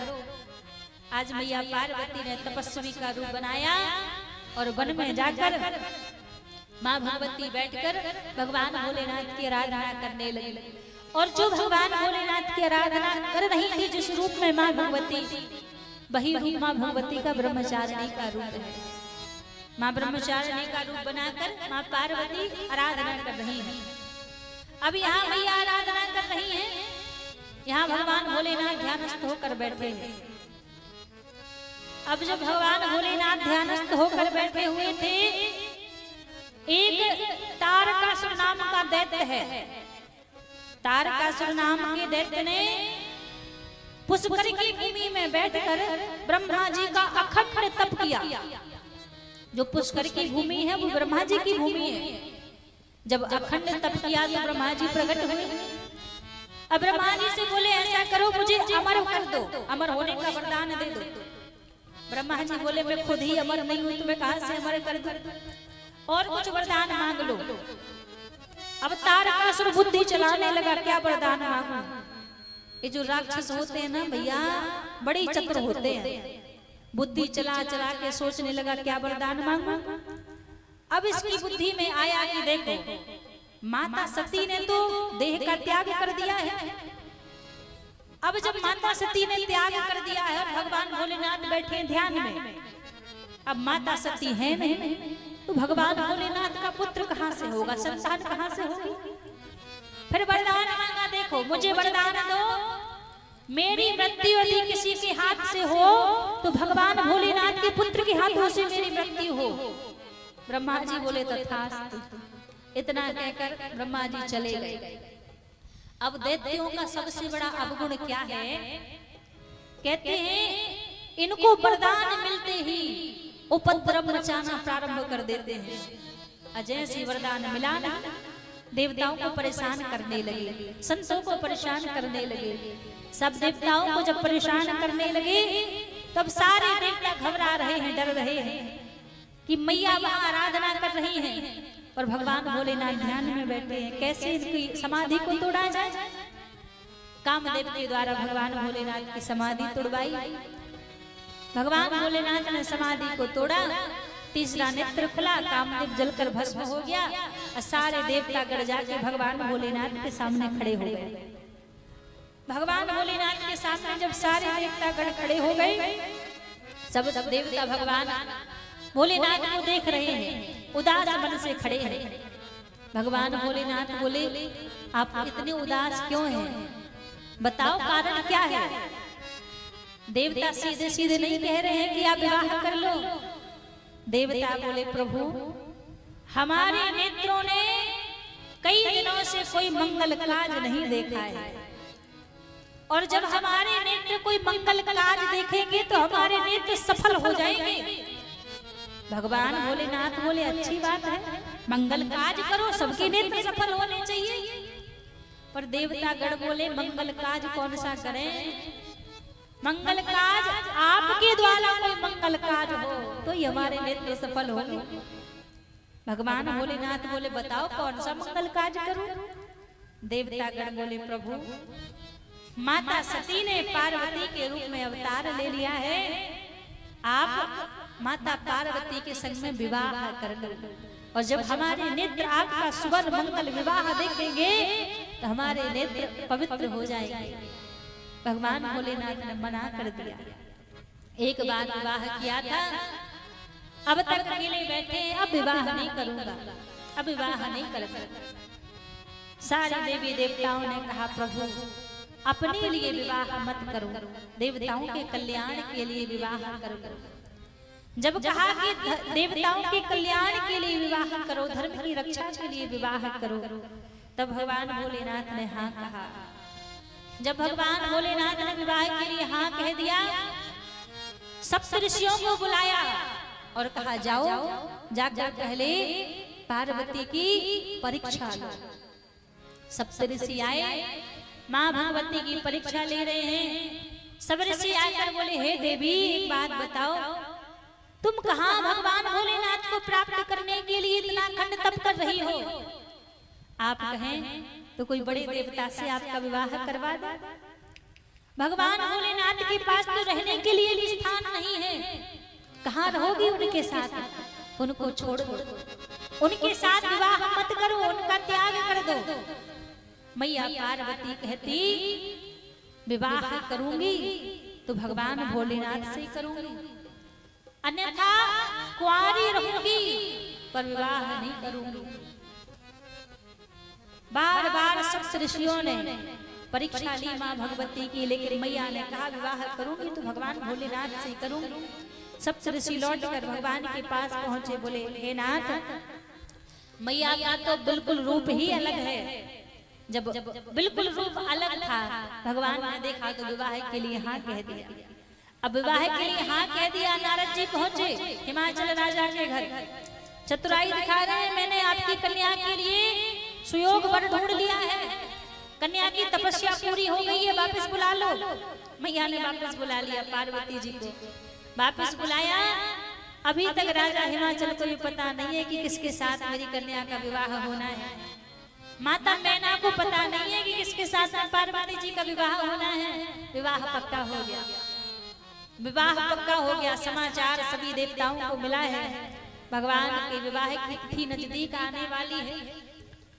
आज जब सारे देवी देवताओं को ये समाचार मिला कि भगवान भोलेनाथ की विवाह की तिथि नजदीक आ रही है, सारे देवताओं के घर में ढोल नगाड़े बजने लगे। अच्छा, ऐसा कोई विवाह देखा है कि जिसके घर में विवाह है वहां तो कोई ढोल नगाड़े नहीं बज रहे हैं, आस पड़ोस में यार दोस्तों में ढोल नगाड़े बज रहे हैं? ऐसा कभी देखा नहीं? देखा ना? शुरुआत तो दूल्हा के घर से होती है ढोल नगाड़े बजने की, पर यहाँ पर क्या हो रहा है? बस कैलाश पर्वत पर ढोल नगाड़े नहीं बज रहे हैं, ब्रह्मलोक में ढोल नगाड़े बज रहे हैं, स्वर्ग लोक में ढोल नगाड़े बज रहे हैं, वैकुंठ में ढोल नगाड़े बज रहे हैं, उत्सव हो रहे हैं। अब धीरे धीरे भगवान के विवाह का दिन आया, सारे देवी देवता अपने अपने श्रृंगार में लगे हैं, सारे देवी देवता तैयार होने में लगे हैं। जब सब देवता तैयार होने में लगे थे, देखो भगवान नारायण ने पहले ही सभी देवताओं से कह दिया, देखो अपने अपने वाहन का इंतजाम करके चलना। दूल्हा के घर कोई वाहन का इंतजाम नहीं है, हाँ, इसलिए अपने वाहन का, अपनी सवारी का इंतजाम करके घर से ही चलना है। सारे देवी देवता गण खूब सज धज करके अपने अपने वाहनों में बैठ के तैयार होने लगे हैं, खूब सज धज गए हैं। लेकिन एक विचित्र बात देखो, बराती तो खूब चमक धमक के तैयार हो गए हैं, दूल्हा ऐसे बैठे हुए हैं, दूल्हा का कोई श्रृंगार ही नहीं है। अब जब देखा भगवान भोलेनाथ के गणों ने कि सब तो खूब सज धज रहे हैं, जिनकी शादी है, जिनका विवाह है, वो ऐसे बैठे हैं, कोई इनको तैयार करने के लिए भी नहीं आया। भगवान भोलेनाथ के गण बोले, कोई बात नहीं, हम है ना, हमें अवसर मिला है तो हम तैयार करेंगे। भगवान शंकर के सारे गण भगवान भोलेनाथ के पास में पहुंचे। भगवान भोलेनाथ के पास में पहुंचकर सब भगवान भोलेनाथ के श्रृंगार की चर्चा करने लगे, अब श्रृंगार कैसे किया जाए। अब भगवान भोलेनाथ के गण कौन है? नंदी, श्रृंगी, भृंगी, भूत, प्रेत, भगवान भोलेनाथ के गण हैं। एक बोला, अच्छा दूल्हा को जब तैयार करते हैं तो सबसे पहले शुरुआत कैसे करते हैं? दूसरा बोला, हमने तो जहाँ तक देखा है जब दूल्हा सजाया जाता है तो सबसे पहले हल्दी लगाई जाती है। अब बोले, हाँ हल्दी लगाई जाती है, तो बोले कहीं से हल्दी का इंतजाम करो। एक प्रेत से कहा कि जाओ जाकर भगवान भोलेनाथ के लिए हल्दी का इंतजाम करो। अब प्रेत कैलाश पर्वत पर ढूंढता ढूंढता गया तो हल्दी तो मिली नहीं। एक मुर्दा जल रहा था तो मुर्दे की भस्म उठा कर ले आया। बोले कोई बात नहीं, हल्दी तो पीला करती है दूल्हे को, और यदि भस्म लगाएंगे तो हमारा दूल्हा तो सफेद श्वेत वर्ण हो जाएगा, ये तो हल्दी से बढ़िया है। बोले हाँ ये बढ़िया लेके आ गए। भगवान भोलेनाथ के पूरे स्वरूप में भस्म लगा दी, भस्म धारण कर दी। अब भस्म लगाने के बाद गण बोले भैया, भगवान भोलेनाथ से बोले प्रभु एक बात बताओ, ये सारे देवता आपके मित्र हैं, कम से कम आज के लिए तो किसी से बढ़िया सा श्रृंगार मंगा लो, कोई बढ़िया आभूषण मंगा लो, बढ़िया से वस्त्र मंगा लो पहनने के लिए, तो बढ़िया चमक धमक जाओगे। भगवान भोलेनाथ बोले देखो, हमें ऐसा दूल्हा नहीं बनना है जो एक दिन मिट जाए, हम जैसे आज हैं वैसे ही रहेंगे। अब इसका भगवान भोलेनाथ के कहने का अर्थ समझे, जो व्यक्ति दूल्हा बनता है तो क्या वो वास्तव में दूल्हा है? दूल्हा है नहीं, वो बनता है। और भगवान भोलेनाथ कहते हैं मुझे ऐसा नहीं बनना है जो एक दिन मिटना पड़ जाए। अब दूल्हा हमेशा थोड़ी ना बना रहता है, एक दिन बन जाएगा दूसरे दिन मिटना पड़ेगा। भगवान भोलेनाथ बोले नाना, मैं ऐसा स्वरूप बनाऊंगा, ऐसा स्वरूप रखूंगा जो कभी मिट ना सके, इसलिए मुझे कुछ नहीं चाहिए, ऐसे में तैयार करना हो तो कर दो। गण बोले कोई बात नहीं, हम ऐसे में चमका देंगे आपको। अब बोले कोई बात नहीं, आप वस्त्र नहीं मांग रहे हैं। बाघांबर के ऊपर भगवान भोलेनाथ बैठे हुए थे, बाघांबर को उठाया और उसी बाघांबर को भगवान भोलेनाथ को लपेट दिया। अब लपेट दिया, जैसे लपेटे तो बार बार नीचे गिर जाए खुल के। अब बाघांबर है कौन? बाघांबर तो शेर की सिंह की खाल है, अब वो कैसे रुक जाए? एक गण दौड़ के गया, एक लंबा सा सर्प पकड़ के लाया। अब बाघांबर के ऊपर से लपेट कर बांध दिया और कान में बोले देखो, हम बारात में नाचेंगे, गाएंगे, झूमेंगे, पर तुम यहाँ से हिलना भी नहीं है तुम्हें। यहाँ भगवान भोलेनाथ की सारी जवाबदारी तुम्हारे हाथ में है, यहाँ से तुम्हें हिलना भी नहीं है। सर्प बोला ठीक है, बांध दिया भगवान ने बाघांबर पहले। अब बोले गला तो भगवान का खाली खाली लग रहा है, एक सर्प भगवान जहाँ गले में पहनते थे, बोले आज दूल्हा बन रहे हैं, आज तो कोई बढ़िया मोती की माला मिल जाए। बोले माला की व्यवस्था करो। एक दो गण फिर दौड़कर शमशान में पहुंचे। अब बोले माला कैसी बनाए? वहां जो भी व्यक्ति मुर्दे की, जब मुर्दे को जलाया जाता है तो महाराज मुंड को वहीं पर छोड़ दिया जाता है, तो जितने भी मुंड शमशान में पड़े हुए थे उन मुंडों को उठा उठा के सारे गण लेकर आए और मुंडों की माला बना दी। बोले हाँ ये बड़ी दूर से चमकेगी, बड़े बड़े मोती लगे हुए हैं। अब मुंडों की माला पहना दी, 5-5 फनों वाले सर्पों की माला पहना दी, कानों में बिच्छू लटका दिए। अब बोले फिर भी देखो रूप अधूरा लग रहा है। अधूरा क्यों लग रहा है? जब तक दूल्हा सर पे मोर ना बांधे, सापा ना पहने, तब तक क्या वो दूल्हा लगेगा? फिर तो वो ऐसे ही लगेगा। बोले मोर की व्यवस्था कैसे की जाए, पगड़ी सापा की व्यवस्था कैसे की जाए? जो बिखरे हुए भगवान भोलेनाथ की जो बिखरी हुई लटें थी, जो जटाएं थे, बड़े साज सवार कर नंदी भृंगी ने उनको सजाया, सुंदर जूड़ा बनाया। अब बोले पगड़ी तो बढ़िया जम रही है, अब बढ़िया सी मोर और मिल जाए, सोई दूल्हा जम गए। अब बोले मोर कहाँ से लेकर आए? एक श्वेत वर्ण का सर्प वहीं पर जा रहा था, उसको पकड़ा और भगवान भोलेनाथ की जटा में लपेट कर बोले फन फैला के बैठना है तुम्हें, तुम्हारा फन बंद नहीं होना चाहिए। भगवान भोलेनाथ के सर पे सर्प को बिठा दिया। अच्छा देखो, भगवान भोलेनाथ जो एक एक श्रृंगार कर रहे हैं ना, हर एक श्रृंगार के पीछे कोई ना कोई उद्देश्य छुपा हुआ है। अभी श्रृंगार हो जाने दीजिए, हम आपको कल विस्तार से श्रृंगार का भी वर्णन सुनाएंगे कि भगवान भोलेनाथ जो भी श्रृंगार करते हैं, हर एक श्रृंगार के पीछे कोई ना कोई उद्देश्य छुपा हुआ है। भगवान भोलेनाथ ने बढ़िया सर पे धारण करा दिया, जटा से बांध दिया। अब भगवान भोलेनाथ सज धज कर भैया बोले तैयार है, दूल्हा हमारे तैयार है। अभी तक देवता गण जो खड़े हुए थे कि देखेंगे दूल्हा को लेकर जाना है। अब लेकिन जैसे दूल्हा का स्वरूप देखा, सोई देवता बोले देखो अपनी अपनी टोली बना के निकल लो, इनकी टोली के संग में रहोगे। जैसे दूल्हा रस नहीं बराता, दूल्हा के अनुरूप बारात नहीं है, इसलिए अपनी अपनी टोली बना के निकल लो। आगे आगे सारे देवी देवता चले गए। अब सारे देवी देवता तो चले गए, पीछे कौन रह गया? भगवान भोलेनाथ है, नंदी है और 2-4 गण हैं।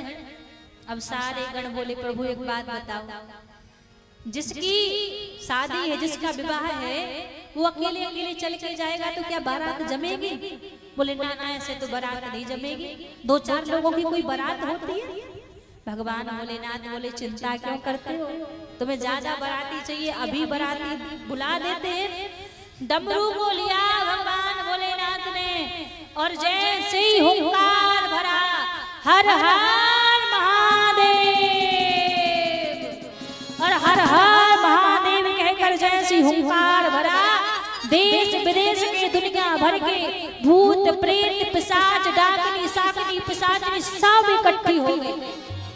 और जानते हैं भगवान भोलेनाथ की बारात में केवल चटमाडीह के भूत अकेले नहीं आए थे।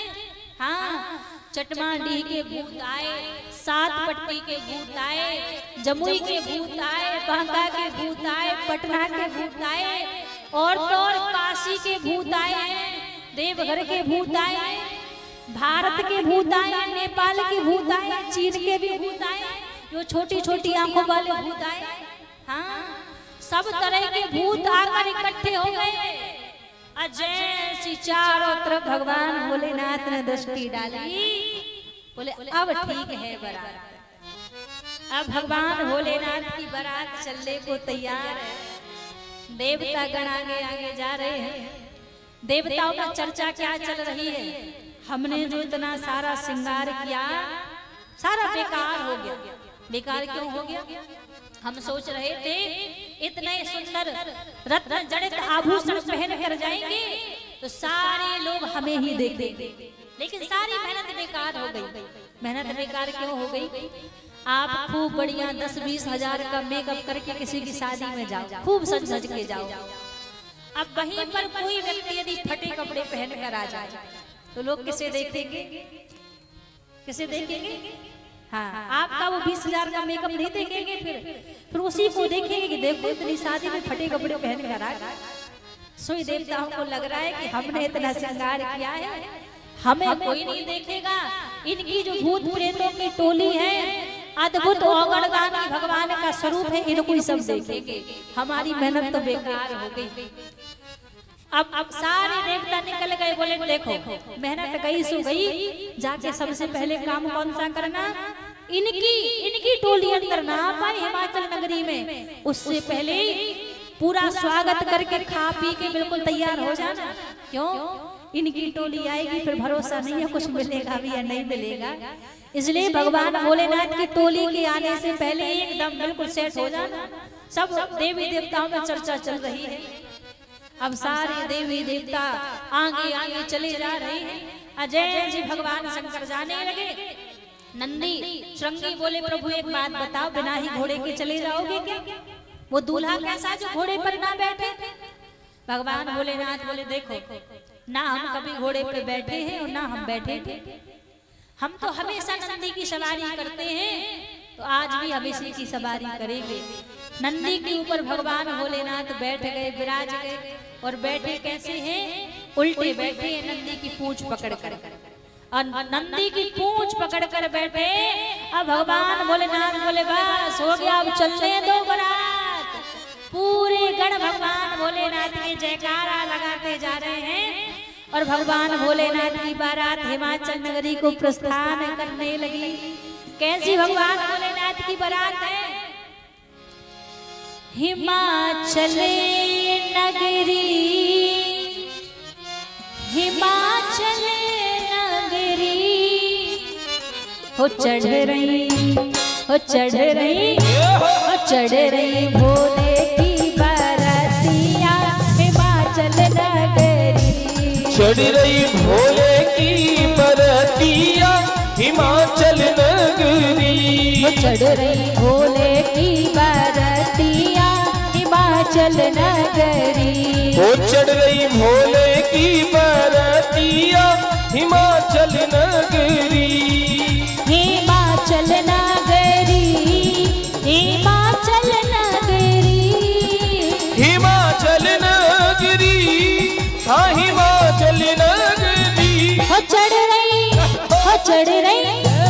चढ़ रही भोले की बरतिया हिमाचल नगरी। ओ चढ़ रही भोले की बरतिया हिमाचल नगरी। हर हर महादेव।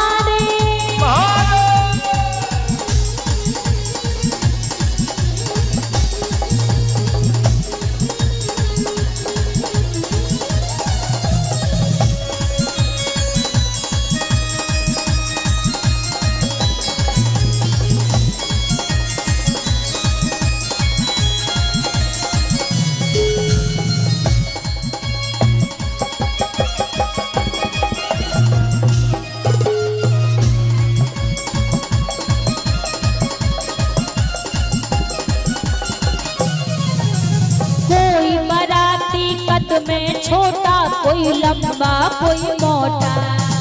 कोई बराती कद में छोटा, कोई लंबा कोई मोटा। किसी के तन में चार भुजा है, किसी का तन है टोटा। किसी के तन में चार भुजा है, किसी का तन है टोटा। और हम सभी के मध्य माँ भगवती माँ परम्बा का आगमन हो रहा है। सभी जन हाथ ऊपर खड़े करके स्वागत करेंगे। माँ परम्बा का भूत भावन भोलेनाथ का स्वागत करेंगे। हो मानो मानो मानो लागी है बजरिया हिमाचल नगरी। हे मानो लागी है बजरिया हिमाचल नगरी। चढ़ रही भोले की बरतिया हिमाचल नगरी। चढ़ रही भोले की बरतिया हिमाचल नगरी।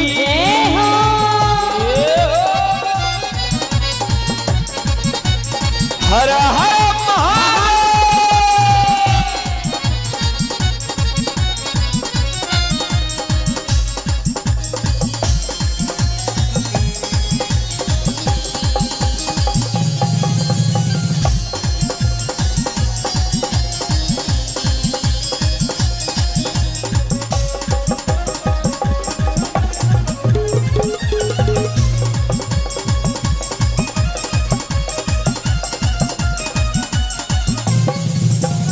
भूत प्रेत बेताल जोगिनी नाच रहे हैं छम छम। भूत प्रेत बेताल जोगिनी नाच रहे हैं छम छम। भूत प्रेत बेताल जोगिनी नाच रहे हैं छम छम। भूत प्रेत बेताल जोगिनी नाच रहे हैं छम छम।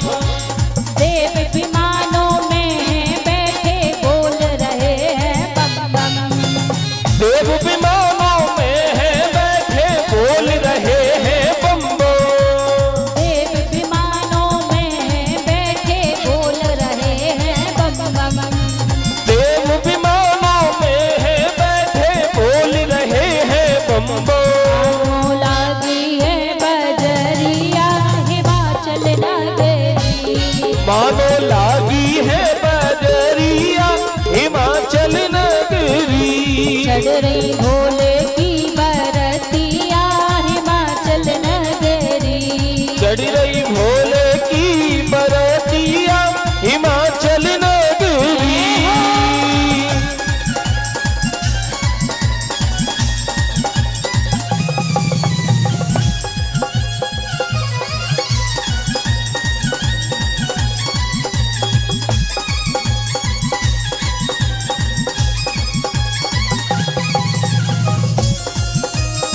जय हो।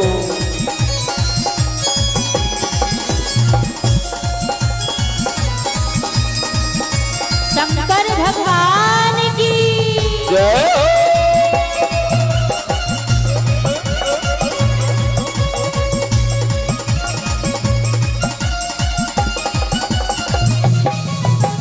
बूढ़े बैल पे शिव जी बैठे गल सर्पों की माला। बूढ़े बैल पे शिव जी बैठे गल सर्पों की माला। बूढ़े बैल पे शिव जी बैठे गल सर्पों की माला। बूढ़े बैल पे शिव जी बैठे गल सर्पों की माला। अंग में देखो भस्म लगाए पहने बिच्छू प्याला।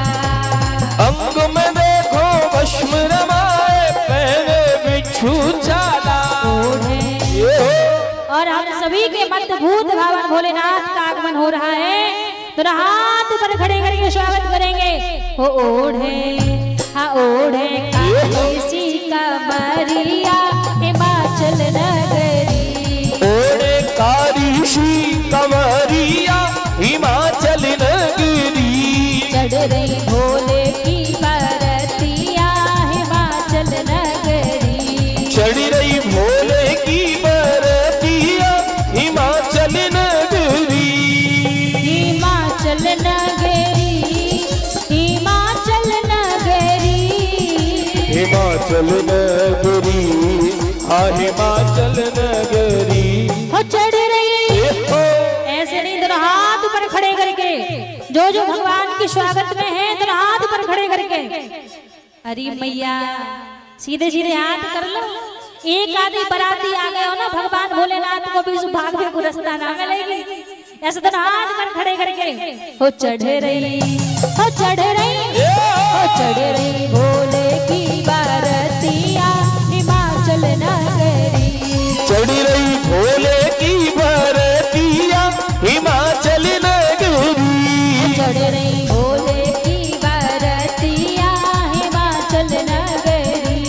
चढ़ रही भोले की बरतिया हिमाचल नगरी। भोले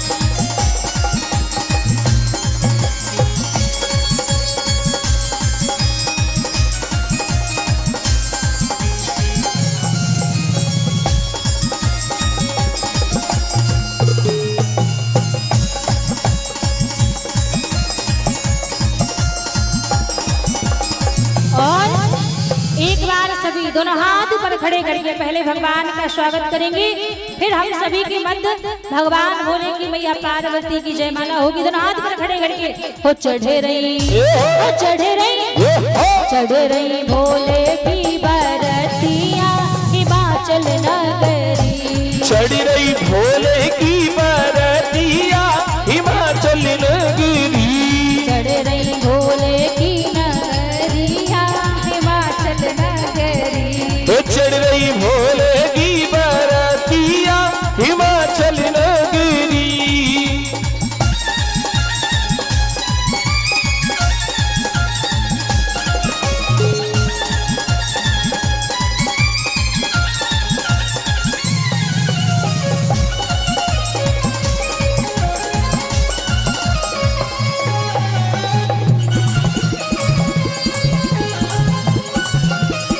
बोल शंकर भगवान की जय। आइए अब सबसे पहले हमारे बीच में भगवान की जयमाला होगी।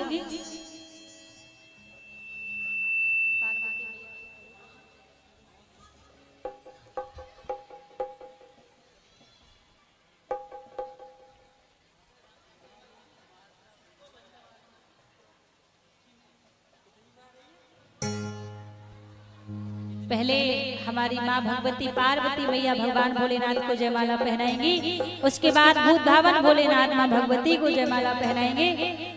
पहले हमारी पार्वती मैया भगवान भोलेनाथ को जयमाला पहनाएंगे। सभी लोग जोरदार तालियां बजाते हुए बोल शंकर भगवान की जय हो। उमापति महादेव की जय हो। नमः पार्वती पते हर हर महादेव।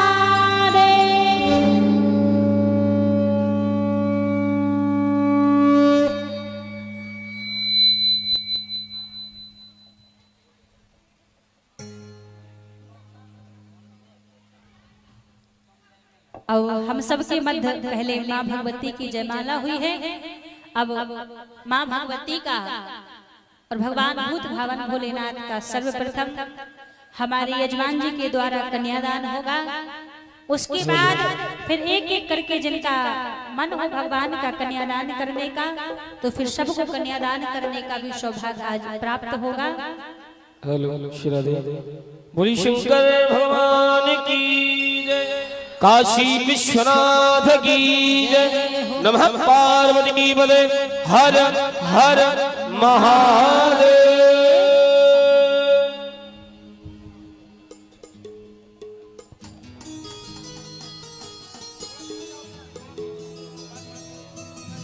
हमारे यजमान जी शंभू जी सब पत्नी आगे आएंगे। थोड़ा सा आवाज बढ़ाइए इसका, अंकित 4 करो, 4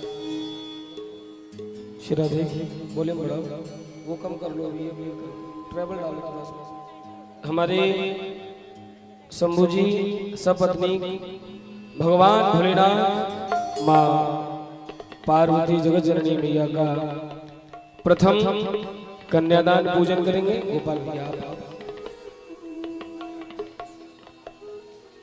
आज बड़े ही सौभाग्य से हमारे इस परिवार को भगवान भोलेनाथ और मां पार्वती जी का पूजन और कन्यादान का यह सौभाग्य प्राप्त हुआ है। और यहाँ जितने भी भक्तजन बैठे हैं, जितने जन यहाँ विराजमान हैं, सभी को भी यह शुभावसर प्राप्त हुआ है। श्रावण मास का पावन महीना और भगवान भोलेनाथ के पावन दर्शन और उन्हीं के कन्यादान पूजन करने का आप हम सभी को सौभाग्य प्राप्त हो रहा है। तो सबसे पहले हमारे शंभुनाथ सिंह जी भगवान भोलेनाथ मां पार्वती जी का सहपत्नी आज पूजन कर रहे हैं। भैया जी को बुलाओ, ये इनका आवाज बढ़ाओ, इसका श्रद्धे बढ़ाओ। आज इसके बाद में हमारे जितने भी हमारे शंभुनाथ जी के परिवारीजन, जितने भी हमारे रिश्तेदार जितने आए हैं, एक एक करके आप सभी मंच पर आते हुए कन्यादान करेंगे। सबसे पहले हमारे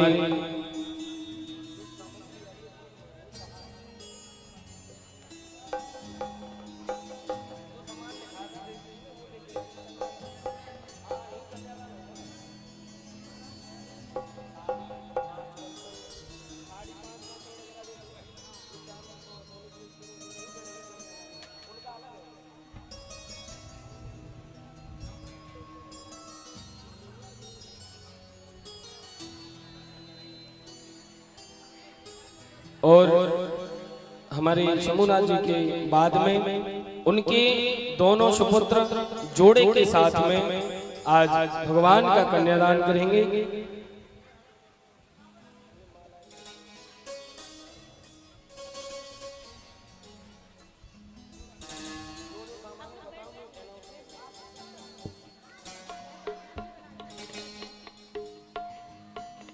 मैं निवेदन करूंगा, अभी ज्यादा लोग मंच पर नहीं चढ़ेंगे क्योंकि जगह थोड़ी सी कम है। अमर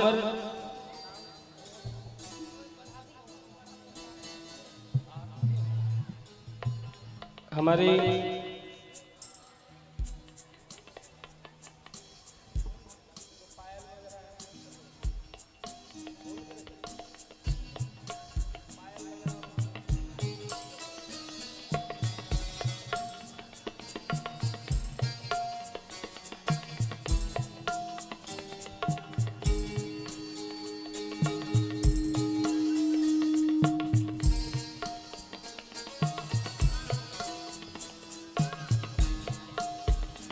आज हमारे शंभुनाथ सिंह जी के परिवार के द्वारा भगवान भोलेनाथ और मां पार्वती जी के कन्यादान में ये एक सुंदर सी साड़ी 5 पीतल के बर्तन, पूरा श्रृंगार और चांदी की पायल, चांदी के बिछिया और सोने में स्वर्ण में नाक की एक लौंग दान की गई है कन्यादान में। एक बार जोरदार ताली बजाएं।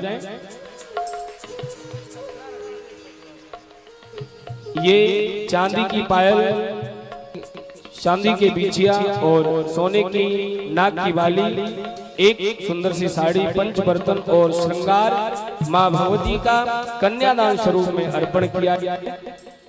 श्री राधे एक बार पुनः जोरदार तालियां बजाएंगे। श्री शंकर भगवान की जय, काशी विश्वनाथ की जय।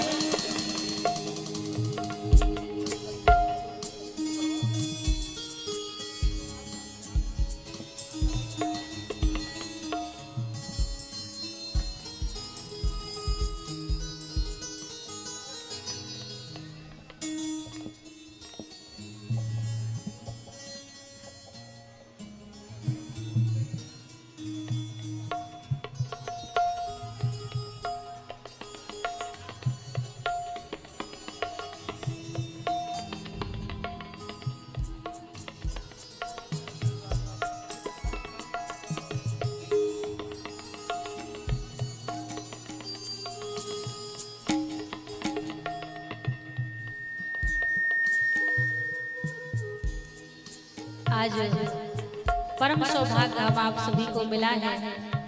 त्रिलोकीनाथ बाबा भोलेनाथ, जगत जननी परम माता पार्वती का संकल्प सहित कन्यादान करने का सौभाग्य आज हमारे शंभुनाथ सिंह जी को सपत्नी पूरे परिवार के सहित प्राप्त हुआ है। आज देखो, जो जगत की जननी है ना, वो आज आपकी बेटी बन गई है। तो जगत पिता परमात्मा आज आपके दामाद बन गए। ऐसा सौभाग्य आज आपको यहाँ पर प्राप्त हुआ है। आज सबके लिए अवसर मिला है, जिनका भी भाव हो, आज सबको भगवान का कन्यादान पूजन करने का परम सौभाग्य आज प्राप्त होगा। और हमारे शंभुनाथ जी के द्वारा पूज्य देवी जी को बधाई स्वरूप भगवान भोलेनाथ के विवाह उत्सव पर ये वस्त्र अर्पण किए। एक बार जोरदार ताली बजाएं।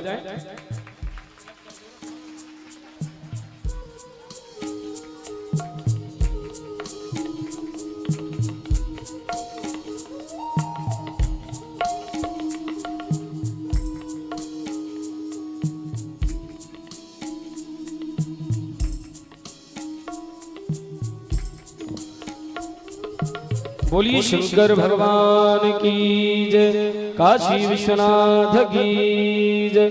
नमः पार्वती पतये हर हर महादेव शंभो। आइए अब मैं निवेदन करूं, हमारे जो शंभुनाथ सिंह जी के बड़े सुपुत्र हैं भैया सपत्नी भगवान भोलेनाथ जी का कन्यादान करेंगे। श्री राधे आप शीघ्र शीघ्र सामने आएंगे, जोड़े से आइए। हाँ हाँ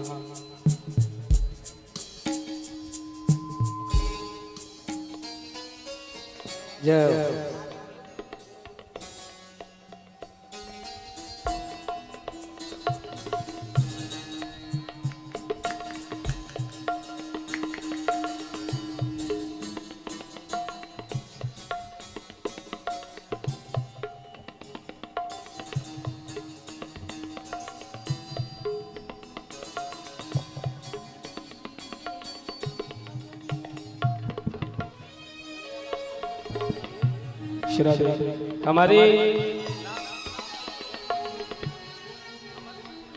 हमारे अमरजीत भैया जी के द्वारा ये अपने ये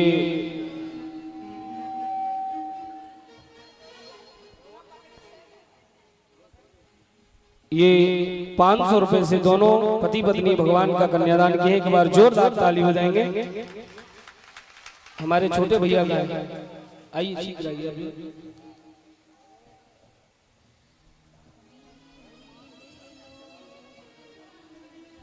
हमारे आशीष भैया सपत्नी भगवान भोलेनाथ मां पार्वती जी का कन्यादान करेंगे।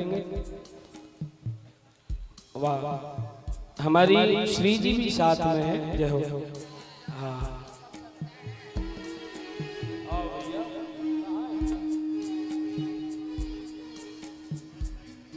तिलक कराएं।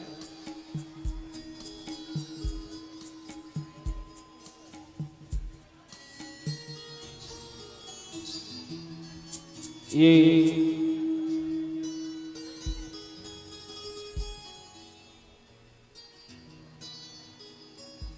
जी हमारे आशीष भैया सपत्नी भगवान भोलेनाथ माँ पार्वती जी का कन्यादान करते हुए और ये 500 रुपए से भगवान का कन्यादान कर रहे हैं। एक बार पुनः सभी जोरदार ताली बजाएंगे।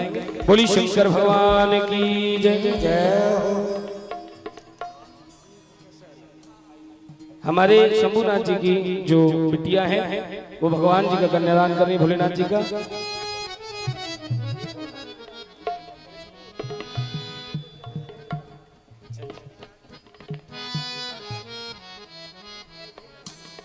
और देखिए जितने भी यहाँ पर हमारे परिवारीजन अगर उपस्थित हैं, जो भी पूजन करना चाहें, कन्यादान करना चाहें, उन सबसे मेरा निवेदन है आप एक एक करके शीघ्र आ सकते हैं।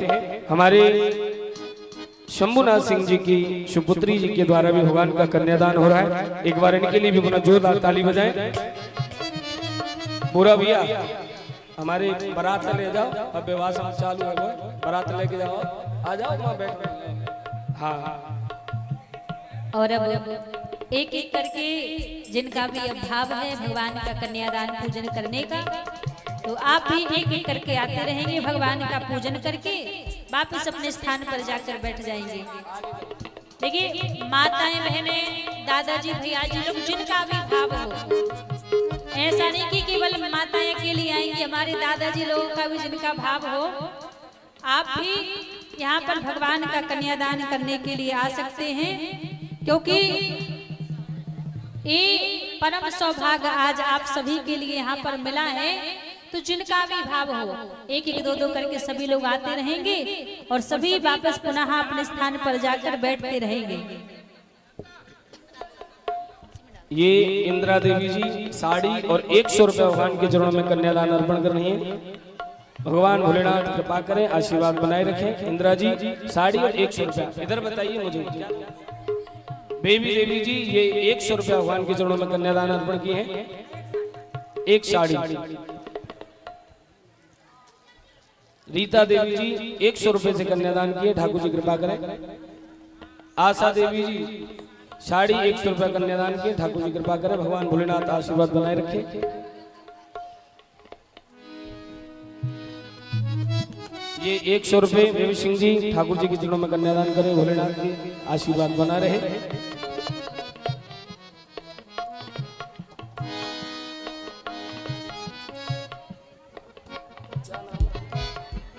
कोबी कुमारी जी 100 रुपए से भगवान का कन्यादान कर रही है।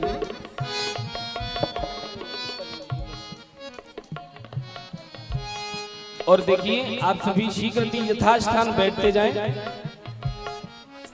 हो चढ़ रही भोले की बरतिया हिमाचल नगरी, चढ़ रही भोले की बरतिया हिमाचल नगरी। हो हिमाचल नगरी, हाँ हिमाचल नगरी, हिमाचल नगरी, हाँ हिमाचल नगरी। हो चढ़ रही, हो चढ़ रही, चढ़ रही भोले की बरतिया हिमाचल नगरी, चढ़ रही भोले की बरतिया हिमाचल नगरी, चढ़ रही भोले की बरतिया हिमाचल नगरी, चढ़ रही भोले की बरतिया हिमाचल नगरी। और हमारी जो माता जी हैं उनके द्वारा साड़ी श्रृंगार 100 रुपए भगवान का कन्यादान हुआ है। एक बार सभी के लिए जोरदार ताली बजाएं। आप सभी अपने लिए एक बार जोरदार ताली बजाएंगे। बोली शंकर भगवान की, काशी विश्वनाथ की। वो चढ़ रही भोले की बरतिया हिमाचल नगरी, चढ़ रही भोले की बरतिया हिमाचल नगरी। हे हिमाचल नगरी, हाँ हिमाचल नगरी, हिमाचल नगरी, हिमाचल नगरी।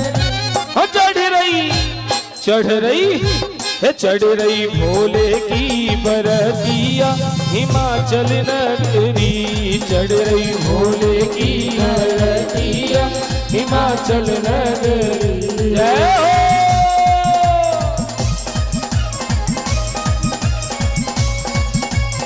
ये हो।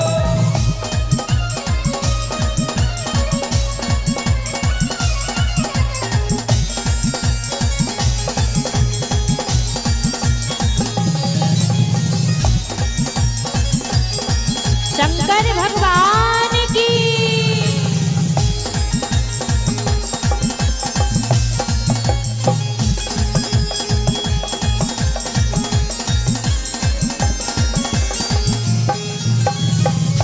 हो चढ़ रही भोले की बरतिया हिमाचल नगरी, चढ़ रही भोले की बरतिया हिमाचल नगरी। और ये जो माताएं धक्का मुक्की कर रही हैं, अरे मैया आप सबन की वजह से शंभुनाथ जी ने ये कथा कराई और आप ऐसे धक्का मुक्की कर रही हो। आराम आराम तो सभी पूजन कर ले। जितनी भी माताएं पूजन कर चुकी हैं पीछे होते जाएंगी, खड़ी नहीं रहेंगी। और ये जो माता धक्का मुक्की कर रही, निवेदन है धक्का मुक्की ना करें। सभी से मेरा निवेदन है धक्का मुक्की कोई भी ना करे। वो चढ़ रही भोले की बरतिया हिमाचल नगरी, चढ़ रही भोले की बरतिया हिमाचल नगरी। हे हिमाचल नगरी, हाँ हिमाचल नगरी, हिमाचल नगरी, हाँ हिमाचल नगरी। चढ़ रही चढ़ रही भोले की बरतिया हिमाचल नगरी, चढ़ रही भोले की बरतिया हिमाचल नगरी। हर हर महादेव। ये हो।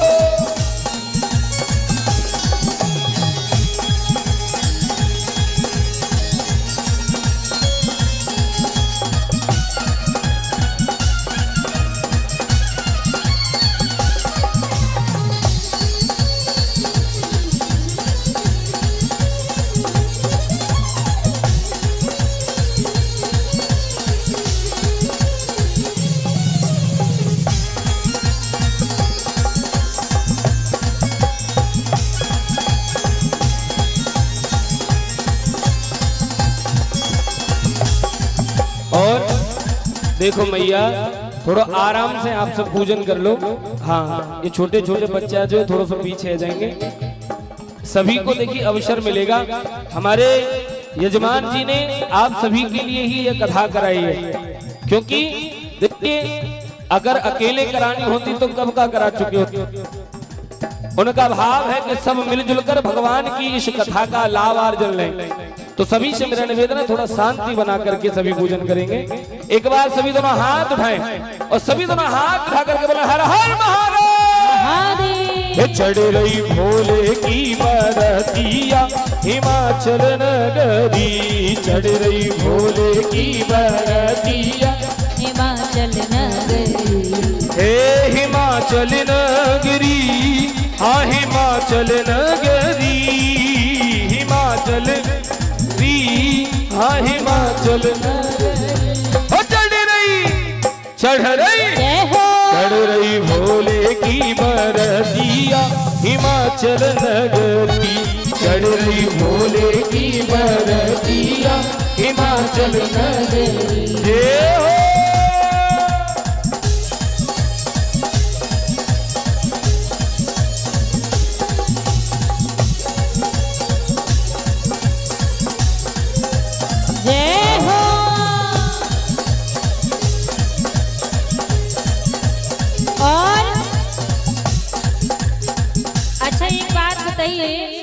आज भगवान भोलेनाथ के विवाह की खुशी किस किस को है? सबको है, लेकिन मंच पे जितने लोग खड़े पहले हमारे सामने आइए। तब तक सामने ना देखें थोड़ी आनंद आएगा। हाँ सामने दिखने चाहिए, सब लोग सामने आइए, सामने नृत्य करेगा। हाँ इधर हम ऐसे थोड़ी देखेंगे, हम ऐसे देखेंगे ना। पता लगना चाहिए किस किस को खुशी है भगवान के विवाह की। हाँ जिसको भगवान भोलेनाथ के विवाह की खुशी है जरा हाथ ऊपर खड़े करके नाच के झूमते हुए क्या कहेंगे? हो दूल्हा, हो दूल्हा, दूल्हा बन गए भोलेनाथ, दुल्हन पार्वती मैया। दूल्हा बन गए भोलेनाथ, दुल्हन पार्वती मैया। दूल्हा बन गए भोलेनाथ, दुल्हन पार्वती मैया। हे दूल्हा बन गए भोलेनाथ, दुल्हन पार्वती मैया। दुल्हन पार्वती मैया, दुल्हन पार्वती मैया। दुल्हन पार्वती मैया, हाँ दुल्हन पार्वती मैया। हो दूल्हा, हो दूल्हा। हो। माइक बढ़ा दीजिए थोड़ा सा। जरा हाथ ऊपर खड़े करके पीछे वाले भी सभी। हो दूल्हा, हो दूल्हा बन गए भोलेनाथ, दुल्हन पार्वती मैया।